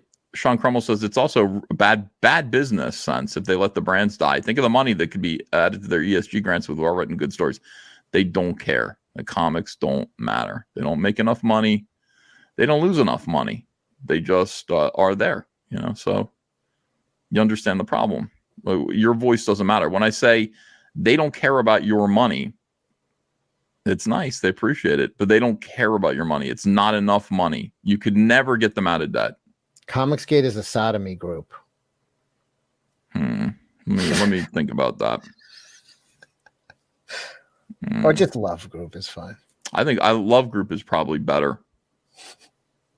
New Dune is the Disney of Star Wars of Dune.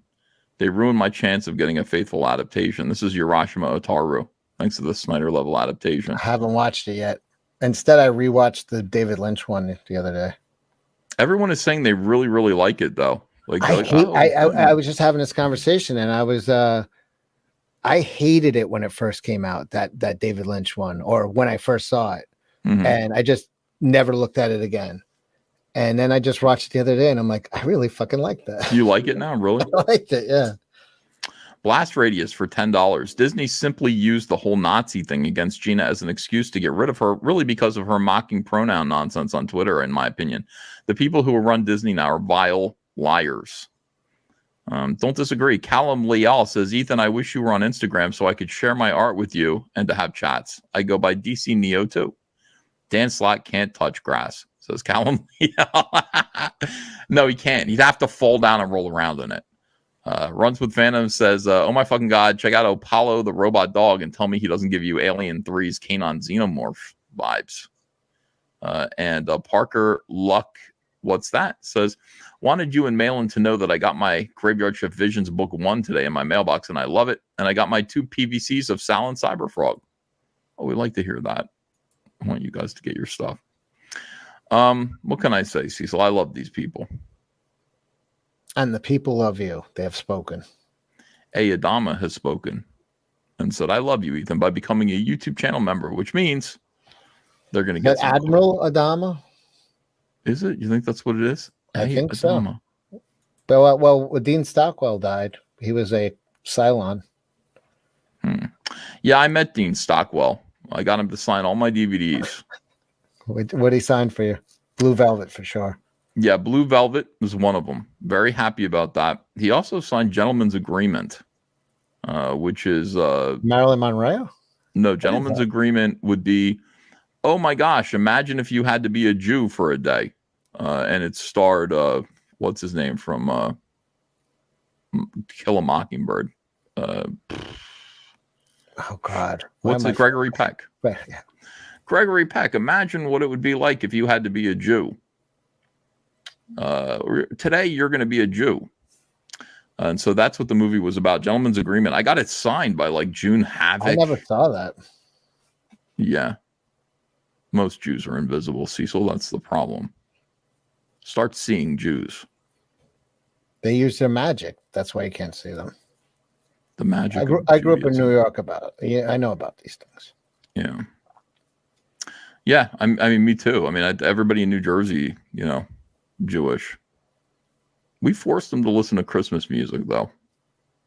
By the way, speaking of that, and we did, like the town hall didn't play Hava Nagila ever, like over the intercoms. Didn't play Dreidel, Dreidel, Dreidel. By the way, Dreidel, what a depressing song. I have so many Jewish friends that have Christmas trees and give their kids gifts. They're like, fuck it, it's a good holiday. It's fun. Christmas is fun. Christmas it's like fun. We want in. We're taking this. Fuck and then it's like it's like Dreidel, Dreidel, Dreidel. I made you out of clay. And when it's dry, they don't even have an oven to heat the clay, to cook the clay, to make it. They got to wait for it to dry. And ready, then Dreidel, I will play. You made the Dreidel out of hand by clay. You got to wait for it to dry so that you can spin it around. And then somehow you might be a winner. I don't know. How do you win a Dreidel? It's just such a sad thing in comparison you win to when Christmas. It breaks and you don't get to play with it anymore. They say that it's like, but Hanukkah is 8 days. 8 days of misery. Would you rather be miserable for 8 days opening socks and underpants? Because I know what the Jews do. I've seen it firsthand. I was married to a Jewish girl. Her whole family happened to be Jewish by coincidence. So I was a part of that. I sat in on many Seders. I understand what they do. They give each other socks and underpants for 8 days and then complain about having to listen to Christmas music at the mall. Wow. That's Mark Walters just gave the War Games answer for the dreidel game. The only way to win is not to play. That's how you win. Don't play it. Sounds anti-Semitic to me. I would play. I'll play dreidel. I just don't know what the point is, and I don't really want to. Spin a top. Yeah. So, Ethan, you're going to dip this parsley in salt water, and you're going to eat this. Wait, what's the holiday? Because there was one where it was all fried food. What was that one? I forget. Was that Yom Kippur? No, that's the Day of Atonement. What's the New Year? Rosh Hashanah? Maybe. Why am I dipping this parsley, which is inedible, in salt water and eating it? It's to remind you of our tears while we were in the wilderness. When was that? 8,000 years ago. And people are like, get over, Georgie calling you names. That was just a year ago. And I'm supposed to get over that. People are saying Hanukkah is the one with oil. Yeah, my neighbors would get buckets of KFC and be like, isn't the point of dreidel to teach kids gambling? Maybe. I don't know. I haven't really looked into it too much. But I mean, the phrase get over it. Now, I love the Jewish people. But, you can say, when it comes to World War II, let's keep those wounds raw. But when you're talking about things that happened 8,000 years ago, I don't know. Just my opinion. I don't remember yesterday. Then again, I wasn't a slave in the desert building pyramids for, what's his name? Who's the bald guy we're talking about? Yul Brynner. Yeah, I don't want to build shit for him. I understand. The Pharaoh. Yeah, a little bit of bitterness there. EVS has seen Yentl 30 times. Father, can you see me? I can't stand Barbara Streisand, dude. Oh, she's so fucking awful. Singing through your nose. It's just like, it's fucking, she's fabulous. She's incredible. Barbara Streisand. Oh, fuck, man. Jesus Christ. I'd rather see Barry Manilow, and they both could be the same person. I'd rather see Barry Manilow. Would you go to see Barry? He looks like a Muppet now. Like, he looks like a puppet. Like, he has so much surgery. Yeah. And I'm glad he finally came out as gay, though. Yeah, a lot of people were on the edge of their seat wondering. When I was a little boy, I thought that I looked like Barry Manilow. I used to look Lola. at... She was a showgirl with yellow feathers in her hair and a dress cut down to there. There's something Rico. He wore a diamond. But though he tried to be a star, Rico always tended bar and something. Anyway, there was my mom had an 8-track tape of Barry Manilow. And back when that's what you had, 8-track tapes.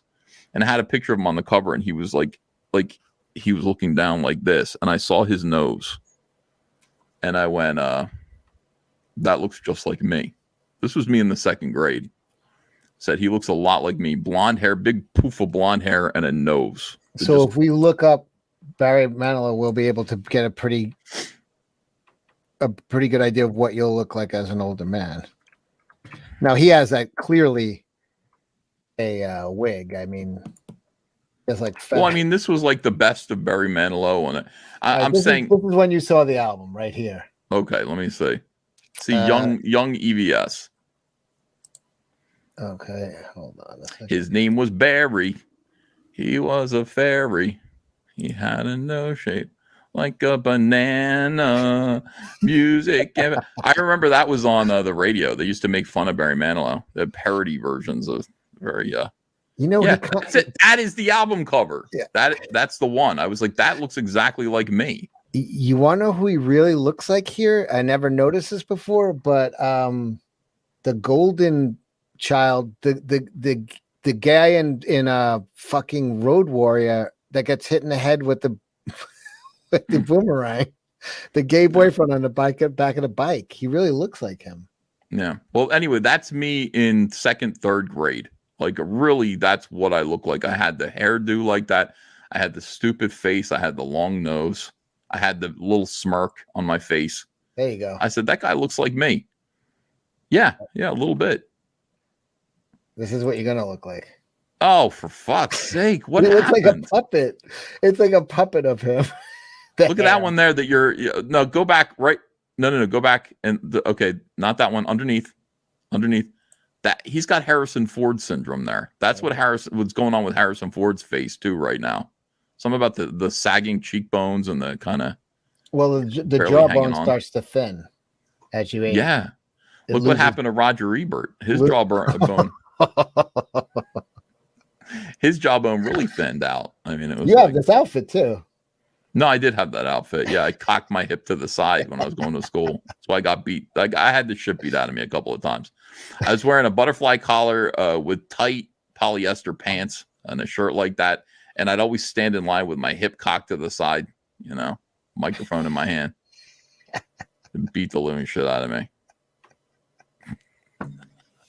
Barry Manilow. I would totally go see him because it's. Can you get this outfit? Can you buy this? This has to be one here. I have been looking for that shit for a long time. Like I go on eBay and try to buy vintage like butterfly collars. I want to dress like Donnie and Marie. Oh my god! If I could be Donnie and Marie. Let me pull up some of that. Hold on a second. I mean, you get a vintage. What the fuck are we talking about? It's important. It is. Because you need new outfits. It's been a while. It has been a while. People are saying, "Why are you dressing normal like a lesbian truck driver?" I'm like, it's just the way it is. It's what I have. And I don't really have an inspiration right now. I'm not thinking like when I decided to become Hitlerachi, that was a divine inspiration. Like I went, you know what? What if Hitler and Liberace had a child together? That's who I'm going to dress like. That was inspiration. Haven't had any thoughts like that since. And I need to actually think about it a little bit more. I want to be. When I put it in, it just keeps showing their dolls. Hold on. Donnie and Marie. 70s. Let's do that. Yeah. There we go. Yeah, you need to get some Donnie way. This is you. If you could get the Okay, let me see. She was hot, man. I know. All right, so we got a bunch of pictures of Donnie and Marie here. You get this. Look at that dude. They're just they're perfect Mormons. They're like, look at us, aren't we cute? I'm a little bit country. Oh, look at there they are dressed like Star Wars there. Yeah, that's when they did the Star Wars show. Oh my God, are you kidding me, Marie? Marie, don't do this to me. Don't you do this to me, Marie. We're both LDS. I don't think she wore a bra. She's not wearing a bra or panties. I'm seeing little pencil erasers coming up. Oh my God. I got in trouble. I had to be a presenter at the Wizard Awards one time. Her teeth seem to have grown in this picture. No, well, they all have big teeth. That's one thing that the Osmonds. Look at that. That's how you and Andrea got to start wearing outfits like this together when you go to Atlantic City. This. No, that would be cool. I don't think Andrea is up for it, though. This she can wear. She can rock that. No, she totally could. She would look good in it, but like I would have to be like, no, you have to wear this. She just wouldn't do it. This was their tribute to Scarface. I remember that. Oh my God! Tribute to the Bionic Woman. That's what they are. They're tributing the Bionic Woman. Is that what it was? That's what they said. Yeah. Yeah, you can't get Andrea to do that. Bionic. I would like to. But it's just it's not what she does. I mean, she dresses very, very basic. She sees what I'm wearing. She's like, well, what are you doing? I'm like, honey, I'm an internet personality. Ethan, that's the outfit to get. And it has a doll. Oh, I like that. That's for Easter. Look at that. Wow. Happy Easter. Wake up, sweetheart. Can you? I want to dress like this, like Donny Osmond. You got to get the wig too, man. Oh my God. The helmet. Hello. The Easter Bunny came. He left lots of little treats in our backyard. Let's go. God, that'd be wonderful. Why don't I have infinite money to spend on weird clothes? If you could have a tailor on retainer. I just need to upset the neighbors. I don't understand. God. Dude, this would be amazing. Yeah. I'm into it, believe me. I know you are. There's not, I mean, you know, what are you doing? Look at that. Holy God. Okay, we got to bring that back. Now, Billy Tucci did bring it back. He was wearing an ascot, which is a big collar. Oh, she looks good there. You can't even find, yeah, she does. She looks good everywhere. You can't find that kind of clothing. I'm telling you, I'm looking for it everywhere. Look at the size of that bow tie. That's like, it's comical. Like God. Insane. Well, I got a new page from Kyle Ritter. I yelled at Kyle. I said, "What are you doing?" I said, "You're not doing any work." I said, "I haven't seen a page from you in a while." He's like, "Well, to be fair, I've been really sick." Nice going, jerk. I said, "Well, wait till you're sick and you have no income because I fired you." You know, you want to know? Oh my! You got to motivate workers, yeah. Yeah, you can't. You know, that's the thing. You know, I got like your 7 pages lined up. They dress like ice skaters, basically. So what do you have? I'm gonna watch so many Osmond Christmas specials this year. I mean, they really are treacly warm puddles of vomit. When you watch them, it's just like, oh, I don't want to know them. It's so hard to hear them sing like some friggin' cocaine-fueled writer's room was scratching out these songs like 20 minutes before they started singing them. Blast Radio says, we're the Wonder Twins based off Donnie and Marie. Yes. I actually explained that to DC, and that made him unhappy. I said, we got to bring the Wonder Twins back because it was basically Donnie and Marie Osmond. It was this outfit, too. It was the purple. They were presented as aliens. You know, that's I think how people saw them. They were presented as like nobody knew these people. Nobody knew a brother and sister that walked around like this. It was too much. Watching Donnie Osmond take his wife out in the snow and sing, "You're once, twice, 3 times a lady" for Christmas. Oh my God, dude. Fucking what a nightmare. An absolute nightmare. I don't want to know. I don't want to know you love your wife. Oh, what is he doing here? Makes me angry.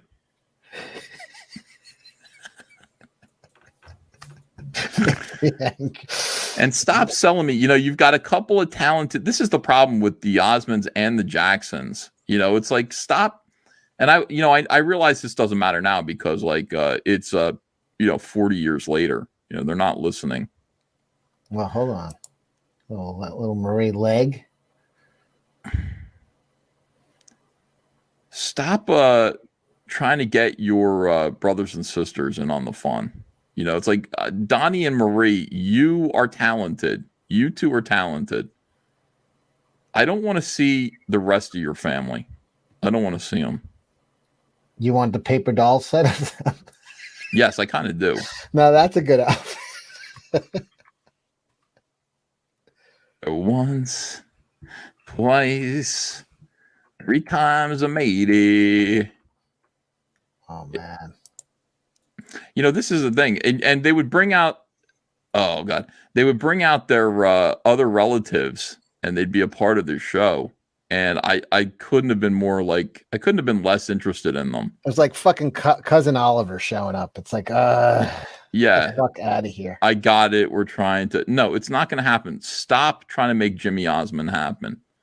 Jimmy Osmond is not going to happen. Like I'm barely tolerating Donnie and Marie, and you're trying to bring your little brother in on this. And your little brother, well, it was like watching the Facts of Life when they would bring in Jerry, the cousin who had like. No, it's worse than that because, you know, Cecil, it was like this. First of all, you've got this action like brother and sister. Like I would never touch my sister like this. I would never do that, you know. So you got this going on, and then they bring in their little brother who looks like a lesbian.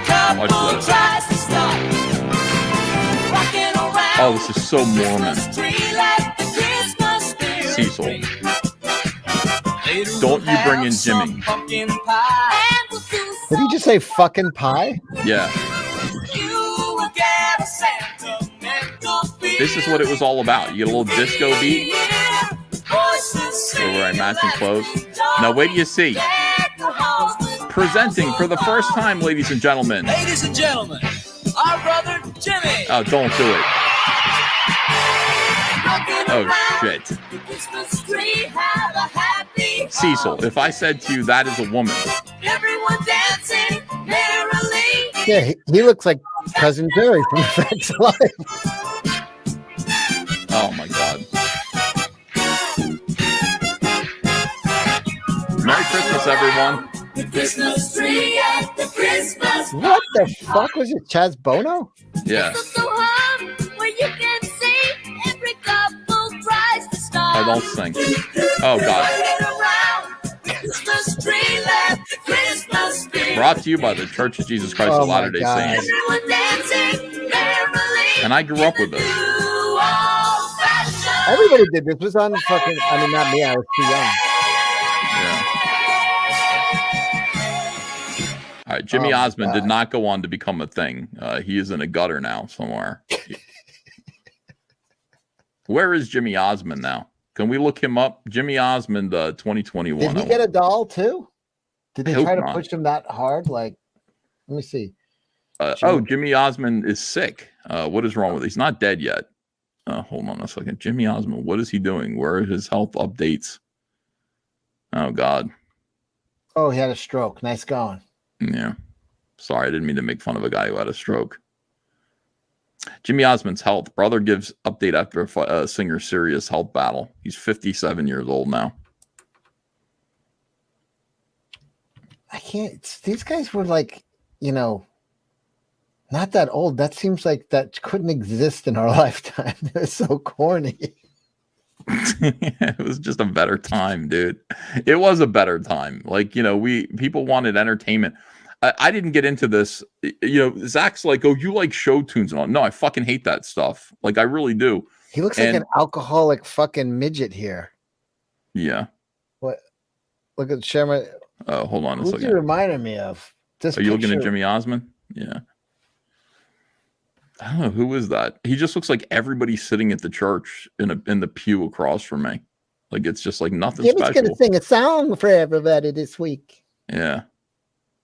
Like, he had a moment here, kind of cute kid, and then he grew up to be, hey, oh God, he turned into a lesbian. Is what happened. Yeah, his first appearance on TV, lesbian. That's the problem. Who is this reminding me of?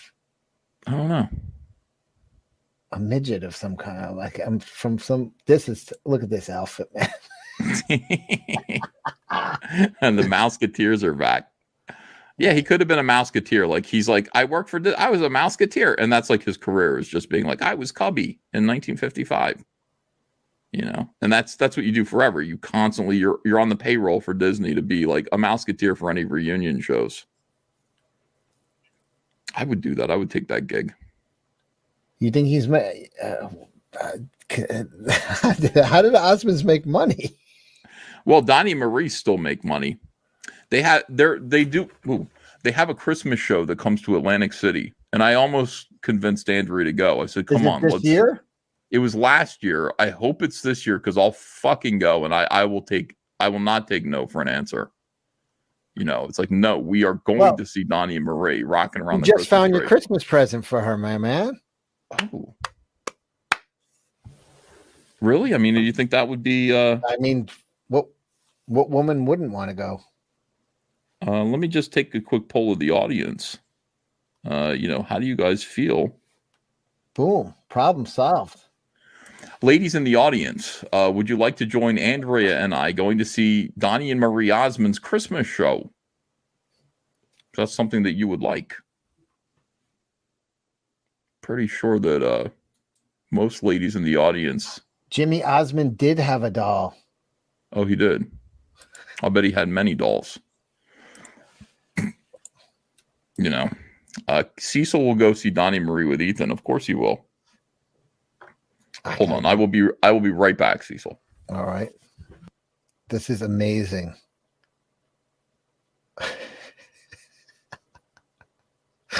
He looks like a middle-aged lesbian. Oh my god. I know what I got to find one of these for Ethan for Christmas. Shh. That will be Ethan playing with them. Look at that. Jimmy got a separate box from the brother and sister. They could fuck away in here. And he's like, "What's going on in there? I can't see."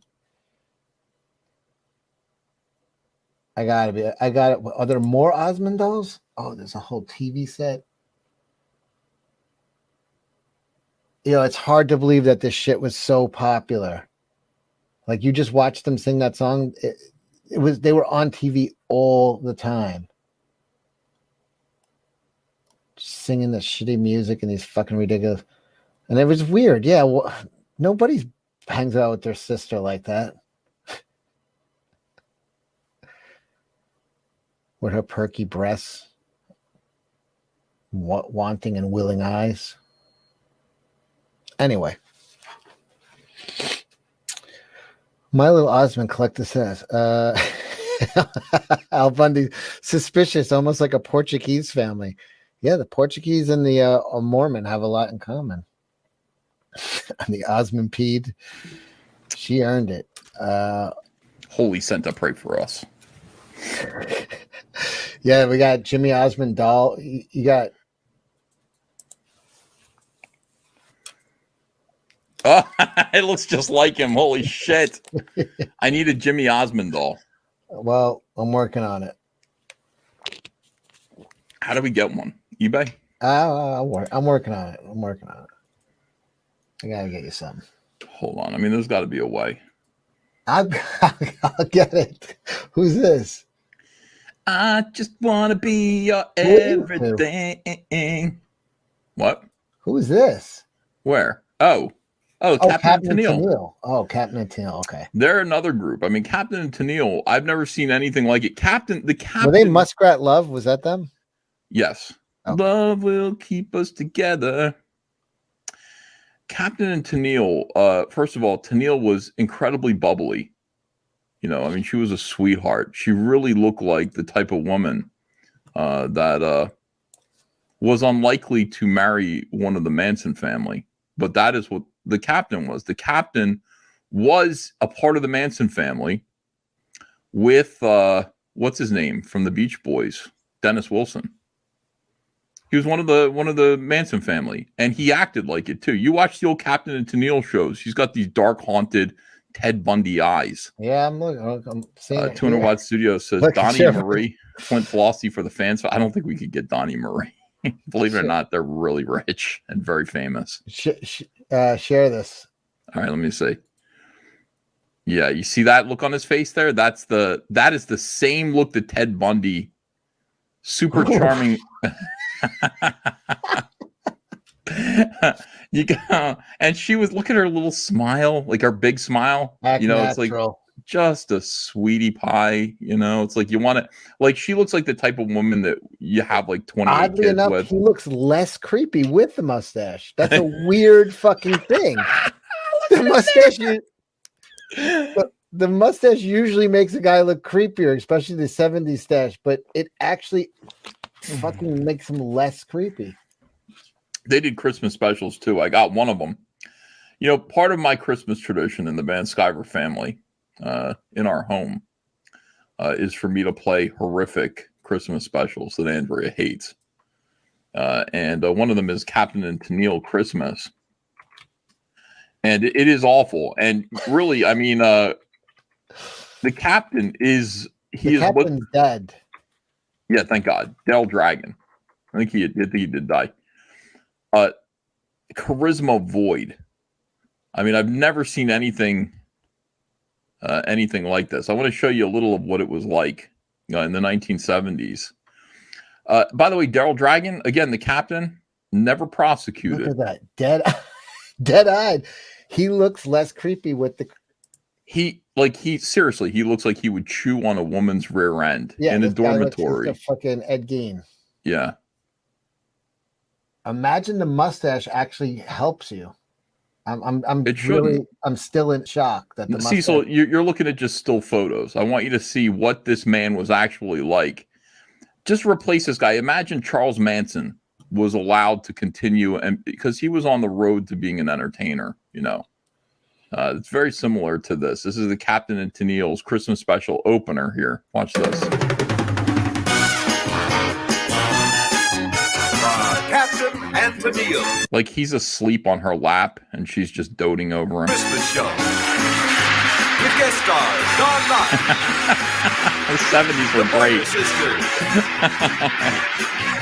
The Tennille sisters. Oh, God. Got to make the family part of the show. And special guest star, Tom Bosley.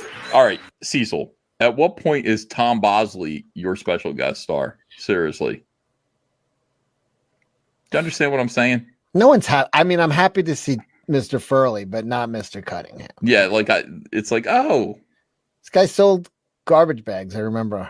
Yeah. Special guest star. What do you think? So Hefty? He was the Hefty spokesperson, right? Yeah, here's the guy who told Fonzie to calm down. Like his job was to keep Richie Cunningham in line. What's wrong, Arthur? And now, the Captain and Tennille. Oh shit. This is me in front of my house. I would totally do this. This is when cocaine was at its full powers in this country. Oh, yeah. Now look at her. What a firecracker. Most heterosexual men would throw a baby into her.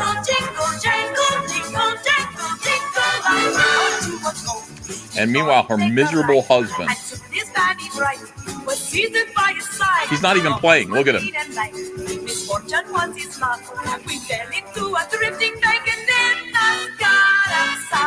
Upset? Upset us. Nothing, Cecil. Look at her. Jingle bells, jingle bells, jingle all the way. Oh, what fun it is to ride in a one-horse open sleigh. Da da da da da da da, dashing through the snow. She's got like baby, like birthing hips. See, I always this makes me want to convert to Islam. Actually, in what way? Why? Because you're just like this. This is decadence. This is Western decadence. This is Christmas. What the fuck is going on here? Has nothing to do with Christmas. I don't. It doesn't strike me as Christmassy at all.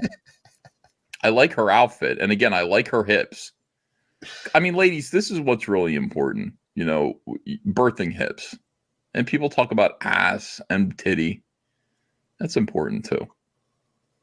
But you look at Toni Tennille and you just go, I'd get her pregnant 13 times. And each time it would probably be easier for her. We'd just have a big family because that's what she's built for. She's built for that. And you think this guy threw a fuck into her? No, I don't think so. I think he collected skeletons. I think her husband was a real fucking weirdo. The more I see of him, the more suspicious I am of Daryl. His pupils are gigantic, like somebody on acid. It looks, that's what it is. Was he on acid? Hold on, let me share your screen. His pupils are enormous. I mean, was he on acid? That's like the least of his problems. Look at that. Yeah, it's like, yeah, of course. Maybe for the photo shoot, he took a little acid. And this photo shoot too. Holy crap. His eyes are all black. There's like a tiny rim of brown around. He's like, helter skelter. Wow, look how happy he is. Look at his wife. It's like, match my emotions. She's trying to, and she can't. It's like, there is no smile on his face. It's the same dead eyes. Now compare that to pictures. Now hold on a second. Pull that up. Like take any one of those photos and just open it up in another tab. And then I want you to look at pictures of Ted Bundy. And you will see Kevin Eric. I've seen so many young men die. I just can't get attached to anything. I know. That's kind of what it is. The eyes have seen much suffering. There it is. The same Same look. Now that's the smirk. There's like capable of a smirk. Look at that. He's actually got more personality than the captain. But no, but if you put a captain's hat on Ted Bundy, you'd be like the mustache. Yeah. Look at him. We got a captain's hat. Can we have somebody in forensics get a captain hat on him and a mustache? Look at him there. Look at him with that woman. He's just like interested in some muskrat loving. Muskrat, that's when I chew on your ass. Like a muskrat. Yeah, I mean, you know. Captain, my captain. Yeah. Same That's guy. it. Yeah, that's the look. She just needs to be standing next to him. Yeah. Richard Ramirez had kinder eyes. No, he was a demon, man. I can relate to the captain, though. You know, it's like Andrew Israel. Like, if Andrew had all her friends over and they were partying, they'd say, "Ethan, come on in and play the piano," and I'd be like, "Okay." How many times do you have to play Muskrat Love before you get that fucking look in your eyes? And yeah, like, he wrote "Do That to Me One More Time," or you know. But you know, his original lyrics before Tony wrote them were like, "I'm gonna do that to you one more time. Once is never enough for a man like me. I'm gonna do that to you one more time." And he's talking about stabbing. Yeah, you know, and that's he wanted to inflict that.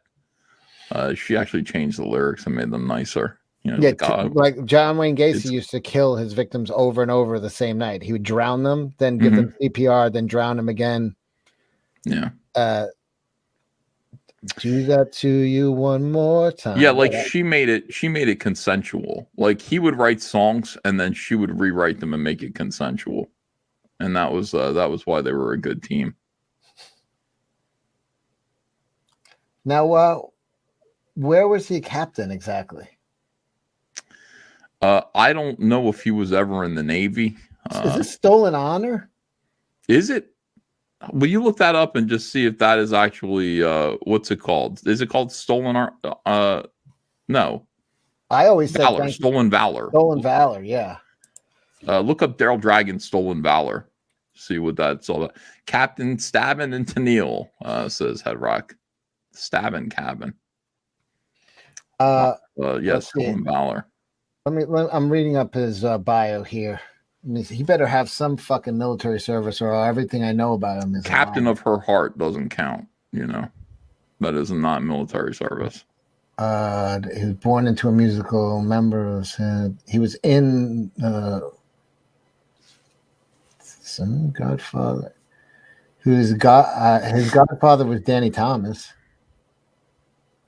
That would suck to have to call him Godfather. He was a keyboard player for the Beach Boys from 67 to 72.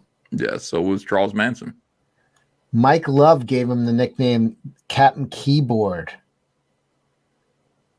And he began wearing nautical captain's hats to go along with it. What a fucking asshole. You're not the captain of shit. You're not even the captain of the Love Boat. This is Wikipedia. Dragon was frequently silent and a man of very few words, playing foil to his outgoing, vivacious wife, Toni Tennille. That's what I said, yeah. Like he was just a void, like a black hole. Imagine having a conversation with him. They got divorced in 2014. 39 years they were married. Yeah, they did get divorced, finally. She finally couldn't take it anymore. That's what I picture. I don't know if it's true. I think they're saying health. Someone said health insurance related to his health issues were the reasons. The reasons for what? Breaking. I don't know. What the fuck? Oh. Tennille described their marriage as loveless and lacking physical affection. You don't say. What did I say? You can just tell that. You could see that woman putting it out there, and you just go, she ain't getting none at home. Daryl Dragon. Shaking her ass all over the world. Yeah. Going back to the room with this fucking dead fish. Yeah. Daryl Newt. You know, he ain't no dragon. I got the dragon, Cecil. Everybody knows that. And I'm a man of love. I'm a man of passion. I say it all the time. Yeah, you can tell that about me. You just look at me and you go, I look at you, and one of the first things when I first saw you, I said, if this guy was ever married to Tony Tennille, he'd be fucking the shit out of her. That's literally the first thing I thought when I met you. I'm glad you thought that, because I try to put that out there. You know, I try to put that across. And I mean, she's okay. When I say wait. I also thought if this guy's sister was Marie Osmond, he'd be fucking the shit out of her. I did think. In some cases, it's like you look at Marie Osmond and you go, I got to say, that woman with my mother, I'd still have to make love to her. I mean, that's a beautiful woman. How close is that family? By the way, 666 people watching right now. Number of the beast. Yeah, I mean, I look at Tony Tennille and I'm like, she's okay. Like, I think she's an attractive woman. She's not really my type, but yeah, like she is the type of woman that you need to keep pregnant. You just do. I don't, you know, I don't mean that like to demean women. I mean that to glorify look at women. this. Look at She's this album fertile. cover. Look at her. She's looking fantastic. Okay. And just this is peak. Look at her in a sauna. You got to be kidding me. I've never seen her look like that before. That is legit. She looks great. Look at him. I changed my mind. I am attracted to her. Her hair looks good. Yeah, well, she always had these dumb bowl cuts from the fuck. Look at this. I mean, come on. Yeah, she looks like your kindergarten teacher. You're like, I had a really hot kindergarten teacher. Okay. But then if that were my kindergarten teacher down below in the sauna. Yeah. Hello. Look at those legs on her. Look at him. He's like couldn't be less interested. Could not be. That scene should be shot in between the legs of a large black man with a big penis hanging down. You know, he's about to offer her up to him. I mean, that is a cucked man right there. He could care less. He'd be like, he's like, sir, should I hold her hair for you? Did I go too far there? I think he would just go to like reading the newspaper. You guys have your fun. Look at yay. Oh, what is going on? Happy together.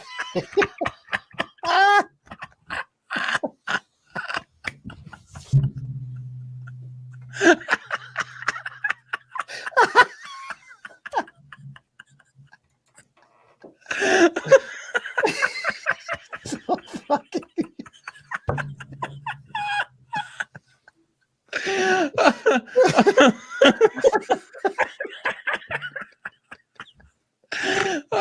oh, what is going on, dude? Happy. What's with the forehead and the hair? What is going on? Oh, there's a better one below that. Okay, let me see. Look at her. Please fuck me, you idiot. Oh my god. Please. Put a finger inside me. For God's sakes, it's been 3 years. Oh, Jesus, God almighty. What's with his hair, too? What is going on? Oh. What the hell is going on? Oh, look at it. He's like, if you don't take your hands off of me. Oh, I didn't know his forehead was like that. That's why he's wearing a hat. Don't look too hard at me. It's music laden. Oh, God. Deep in the dark. He's like, well, if you say so. Women just wanted them. Oh my God. How many babies could you imagine this act being a hit today? No. What the fuck was going on? Calgon, take me away. Look at him. Please. Like, Lord. Yeah, he's just thinking like, beam me up. Just teleport me out of here. Holy smokes. Yeah, how many babies weren't born? Did they have any kids? You do a little research there. I mean, she just seems like she should have just shot like 10 kids out. Let's see. If they have personal life, let's say usually they list if they have kids, don't they up here? Yeah.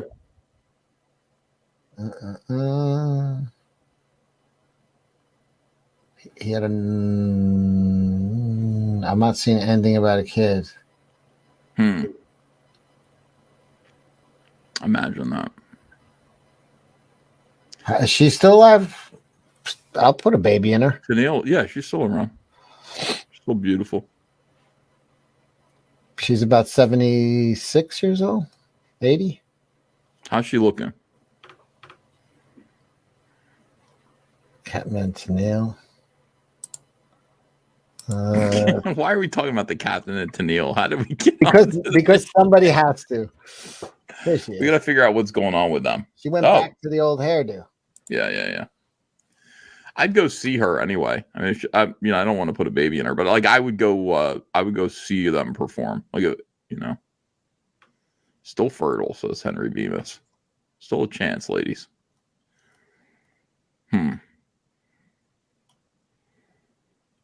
I don't know. Is this the kind of conversation that, people don't like when we have this? I mean, they're just like, this is not like appropriate. This is misogynistic. I don't think it is. Why? Because I'm barely even trying. I'm just saying, I feel like, look at her in that boat. He's got a shirt that says captain. Mike Love called you captain once. And now you've built your whole persona around what the biggest asshole in the Beach Boys said to you offhandedly once. Can you imagine that? He probably said it sarcastically, like, men will follow you into battle. You're the captain of music. Yes, I am. And I'm now going to adopt that as my entire persona. Oh, what a chore. Look at her. Sunshine. That's a human sunbeam. Him? Yeah, no, her. Look at her. Oh. Mark Walter says, Ethan, are these Nasser's parents? That would explain some things. There is a Nasser vibe to him. A little bit, yeah. I don't know. I wouldn't say that, dude. Those eyes are deep, dark wells of torment. That is a man who hurts other people.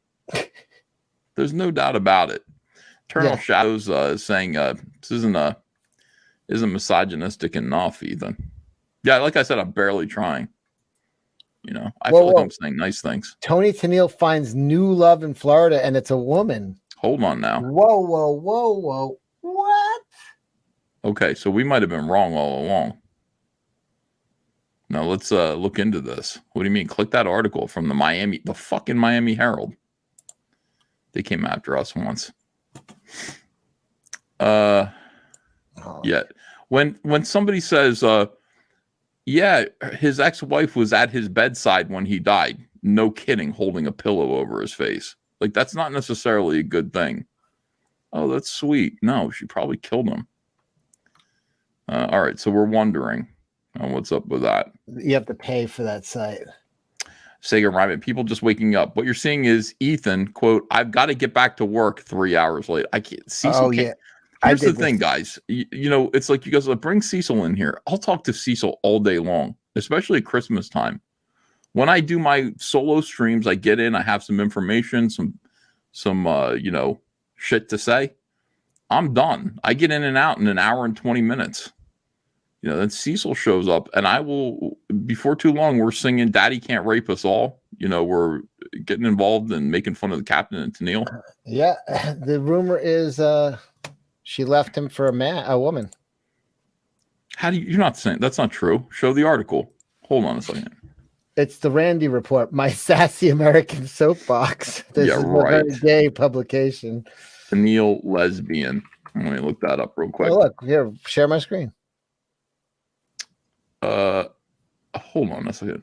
Yeah, rumor Tony Tennille jumped the captain for another woman. Oh my God. Are you reading the Randy Report? Yes.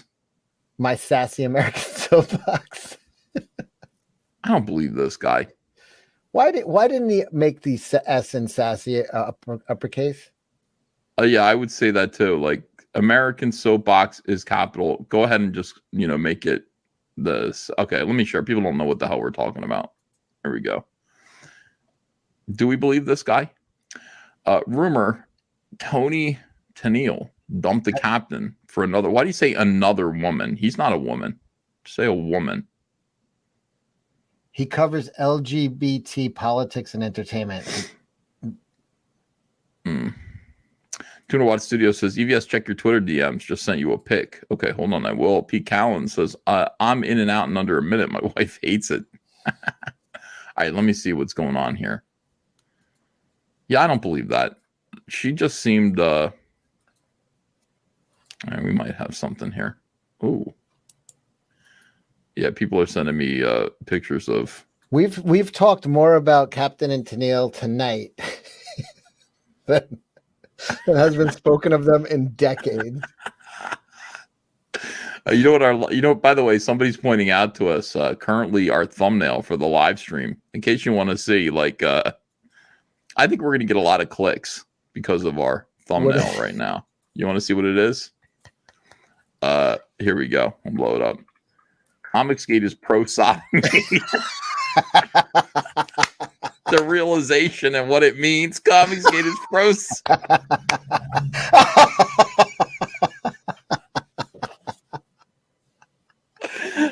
Oh my God.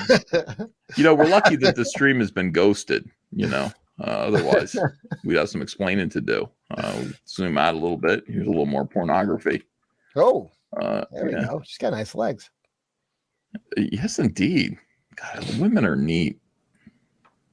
Look at him. This guy looks like a fucking accountant from fucking Syosset. No, he looks like a Manson family dude who was never punished. Like, honestly, those are guilt. He's just like... he was the one who thought up writing Helter Skelter. Yeah. Oh my God, look at that woman. Yeah, I like women. I'm going to reiterate that. I do like women. That has to be Nasser. It's true. 40-second max and he's out, says April Gallen. Damn, dude, feet.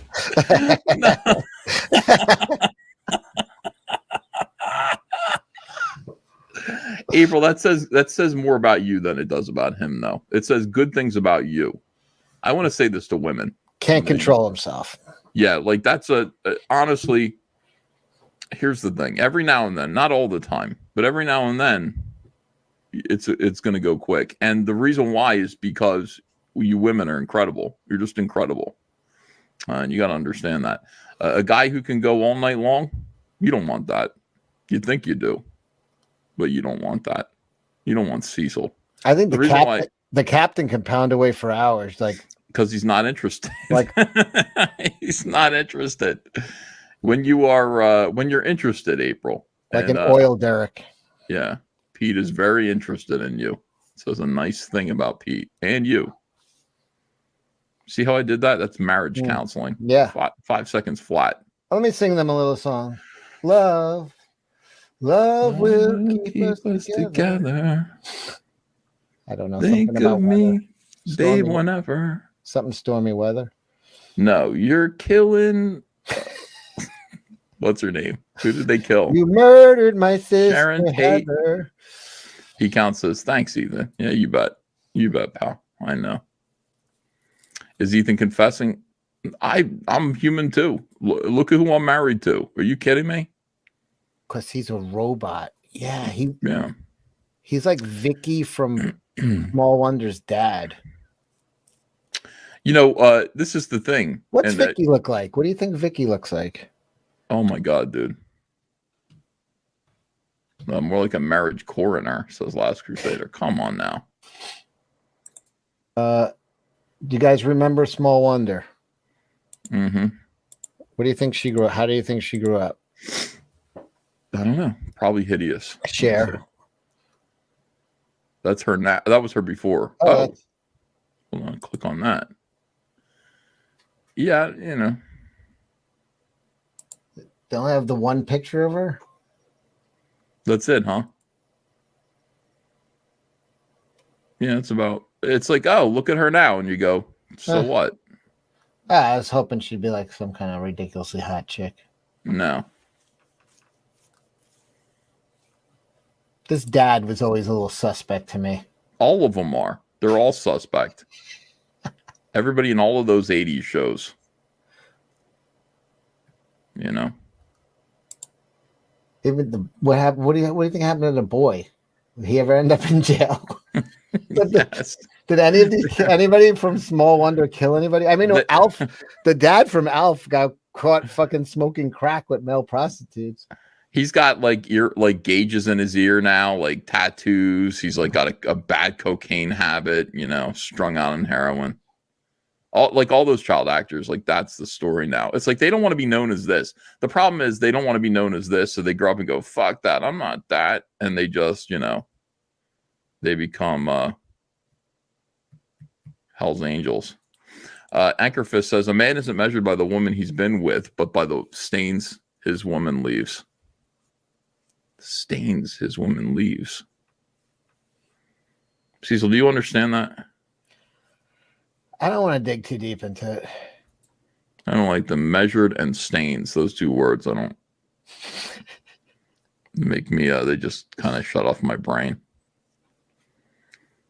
Look at him. Oh, there he is. Hold on a second. The Small Wonder little boy there with the eyes that are too close together. Oh. Yeah, he was a freak. Like every fucking sketchy fucking dude. He's like living across the street from you somewhere. He's like a fucking extra on Trailer Park Boys.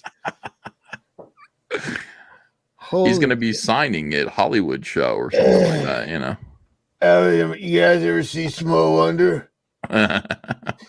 He's saying, I'm TMC, I'm dying to get on Dancing with the Stars. Well, I don't know if you can be remember the little boy from Small Wonder? No, you mean the girl, the robot girl? She's going to be on Dancing? No, the boy that nobody remembers. Dancing with the Stars. Oh, this was the. She looks exactly the same. She looks like she should be a vampire in a Anne Rice movie. Yeah. That's Why cool. do we only have one picture of these people? Why is her hair in her mouth? That's called trichotillomania. Did you know that? Like the desire to eat your own hair. That's an actual thing. Like there are women who actually will chew on their hair and pull it out. Trichotillomania. She could be one of those. And then they end up kind of going bald. Is that what happened to you? Mm-hmm. Do you remember this episode? I don't. I mean, the 80s were, in a lot of ways, they were a nightmare. Look at that little artwork. See, that'd be cool. Small Wonder, the animated series, or this? Yeah. A lot of people. Now you're talking. Now, yes. If she was the fucking, like, this dude started Skynet in that house. That would be the shit. Small Wonder versus RoboCop. Dead or alive, you're coming with me. Yeah. Vicky. What does Vicky stand for? I can't see. Jeez, it got smaller here. Yeah, it's not helpful. Jesus, forget it. Abort. Thanks for the joke. I have that Hiya Kids 50 Sunday morning DVD. Of course I do. Did you ever watch it? Mm-hmm. I watched it all. I love it. I love that stuff. I want to live in the 1950s. Not because of the racism, but because... giant 50s bushes? Yeah.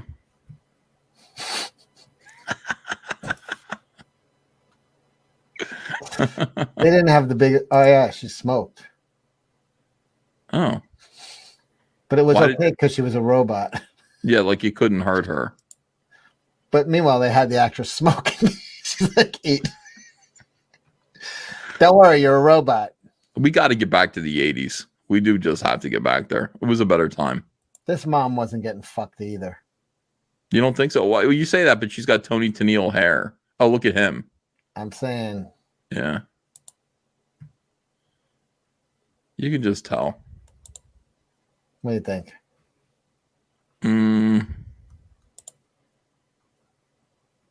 Yeah. We're losing our minds. No, but when you see a picture like that, you can see like the family dynamics, and you see the mother is there with the kids, and he's just kind of aloof and standing above them. He's got a cat kind of. Yeah, not as severe, but yeah, that's his best picture. All right, let me show you the new Kyle Ritter page that he just turned in. What's going on here? Oh, they got porno. I don't want to get too into that show. I just don't. You know, I know people. It was awful. The only good thing about it was was this neighbor, the chick from Ferris Bueller. Mm-hmm. I like the opening song. She's a small one. I hated that too. It was horrible. She's fantastic, made of plastic. Yeah. I like All right, so this is Kyle Ritter just turned in this beautiful. Kyle, if you're watching, nice job. You got Heather Swain walking away from a roasting pig. You got people eating, little kids playing soccer. This looks good. Heather gives Cyber. Oh, he's got his little tongue out here. Hold on. All right, let me see. How do I? Oh, yeah, go over this way.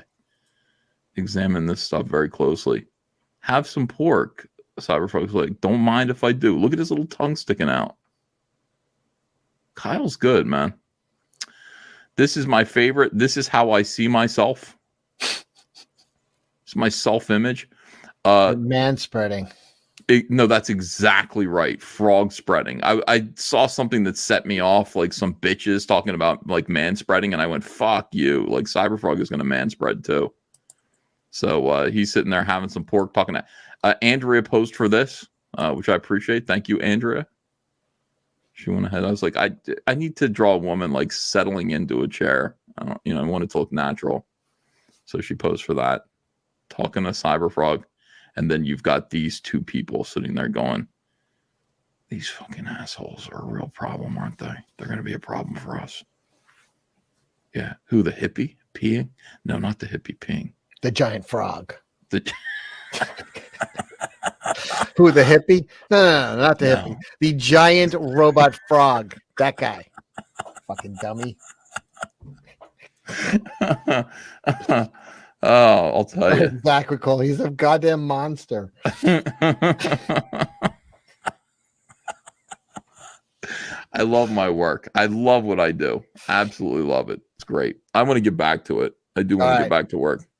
Look at the beautiful Andrea. Can't get her to dress in feathers, though. Get her into a Donnie and Marie. That's what I was thinking. I was like, I would love to get Andrea to be like to dress more exotically, and she'd say, what do you mean, like bikinis and stuff? No, I mean feathers. 70s variety show is your fucking sweet spot. That's what I'm looking for. Yeah, I need a little of that. Love everyone here. Thank you. Cecil, I in all seriousness, I love talking to you. People are like, why aren't you working? I haven't talked to Cecil in days, and I miss him. Yeah, so we're doing a little catch-up stream here, doing the bullshit that we do. We'll do more of that towards Christmas. Are you getting ready for Do They Know It's Chris? That's coming up. And by the way, it'll be the third year anniversary of reminding people in Africa that it's Christmas. It's our job. They don't know. They didn't even know. Do they know? We got to ask if they know. And if they don't, we got to tell them. We got to tell them what they're missing, because they live in rivers of tears. Evidently, it's fucking horrible. Most condescending song of all time. All right, we love you guys. Thank you for joining us. Appreciate it. Cecil, thank you. You are the absolute best. We'll see you guys again soon with another video. Bye-bye. Hi, I'm Gianni Russo. You may know me as Caller from The Godfather. I just want to say hello to Comet Gate. I don't think they're ready for this one. Drinks down, man up, circle round, stand up, pimps up, hands down, beat 'em up, man down. No hands in the air, no need for pumping your fist. Let that man tear the roof off, jump in the pit. Everybody in the mosh pit. Let's make this club move like we got something to prove. Everybody in the mosh pit. If there's something wrong with me, is there something wrong with you? Everybody in the mosh pit. It's all true, y'all already know what to do. No hands in the air, no need for pumping your fist. Let that man tear the roof off, jump in the pit.